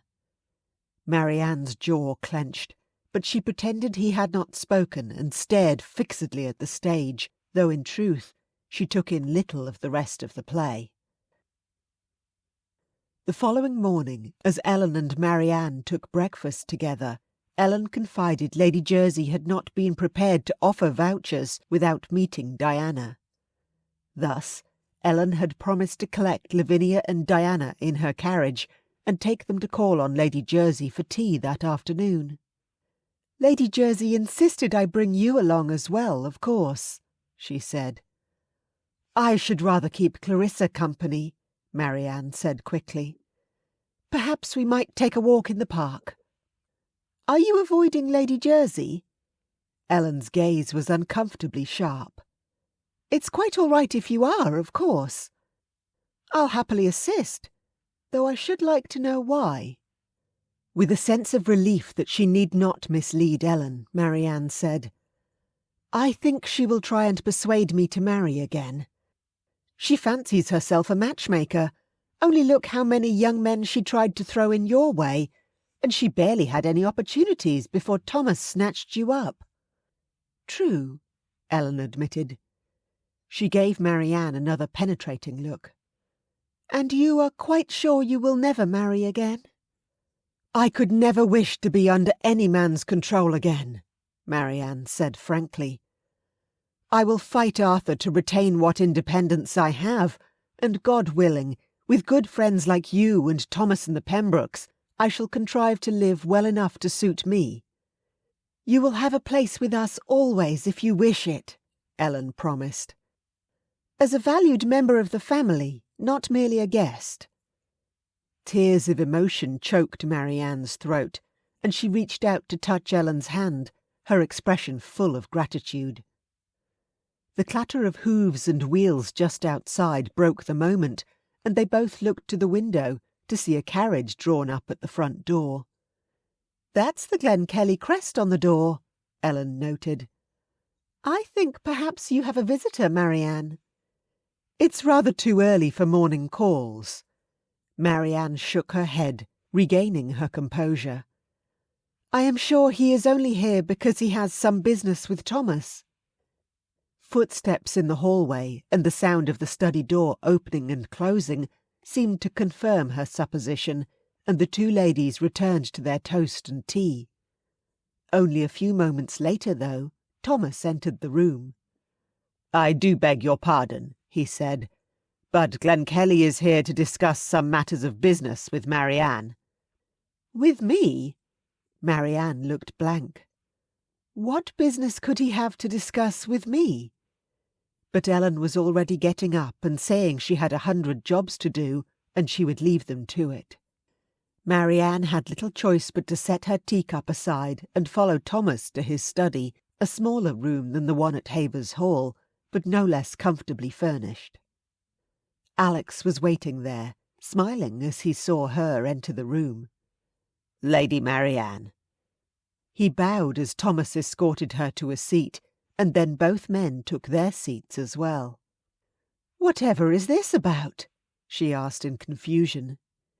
"Do you recall I advised you that I had commissioned Glenkellie to see what might be done about your jewellery?" Thomas asked. "Oh." She had tried to forget everything about the hated jewels. "Yes, I suppose so. Are they worth anything?" she asked, turning to face Alexander. "A good deal, as it turns out. Some £4,000 all told. I've placed the money in an account at Coutts Bank in your name. If you would at some time make an appointment to accompany me there, I can vouch to Mr. Coutts that the money is yours, and then you will be able to do with it whatever you wish." £4,000? Marianne said, flabbergasted. "Indeed, and there are still some small pieces remaining, plus a necklace my mother wishes to purchase as a gift for her sister, who she intends to visit in Italy this year." Completely stunned, Marianne merely sat and blinked at him, at least until Thomas said, "Marianne, are you feeling quite well? You've turned pale." "I just—" She turned to him and shook her head. £4,000? I never expected so much." "You are quite an heiress," Thomas said, teasing. "All the fortune hunters will be chasing after you when they learn of it. For it is yours alone, not a widow's portion you would lose should you remarry." "But what am I to do with so much money?" For all Creighton's wealth, Marianne had never carried more than a few shillings in her own purse.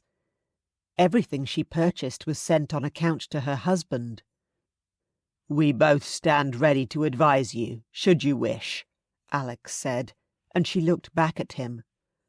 "Or Mr. Coutts could make some recommendations, if you would like to consult with an independent party. Even placed in the 4%, though, you would get an income of some £160 per annum, which would be more than sufficient to rent a house and keep some servants, if you wish. Or you can continue to reside with us and save the money for the future," Thomas said with a frown at Alexander. "I know Ellen wishes you to remain with us, as one of the family, and your being a woman of means does not change that." "I will have to think about it," Marianne said at last.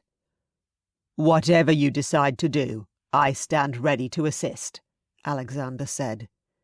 "In fact, if it is convenient, I am available to convey you to the bank this morning." "I think that's a good idea," Thomas encouraged, and Marianne was persuaded to go and collect a coat and hat and ask Jean to accompany her. "To avoid any appearance of impropriety," she told her maid, "though of course there wouldn't be any. Lord Glenkellie is a perfect gentleman." "Still, you don't want folks gossiping about you being alone with a man," Jean said wisely, putting on her own coat. "I don't mind going for a ride in a fancy carriage at all, my lady. Never been out of Herefordshire before, have I? London's full of wonders to see." With Jean sitting beside her, absorbed in the sights passing by outside the carriage window, Marianne found her eyes resting on Alexander. He looked the picture of a fine London gentleman. Though he eschewed the bright colours worn by the foppish, his clothes were perfectly tailored to fit him, and she did not doubt the shine on his boots alone was hard earned by dedicated hours of polishing by some under-servant. "Thank you for assisting me in this matter, Lord Glenkellie," she said impulsively. "You're most welcome." Alexander smiled at her. "I admit I was surprised to find the jewels of such value, but pleased on your behalf." He paused a moment before adding, "You paid a high price for them." She had not considered it that way, but now that she did, she smiled wryly. "Indeed, I was quite expensive, was I not? 500 a year. He could have kept several mistresses for that, if he had wished." Alexander looked horrified at her flippant remark. "Dear God, never say so!" he exclaimed. "That man valued you far too cheaply." Appreciative he had recalled she did not like to hear the name Creighton, and touched by his outrage on her behalf, Marianne gave him a rueful shrug. "I admit I do not know what he paid my father. Several thousand at least, I must suppose. I understand his gambling debts were quite substantial." "A good woman is a pearl beyond price," Alexander said, and then he leaned forward, gazing at her intently. "The love of a good woman cannot be purchased, not for money or jewels or any such thing." Jean let out a tiny sigh beside her, and Marianne had to admit it was a deeply romantic sentiment. Alexander's intense blue gaze was making her feel a little uncomfortable, though, so she only murmured, "Indeed, you are correct," before turning her head and looking out at the streets. Mr. Coutts was a rather elderly gentleman, Marianne discovered, in his late 70s, but as professional and charming as Marianne could wish. He listened while Alexander verified her identity, and then turned his full attention to Marianne. "My bank is at your disposal, Lady Creighton. Your funds are at the present time lodged in an account which attracts only minimal interest. I would not recommend keeping more than the amount you would require in, say, a 12-month period there at any one time." "I am not presently decided on what, if any, investments I wish to make," Marianne admitted. "When you are, my lady, we stand ready to assist. Do you wish to withdraw any funds for your own use at this time?" "It's up to you," Alexander said when she hesitated. "You might wish to have some small amount on hand for expenses. A few pounds, perhaps. Remember, there is more to come when the rest of the sales are concluded, and you can return on any day the bank is open to make a further withdrawal, if you wish." £10, Marianne decided. "That is a sufficient sum for any small purchases, I believe. If I wished to make a larger purchase than that, it would be as well to meditate on it a day or two anyway." "A very prudent attitude, my lady," Mr. Coutts approved. "Small notes would be best, I think. A few moments, and I will have one of my tellers complete the transaction."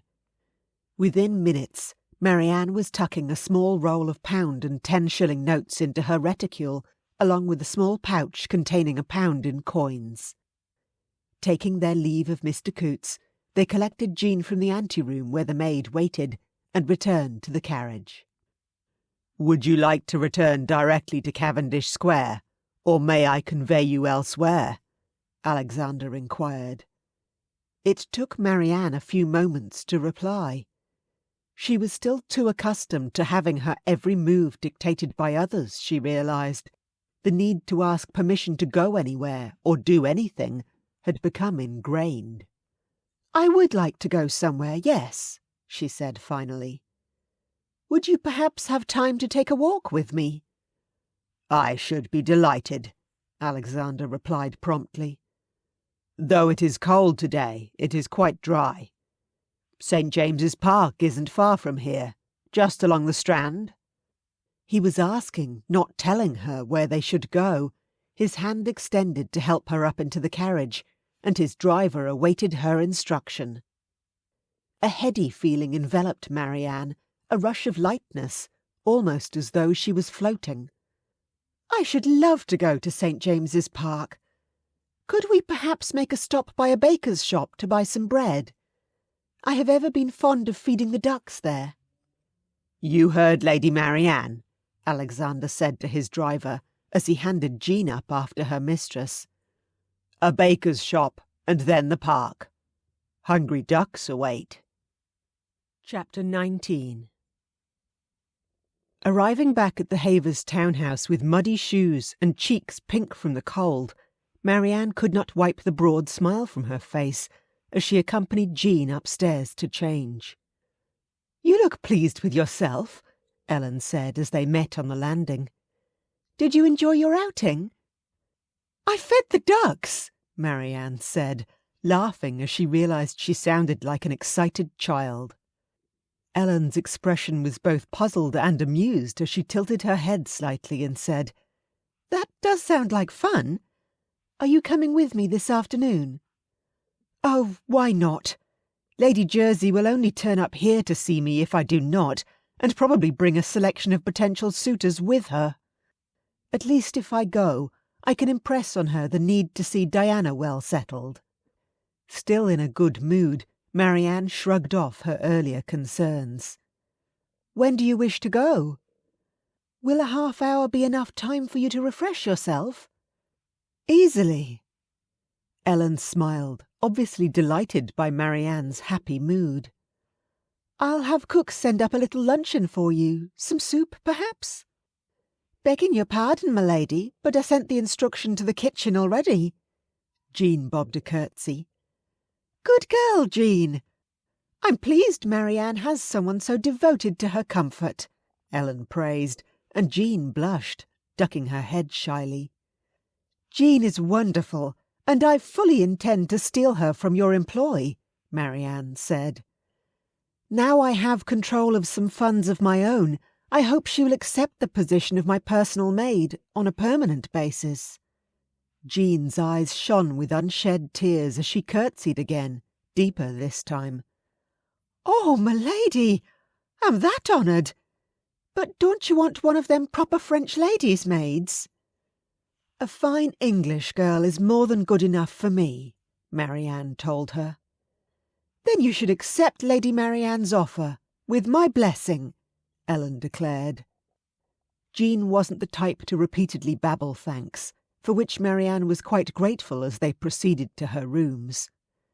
The fire was soon built up, Marianne's muddy boots and damp gown removed, fresh things laid out for her to change into, and a tray arrived from the kitchen with a light snack to sate her hunger.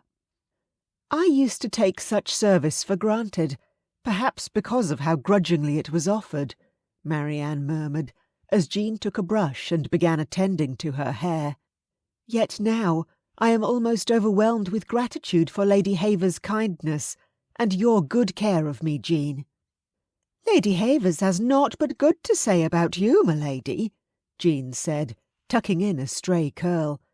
"And as for me, well, it's a pleasure to look after you and all your lovely things. You've only kind words for everyone. Believe me, servants notice who ain't so sweet-tempered." "I'm sure you do." Marianne hesitated, then thought she might as well ask. "Did any of the servants at Havers Hall speak much of Lord Glenkellie? I know he was only there a few days before he had to return to London, and he brought his own manservant with him, so perhaps they didn't have much to do with him."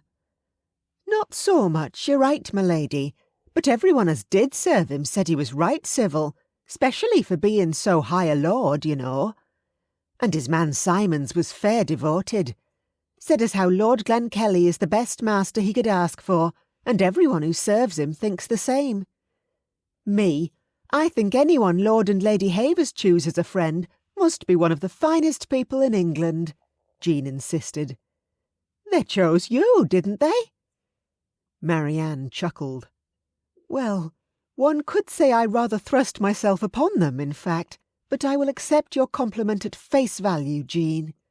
for I too think Lord and Lady Havers are excellent judges of character." Lady Jersey received their little group in her fabulously over-decorated Indian parlour. Marianne, who had been there once before, stifled laughter as Ellen and the Creighton ladies looked around agape. Catching Sarah Child Villiers' eye, she had to look away to compose herself. Ellen finally pulled herself together to prevent Lavinia, Diana and Clarissa to Lady Jersey. Though Clarissa had not technically been invited, Lavinia had insisted she come along anyway, and received exactly what she deserved for her presumption. Lady Jersey looked Clarissa up and down once and said, "Should you not be in the schoolroom, child? There are some kittens in the mews, I believe. Go with Frost to see them, and cook shall give you a glass of milk after." Clarissa was quite obviously laughing as she left in the wake of the imperious butler, and Diana's longing expression said she would far rather be going with her sister than sitting down to take tea with one former and 3 current countesses. Marianne didn't blame Diana. She would rather be going to the stables too than face another Lady Jersey interrogation, but the arbiter of the ton was a very perceptive woman who had seen past the aloof face Marianne had been forced to present to the world by her husband, had been kind to her, and invited her into her circle of friends. It was a debt of kindness Marianne could never repay, so she settled herself on a chaise, pasted on an attentive expression, and accepted a lemon biscuit. "So you're Diana?" Sarah inspected the quaking debutante with a gimlet eye. "What's your dowry again, girl?" £10,000, Lavinia said smugly. "And Clarissa will have as much next year." Lady Jersey turned her gaze on Lavinia. Not a word was said, but Lavinia shrank back into her seat and clamped her lips shut. "What do you like, Diana?" Lady Jersey asked, and Diana gulped, glancing at her mother. Lavinia nodded. "I am accomplished on the pianoforte and sing tolerably well," Diana said in a small voice. "I enjoy needlework and drawing with pencils. I speak French and some Italian. Same as every other young woman of your rank this season, if not a little less," Lady Jersey said with a sniff, and Diana looked as though she might cry. Sarah's tone softened. "I mean, what do you like? What do you enjoy doing, if you have nobody to please but yourself?" "Oh," Diana said, obviously surprised. "Well, I really do like drawing. Animals in particular. I drew Father's dogs, Apollo and Ares, and Father liked it so much he had it framed and hung it on the wall of his study." Lady Jersey nodded encouragingly. "Animals are good. Many young men are very fond of their dogs and horses. If you are able, for example, to draw each of his horses well enough to show its distinguishing features, he will very likely declare himself in love with you on the instant." Diana let out a laugh before recalling herself and turning it into a ladylike giggle behind her hand. Sarah winked at Marianne, and she let out a sigh of relief. Diana had managed to endear herself to Sarah, and the influential countess would throw her in the path of not only eligible young men, but ones whom she might like and respect. "Well, I think you'll take very well, my dear," Lady Jersey said, giving her stamp of approval. "I hope you'll take my advice, which is to always let young men know what you're really thinking. Girls who pretend they're hanging on an idiot's every word tend to find themselves married to the idiot in question." Ellen laughed at that. Lavinia was staring pop-eyed and indignant, but still too intimidated to speak. "I must agree," Marianne said, drawing Diana's eyes to her. "A man who will not respect your opinions and your wishes is not a man you would want to become more closely acquainted with. Do not wait until you are already committed to let him know who you truly are." "I will endeavour always to keep that in mind," Diana said. "Thank you for your advice, Lady Jersey. Aunt Marianne." "Speaking of advice," Lady Jersey said, I understand you have spent very little time in London, Lady Creighton. Lavinia flushed and looked a little angry to be called on so, but she answered, Yes, my lady, that's so. My parents did not care to travel much from Durham, where our home was, and where I met my husband. You should listen carefully to your aunt. Sarah indicated Marianne. She has successfully navigated the dangerous waters of London's upper society for years now. Allow her to guide your daughters, and they will do very well. Lavinia spluttered. But Marianne isn't married. You make an excellent point. There was a familiar, wicked glint in Sarah's eye. Do you have any suitable candidates in mind, Marianne? I think your ladyship knows perfectly well that I do not wish to remarry. Marianne remained cool and composed, her hands folded in her lap. You cannot let one bad experience put you off for life. 'Tis rather like riding a horse. You fall off, you must get right back on. Nevertheless, Marianne said levelly. Well, we shall see. I shan't press you, not this year, but I think 'twould be a shame if you closed yourself off from the possibility entirely.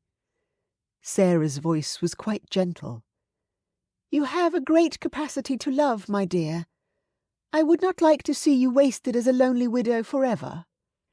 Marianne looked down, tears pricking at the back of her eyelids. Thank you for your concern, my lady, but I pray you do not trouble yourself over me.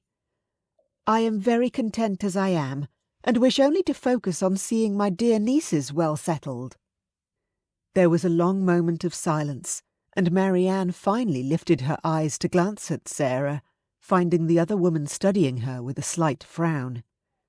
Essaying a small smile, Marianne prayed her friend would accept her decision. Very well, Lady Jersey said finally. Lady Creighton, I am pleased to advise your application for subscription at Almack's is approved for this year. Leaning forward, she slid open a drawer in the small occasional table before her and removed a stack of pasteboard rectangles. 3 vouchers for yourself, the Earl, and the Lady Diana. She counted out 3 of the tickets and handed them to Lavinia, who gushed her thanks. Yes, yes. With an irritated wave of her hand, Sarah cut Lavinia off. And here are yours, Ellen. She handed 3 more over. 3? Marianne asked. One is yours, of course. Ellen pressed it into her hand. Oh, but I did not apply. She did not have the 10 guineas for the subscription, or had not until that morning. She would have to visit Coutts again to pay Ellen back. I applied on your behalf. I could not possibly do without your company in my first full season trying to fit in with the ton, Marianne. Besides, I shall quite depend on you to rein in Thomas's Americanisms, lest he offend someone unintentionally. Marianne smiled fondly at her friend. I'm not sure Lord Havers is capable of offending anyone. He is far too nice. Unless you mention the slave trade, Sarah remarked. I rather thought he and Portland might come to blows when the topic came up at the Fulton dinner party. Portland was convinced he would be anti-emancipation, she added to Marianne, who almost choked. She'd heard Thomas rage about the inhumanity of the slave trade on more than one occasion.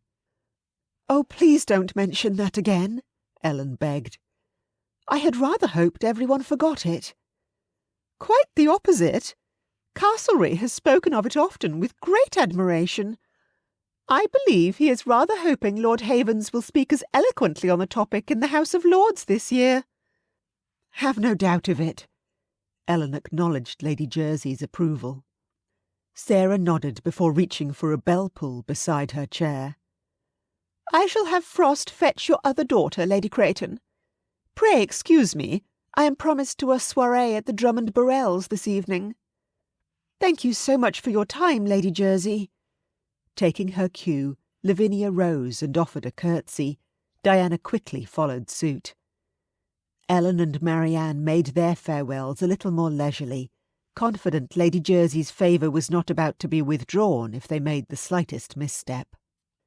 Clarissa met them in the entrance hall, taking her sister's arm and whispering to her. Diana still looked pale and nervous, but managed to respond to Clarissa's questioning with a small smile.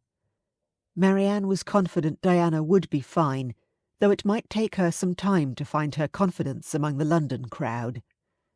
At least she had plenty of people looking out for her, unlike Marianne herself.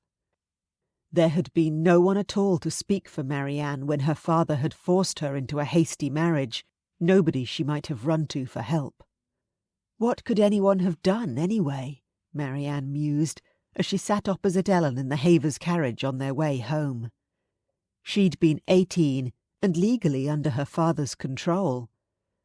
If Arthur decided to marry Diana off to some crony of his, there was little anyone could do about it legally. Outside the law, well, Marianne was quite certain she could smuggle herself and Diana onto a ship bound for the Americas, if it came to that. With her newfound wealth, opportunities presented which had never been open to her before. "You look very thoughtful. What is on your mind?" Ellen asked from the other side of the carriage. Marianne answered unthinkingly. "Running away to the Americas." "Good God, not really?" Ellen looked shocked. "Not really." Marianne gave her a reassuring smile. "Not for myself, at any rate, though should Diana find herself in an untenable situation due to Arthur or Lavinia's machinations, I would not hesitate to take her beyond their reach." "Good for you," Ellen said. "I was in an untenable situation myself after my parents died, and before Thomas took me in as part of the Havers family. Knowing there is a possible escape route would be a great comfort to any young woman, I think. I hope you will assure Diana, and Clarissa, of course, that they may call upon Thomas and me, as well as yourself, should they need advice or assistance in anything." "I shall, and thank you," Marianne said. "It's not that I think Arthur would do anything as terrible as what my father did to me, of course, but, well, Lavinia is very socially ambitious. I wouldn't put it past her to arrange a convenient compromise. I intend to take my chaperoning duties very seriously and attend every event to which they are invited." "I will be right there beside you," Ellen promised. "It will be good practice after all, for if I have daughters of my own one day." Her hand slid to her stomach. Marianne's eyes widened. "Are you expecting?" she gasped, excited for her friend. "Perhaps." Ellen leaned close and lowered her voice, though they were quite alone. "I feel dreadfully queasy in the mornings. Susan has taken to bringing me tea and dry biscuits while I am still in bed, to stave off the nausea. I've made an appointment for the doctor to come tomorrow morning, while Thomas will be out. Will you attend me? You haven't told him yet. I want to wait until I am quite sure." Ellen looked down at her hands. "I quite understand if you don't want to. It must be a difficult subject for you." It was at times like this she was forcibly recalled to the fact that while Ellen acted with remarkable maturity, the Countess of Havers was still only just turned 21. "I never, for one instant, wanted to bring a child into my marriage," Marianne stated with some force. Ellen stared at her wide-eyed, and she admitted, "Which does not mean I never wanted a baby of my own." Ellen didn't seem to know what to say, and Marianne was grateful the carriage halted just then outside the townhouse. It had been years since she dreamed of a child of her own, yet thinking of it now awakened feelings she had thought long dead. Unexpectedly, she found herself longing for a baby, a little boy perhaps, with his father's dark hair and blue eyes. When she realized she was imagining her son as Alexander's, she ran up the stairs as though chased by wolves, leaving a startled Ellen in her wake, hoping she hadn't upset her friend too badly. Chapter 20. Brooks Gentlemen's Club. "You'll never believe who I saw at Almack's yestereve," a loud voice announced behind Alexander, making him sigh and frown at his newspaper. He'd taken to spending afternoons at his club to escape the unending stream of guests visiting his mother, most of them accompanied by eligible daughters, sisters, nieces or friends they hoped to throw at his head. He'd been rather enjoying the peace until the reading room was invaded by a couple of fools intent on rehashing their entire year to date, it seemed. Now they had been joined by a third, even louder than the original two. Alexander was about to hush them when the newcomer spoke a name which froze him in place. "Lady Creighton." "What, the new one? Met her last week. She's got a daughter she's trying to fire off. Drab little thing." "She has 10,000. She's not so drab. Probably why the patronesses gave them vouchers." "Not the new one or her daughter, though they were both there too. I'm talking about the former one, whose given name is apparently Marianne. Marianne, Lady Creighton." The newcomer sighed it so dreamily, Alexander couldn't quite help lowering his newspaper to see which silly youngster was mooning over Marianne. His eyes widened with shock when he saw neither the newcomer nor the two he had joined were young. They were all men in their 30s, men for whom Alexander held at least some degree of respect. The one just slumping into a seat was Lord Ferry, second son of a duke, and a wealthy man in his own right. Married, too, unless Alexander misremembered, but he was sure he'd met Lady Ferry at some event or other in the past year. "She's more beautiful than ever," Lord Ferry continued. "And without that old fart Creighton around, she's smiling and dancing. I finally got that dance with her I've been begging years for." Viscount Snowfield laughed, not unkindly. "Bit late now to make a play for her, ain't it? You've a wife and 2 brats at home." "That's where you're wrong, my friend. The lady has been telling everyone who will listen she has no intention of marrying again." Ferry's smile was sly.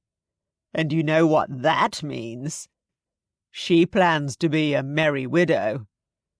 Sir Edward Mullins, the third of the little party, sat up, suddenly paying attention. "Are you saying she'd accept a slip on the shoulder?"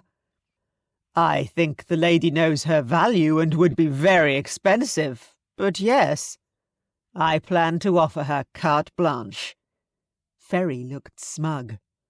"I know the way to her heart, I think. Her jewels all stayed with the Creighton coffers. She wore only a very plain little cross, whereas the new Countess was wearing a spectacular diamond and ruby necklace. I'll buy her a diamond bracelet or 2 and set her up in a nice house wherever she wishes. Not many can match my resources. And most of those who can are as old as her first husband. I don't doubt she'll prefer someone who doesn't have one foot in the grave." Snowfield laughed again, though Mullins looked a little disgruntled. "Well, I wish you luck in your pursuit, my friend. Will your wife object?" "No, Honoria knows her place. She's breeding again, besides. I sent her back to stay with my parents." Ferry's smile was so smug, Alexander debated getting up just to punch it off his face. How dare the bastard talk about Marianne that way? How dare he even think it? Starting a fight in the middle of Brooks wouldn't help the situation, though. Alex briefly considered challenging Lord Ferry to defend Marianne's honour, but that would only fuel more gossip. All London would be saying that Marianne was already Alex's mistress within hours if he did challenge Ferry, which would do nobody any favours. So instead of losing his temper, he folded his newspaper and laid it down on the table before getting up and leaving, offering a silent nod to the 3 men as he passed. It wasn't a long walk to Cavendish Square, where the Havers had their townhouse. Alexander strode along briskly, temper simmering just below the surface. I should have foreseen something like this happening, he berated himself. He could not blame Marianne. She was only trying to protect herself, but in doing so, she had accidentally opened herself to a far more iniquitous type of pursuit from gentlemen with less noble things on their minds than marriage. "Good afternoon, Lord Glenkellie," the butler greeted him at the door. "Lord Havers is not at home this afternoon, I'm afraid." "I was hoping to see Lady Havers and Lady Marianne, as it happens." "Oh, they are but lately returned from shopping on Bond Street, my lord. I can see if Lady Havers will receive you, if you would care to wait." Alexander thrust his hat into the obliging man's hands. "Thank you, I will. If you wouldn't mind conveying that the matter is urgent." Ellen joined him in the parlour a few minutes later. "Glenkellie, what's so urgent?" She came straight to the point. Glancing at the door, Alex wondered if he should wait for Marianne, but perhaps it was better she did not hear what he had to say. "I need you to be very vigilant in keeping Lady Marianne by your side." He kept his voice low. "Why?" Ellen asked, in her usual straightforward way. "I am quite willing to do as you ask, but if there is anything in particular I should look for, I would prefer to know. Forewarned is forearmed." "Quite so, Lady Havers." Trying to think how best to phrase the truth without being offensive, Alex said carefully, "It has come to my attention that Lady Marianne's public declaration that she does not intend to marry again may have given the wrong impression in certain quarters." Ellen looked completely blank. He sighed and tried again. "I overheard some gossip in my club regarding the possibility of Lady Marianne accepting a less than respectable offer." This time Ellen understood. Outrage dawned in her expression, and she spluttered for a moment before saying, "Good God! Some men really are just... "Horses behinds," Alex suggested. "Exactly!" "Who's a horse's behind?" Marianne asked as she entered the room. Alex and Ellen looked at each other. "If there is anyone specific you could name, I know I'd want to know, so I could avoid them," Ellen said. "Very well." Alex winced, but turned to Marianne.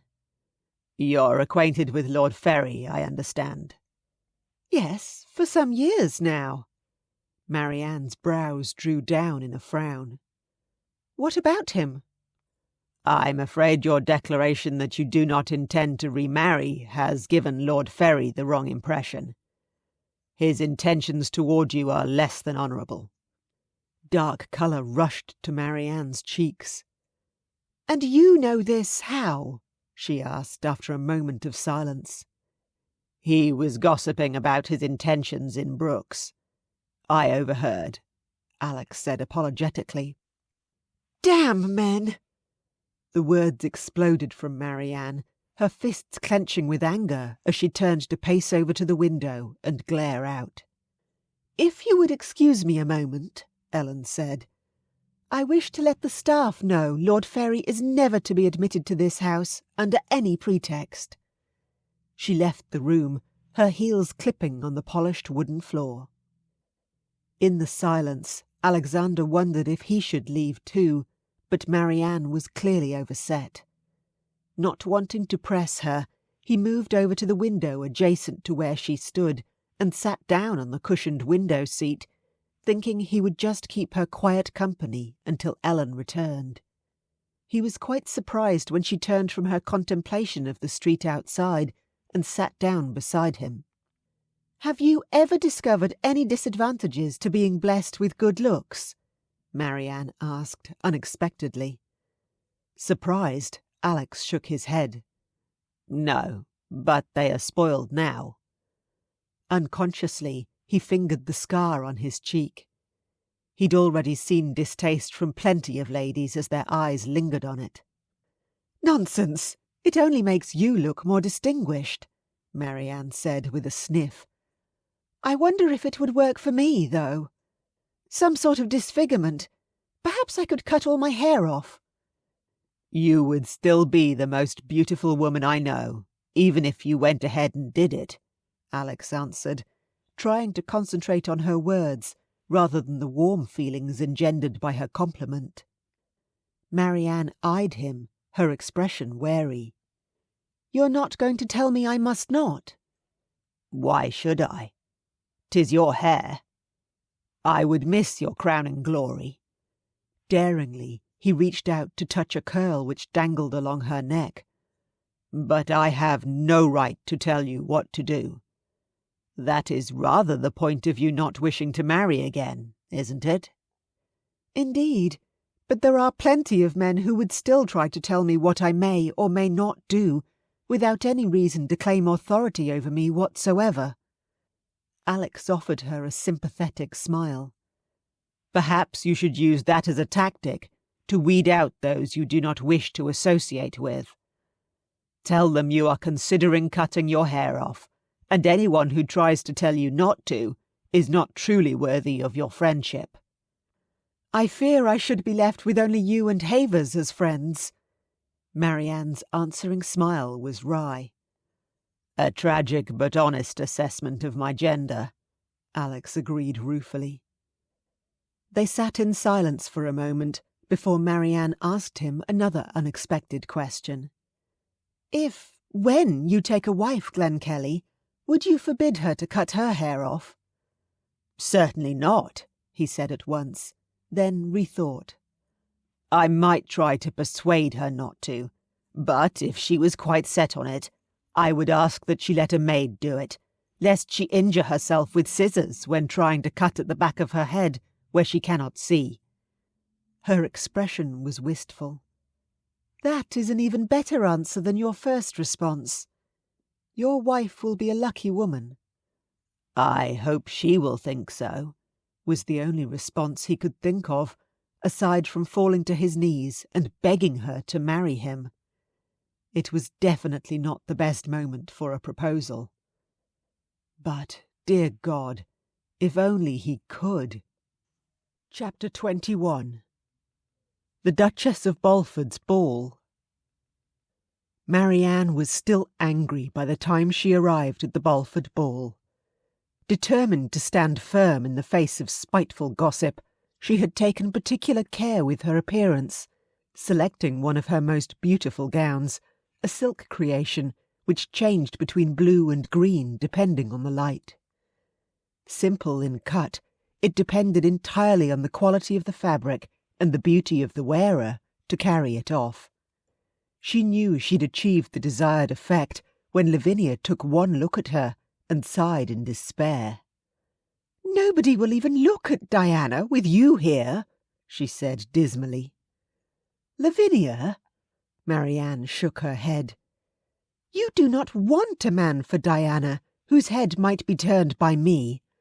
Such a man would not suit her at all, and you do want her to be happy, don't you?" Obviously struck by the argument, Lavinia nodded in agreement. "I dare say you are correct," she conceded. "And look, here is the Marquis of Glenkellie to claim you for the first dance," Marianne told Diana, who was looking very pretty in a white gown with a silver net overlay, tiny silver stars sparkling in her dark brown hair.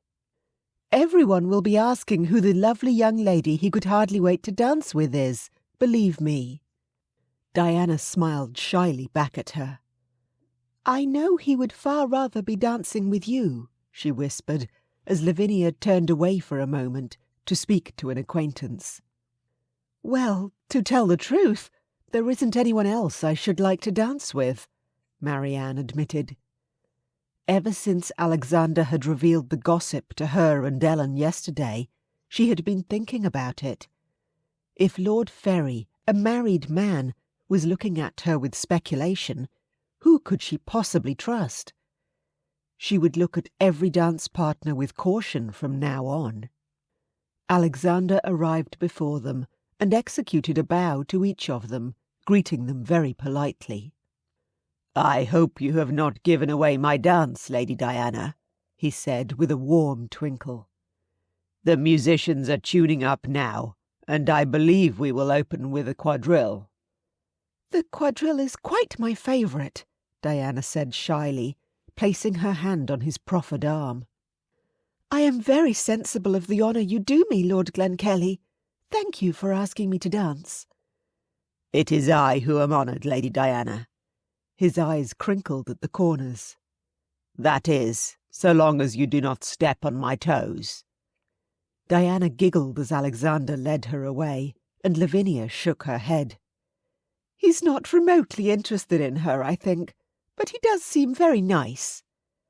"Quite the nicest man of my acquaintance," Marianne said, a little wistfully. "Lavinia, who's that tall chap dancing with Diana?" Arthur hurried up to them, rather out of breath. He didn't bother to greet Marianne. "The Marquis of Glenkellie, dear. You recall, Marianne introduced us to him and the Dowager Marchioness at the theatre last week, and he requested a dance with Diana." "A marquis?" Arthur puffed up. "Well, that's a coup. Glenkellie's very rich, I hear." "Do not get your hopes up." Lavinia shook her head. "He only asked as a favour to Marianne, I think." "Why should he owe you favours?" "Arthur looks rather like a carp," Marianne thought, his eyes bulging and his mouth open as he turned to her. "Lord Glenkellie owes me nothing," she said, "but we are old friends." "Indeed." Arthur's brows shot up, and then he leaned forward.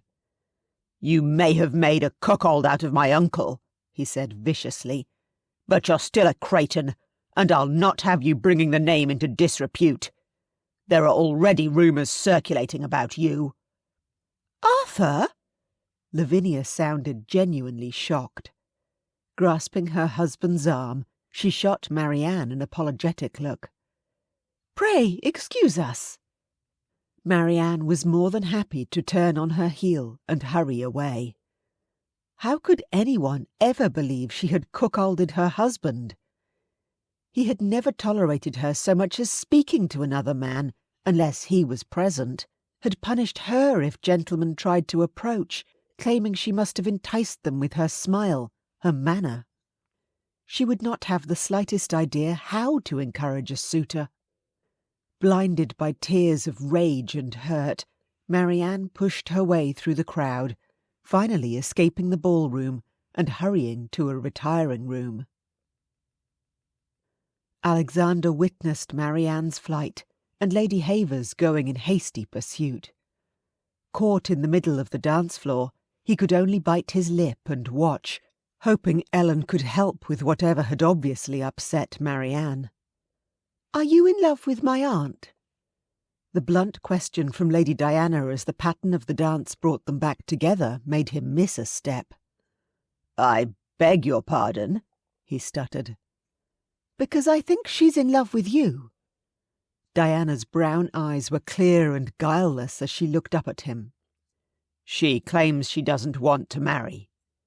"She doesn't want to marry someone who would treat her as appallingly as my great-uncle did, she means. Would you treat her badly?" "I would treat her like a queen," Alexander said, heartfelt. Diana smiled. "I thought so. Your eyes give you away when you see her, you know." "And to think, I thought you were shy," he marvelled. "I am, rather." She blushed prettily. "But sometimes direct action is called for, and I can be brave if I must. Clarissa and I talked, and she said I absolutely had to talk to you. Especially since Mamma thinks, She trailed off. "Thinks I should marry you?" Alexander asked. "Well, yes. I should never want a husband in love with someone else, though, so I should take it as a very great favour if you do not pay me too much attention." "Noted," he said gravely. "And thank you." "What for?" "Helping me come to a decision I have been pondering for some time, what exactly I should say to Lady Marianne. You are correct that I am in love with her, and marrying someone else wouldn't be fair to anyone involved."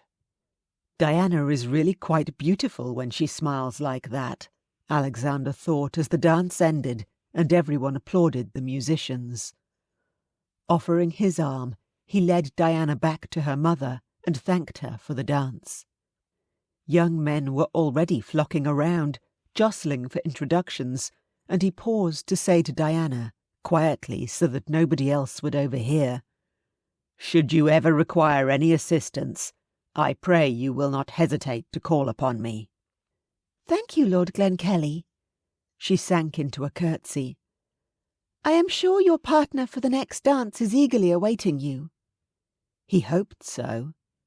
With a final bow in the Countess's direction, he turned and headed for the ballroom doors, hoping Marianne might have returned to the room. He could not see her or Ellen Havers anywhere. Lady Jersey was close by the door, and he paused to offer his respects and ask whether she had seen Marianne. "She promised me the second dance," he said, trying to make his voice sound casual. "I've waited almost a decade to dance with her, you know." "I do know, as a matter of fact. Not just a dance you've been waiting for either, is it?" Lady Jersey's eyes were uncomfortably sharp. "Don't waste any more time, Glenkellie." "I'm trying, my lady." "She's skittish, and rightfully so, but I believe she trusts you. Don't let her down." "I won't." Behind Lady Jersey, Alex saw Marianne re-entering the ballroom, Lady Havers by her side. Her colour was a little high, but she was holding her chin up defiantly, her green eyes flashing fire. Alex approached quickly, making a low bow. "Lady Marianne," he said, "the second dance is about to begin, if you are still willing to grant me the honour." She hesitated and then said, "Would you mind if we danced the third instead of this one? I would like a little fresh air." The French doors leading to the terrace were thrown wide open to allow cool air into the room, so Alex led her in that direction. Outside, he was careful to lead her to the balustrade well in view of everyone in the ballroom, so nobody could say any impropriety might be occurring. "I saw you leave the room in something of a hurry a little while ago. Did your nephew say something to upset you?" Alex asked, trying to be tactful. He wanted to demand answers, maybe punch Arthur a few times for putting that look on her face, but he had no right to demand anything from Marianne. "He seems to manage it on a regular basis," Marianne said, her mouth twisting as though she tasted something bad. "Pray, do not concern yourself." "But I do concern myself." Alex let a little of the intense emotion he felt spill over into his words. "I find myself very concerned for you, Marianne. If gossip has reached your nephew, he could make your life very uncomfortable." Her face tightened a little, but she met his eyes steadily. "I hope my friends know who I truly am, Alexander." "I know who you are. You are not only the most beautiful woman I know, you are also the bravest person I've ever met, man or woman." Startled at his description of her, Marianne blinked. "I'm not brave." "How can you say that? You survived a living hell of a marriage for 8 years, never letting anyone else know your true feelings. You carry scars to the soul as deep as any soldier, and yet you concern yourself more with the happiness of others than your soul. Your courage both awes and humbles me." They stood a decorous foot apart, staring at each other, yet Marianne felt almost as though he enfolded her in a warm, comforting embrace. There was no doubting the sincerity of Alexander's words, or the depth of his regard for her. "I cannot bear to see you insulted and degraded," he said at last, when she could not find words to speak. "I cannot. I know you do not wish to marry, and I would never press you, though my heart's desire is—" Well, I said I would not, and I will not. His jaw clenched, as though he was struggling with himself, and she saw his fists were opening and closing at his sides. Instead, I wish to offer you something else, with no expectations. My mother plans to travel to Italy to visit with her sister this year. She will remain at least a 12-month. She has taken a liking to you, and pressed me to ask if you would like to accompany her. Marianne's mouth fell open. "Your mother wants me to go to Italy with her," she said at last, incredulously. Indeed. My aunt lives in Florence. She is a contessa and very well respected. You might like to remain with her there, if you wish. "Because here there will always be gossip and innuendo," Marianne said quietly.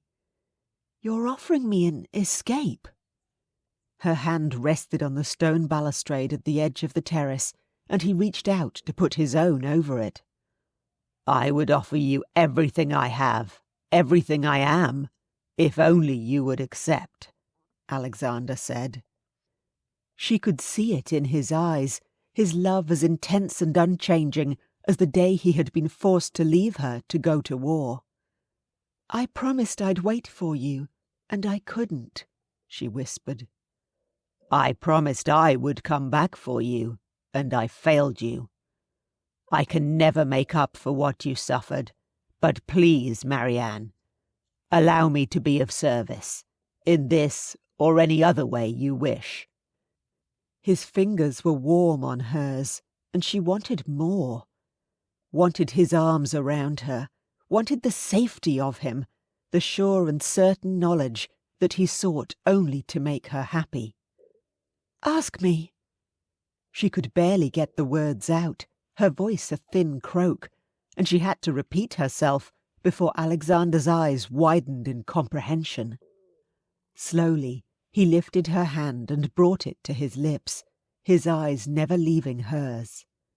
"Lady Marianne," he said, and she loved him all the more for his choice to be formal while avoiding the hated name of Creighton. "Would you do me the very great honour of granting me your hand in marriage?" She had to take a deep breath to answer, but he had called her the bravest person he knew, and his belief in her courage made it easier to believe in herself. "Only if you promise we can go to Italy on our honeymoon. I've always wanted to see Florence." Chapter 22.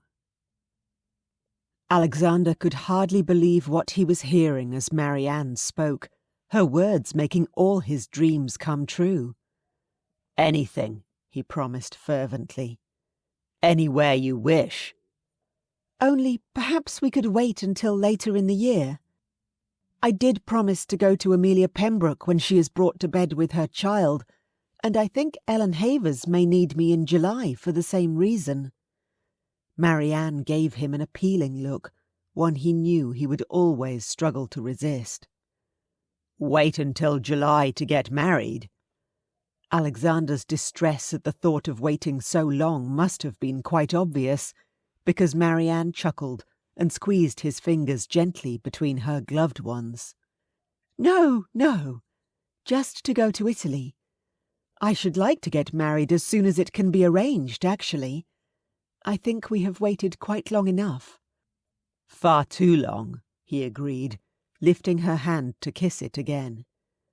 A loud cough nearby recalled him to their situation and the distinct lack of privacy, and he lowered her hand with a grimace. "This is a poor time and place for this conversation, but I hope you will allow me to say that you have made me the happiest man in England." "Perhaps you might call for me tomorrow, and you can tell me then," Marianne teased him. "A drive in Hyde Park?" Alexander suggested, and she inclined her head in acceptance. "So long as you remember to bring the bread." "Oh, I will not forget, I promise. I cannot ever recall seeing you so happy as when you fed the ducks the other day." Her laughter had been a balm to his wounded soul. He had sent his driver to get more bread so they might stay longer. If Marianne wanted to hand-feed every duck in London on a daily basis, he would buy a bakery to provide her with an endless supply of bread. Marianne giggled, her eyes bright with mischief. "I can only think of one other time I have ever been so happy, Alexander, and that is right at this very moment." "You have truly made me the happiest man in the world," he said, through a thick lump of emotion in his throat. "I can only strive in every way I can conceive of to give you equal joy in return." They returned to the ballroom in time for the third dance.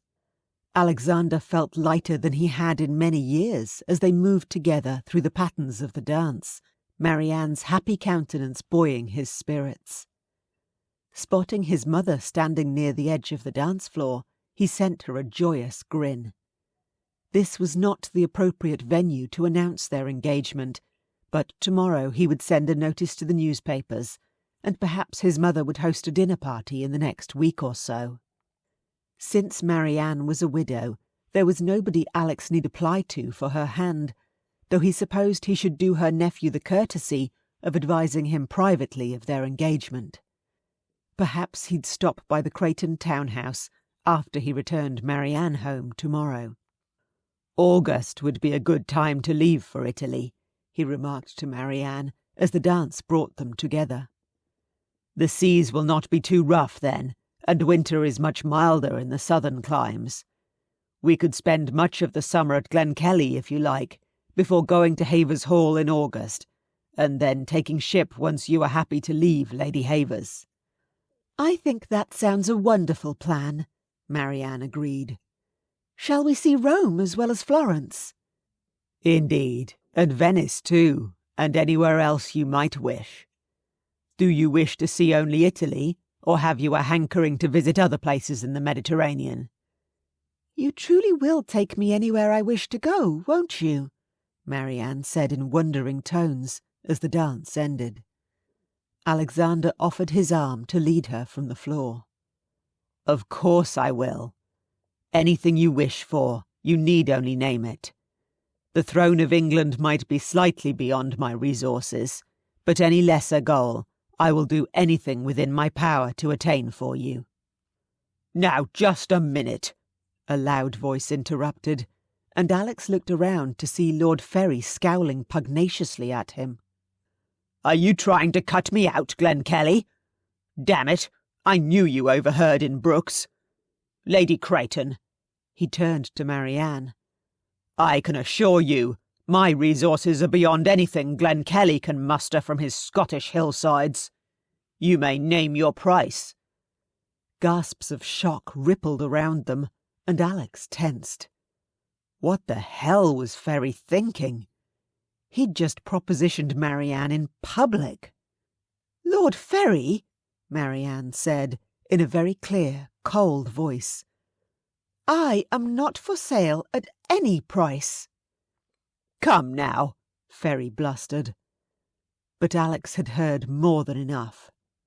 "Ferry," he said, in a low, dangerous voice, "you are speaking to the future Marchioness of Glenkellie. You may apologize now, or you'll meet me at dawn."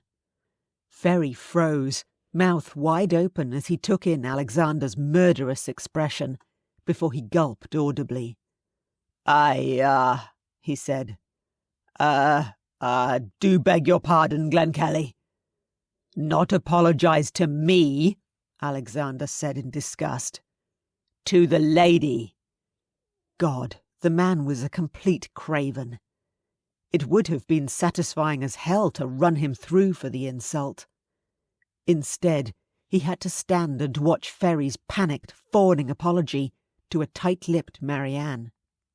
"Go away, you repulsive little man," Marianne said at last, and everyone within earshot, all of whom had been hanging on every word of the confrontation, burst out laughing. Crimson-faced, Lord Ferry fled. "His poor wife," Marianne said with a sigh, turning back to Alex. He was fighting down his own laughter and couldn't speak. "Well done, dearest," another voice said, and Alex turned to see his mother approaching. She drew Marianne into a fond embrace. "What a marchioness you will be! You must let me introduce you to my very dear friend, the Duchess of Balford. Alexander, do get us some champagne, there's a dear." She pressed an empty glass into his hand and drew Marianne away into a crowd of elegantly dressed ladies. Alexander could hardly get near Marianne for the rest of the ball. Ladies who had twitched their skirts aside earlier in the evening fawned over her now, and word spread fast of her magnificent set-down of Lord Ferry, faster than news of their engagement, as they were soon to discover. "A high perch phaeton!" Marianne clapped her hands with glee as she descended the steps of the Havers townhouse on Alexander's arm the following morning. "I have always wanted to ride in one of these." "I know. You mentioned it once to me, long ago. I said one day I would have one and take you driving in it. Do you remember?" "I do, though I had not thought on it until this moment. I'm surprised you remember." She turned luminous eyes up to him as he handed her carefully up into the seat and accepted the reins from his tiger. "The dream of riding with you proudly sitting at my side kept me going through some of the darkest times during the war," he said quietly, drawing a thick blanket placed on the seat over her lap and tucking it in to keep her warm.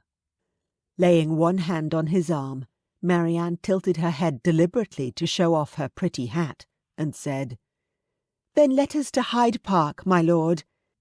You shall have your fill of riding with me today. We might even need to stop for fresh horses." Alex's laugh lingered behind them as the horses set off at a brisk trot.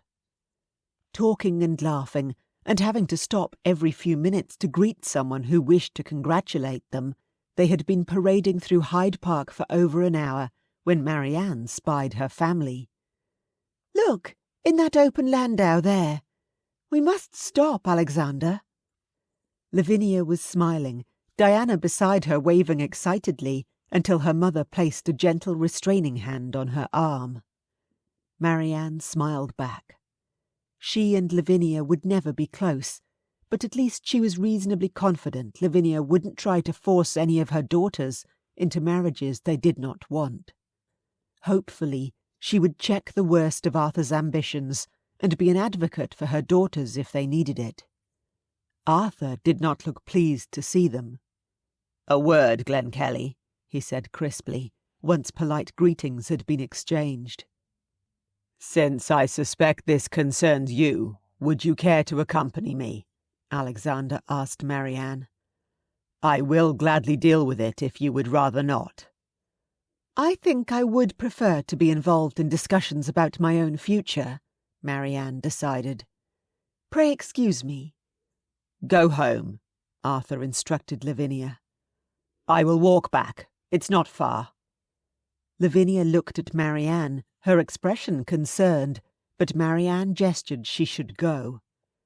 After all, what could Arthur do to her with Alexander present? She was quite safe. They left Alexander's tiger holding the horses and followed Arthur across the grass towards the Serpentine, a glassy, reflective silver under the winter-grey sky. A pair of mute swans floated serenely by, a stark contrast to the churning in Marianne's stomach. Even though she tried to tell herself Arthur had no power over her, the prospect of a confrontation brought back old terrors. Alexander's arm under her hand was strong and rock-steady. She drew strength from his calm assurance. This was her choice, she reminded herself. She didn't want to let Alexander handle all her problems, though she was confident he could do so. She was taking control of her own life and doing what she wanted, with his support. Finally, Arthur seemed to judge they were far enough from others to speak privately, and he whirled to face them. "What in God's name were you thinking?" he half shouted. "A confrontation in the middle of a society ball over her?" Marianne blinked. Alexander looked startled. "I beg your pardon," he snapped, not sounding apologetic in the least. "Would you have me allow Lady Marianne's good name to be publicly sullied by a disrespectful arse of a man? Not while I breathe." Arthur didn't even seem to hear him, puffed up with his own rage. "And you!" Turning on Marianne, he jabbed a finger at her. "2 paramours almost coming to blows over you, in public! You whore!" Spittle flew as he shouted, and she instinctively took several steps back. Arthur looked only too much like his uncle, her dead husband, in one of his rages. Alexander moved in front of her at once, letting out a sound a great deal like a snarl, but salvation came suddenly from a far less likely source. One of the swans, which a moment earlier was floating so peacefully on the water, obviously took exception to Arthur's threatening gestures and shouts. In a swirling storm of white wings and enraged hissing, the swan attacked, thrashing at Arthur's face with beak and wings. Cursing as he tried to beat the swan back, Arthur stumbled backwards, toppling into the shallow water behind him with a gigantic splash and a high-pitched shriek. "Well," Alexander said with a deep chuckle as the swan continued to harass Arthur, "that saves me from planting him a facer, I suppose. Do you think your friends the ducks set that swan on him on purpose?" Marianne could not hold it in. She burst out laughing, a release of tension like a spring uncoiling inside her, bubbling up and out of her mouth in throaty giggles. She could only lean on Alexander and watch as her nephew received a thorough thrashing, quite at the mercy of the furious bird. The swan finally backed off, retreating to guard its mate, still hissing in Arthur's direction occasionally, as the Earl of Creighton climbed out of the water, sobbing with rage and cradling one hand close to his chest in obvious pain.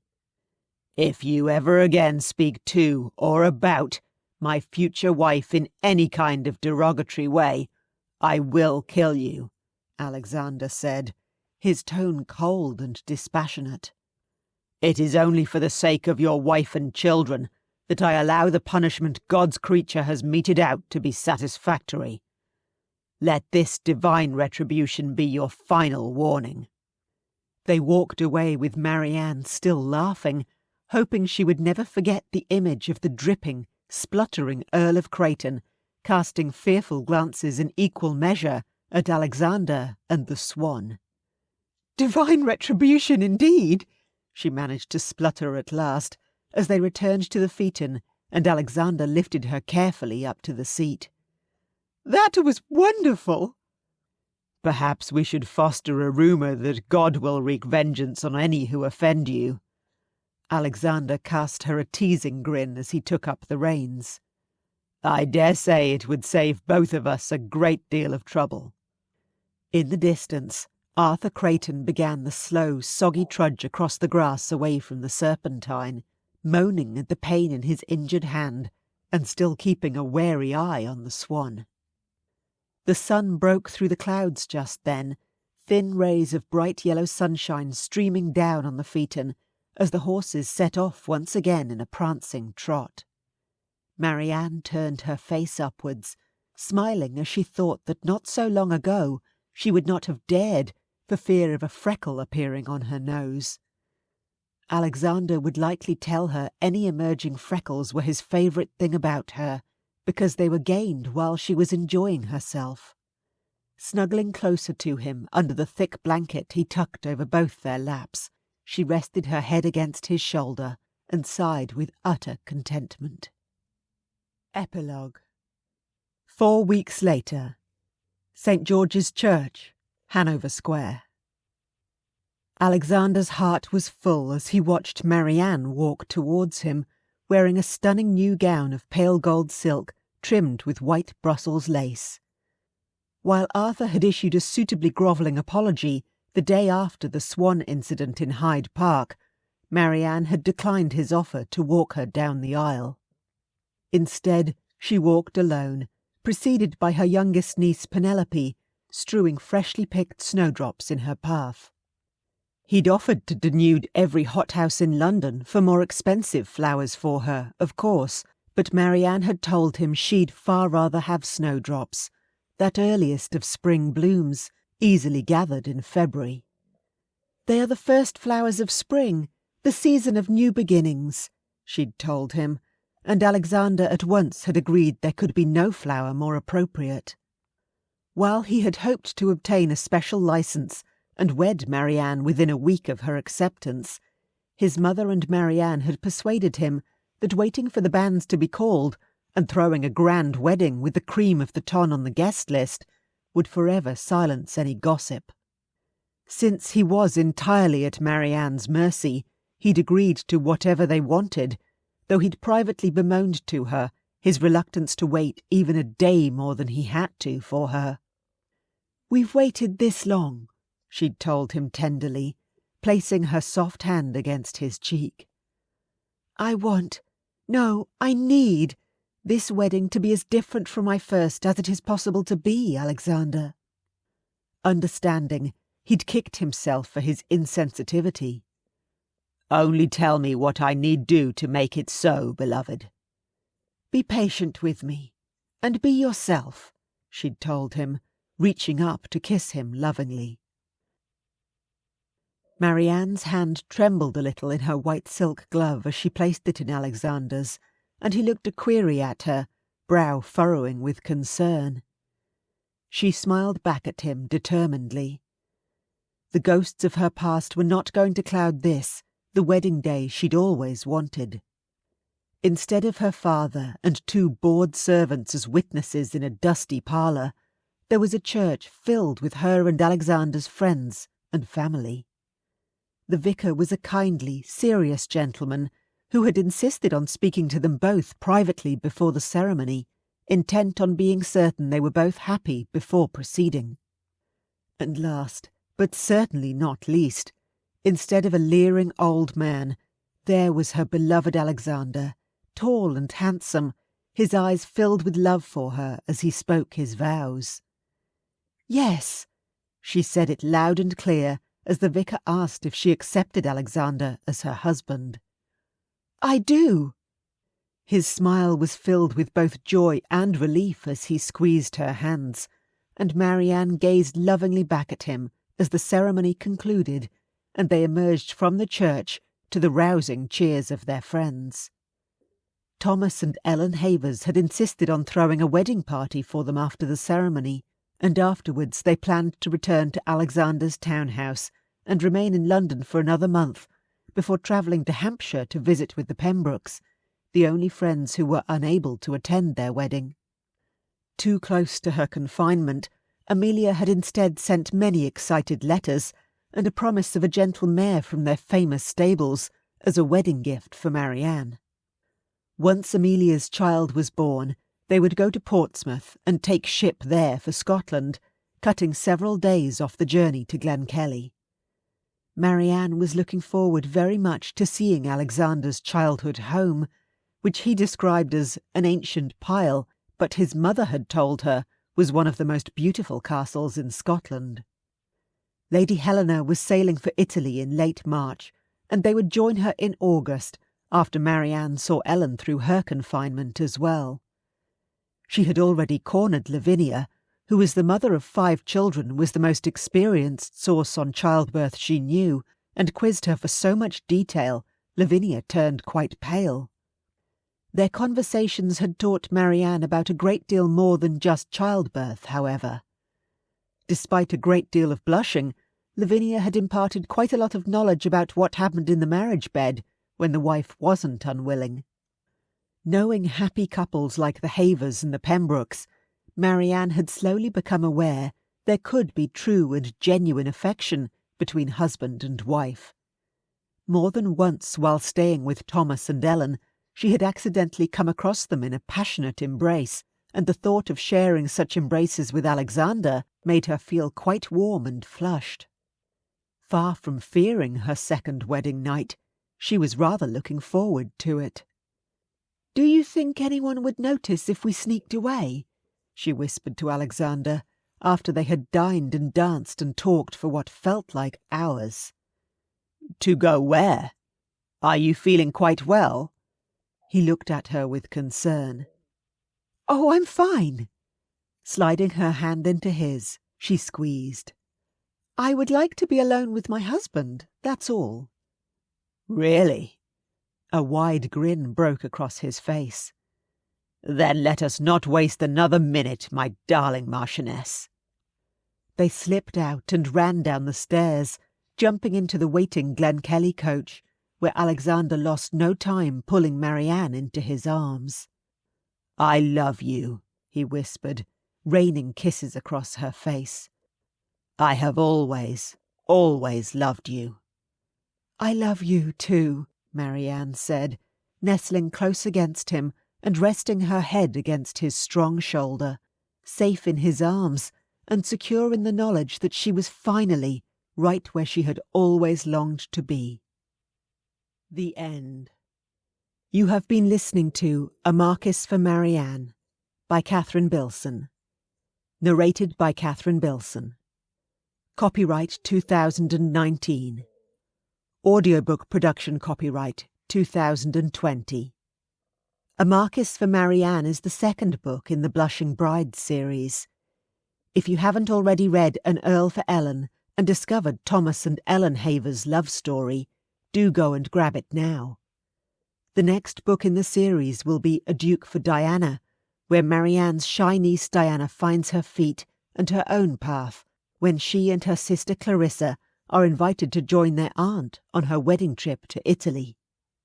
For more of my books, visit my website at catherinebilson.com.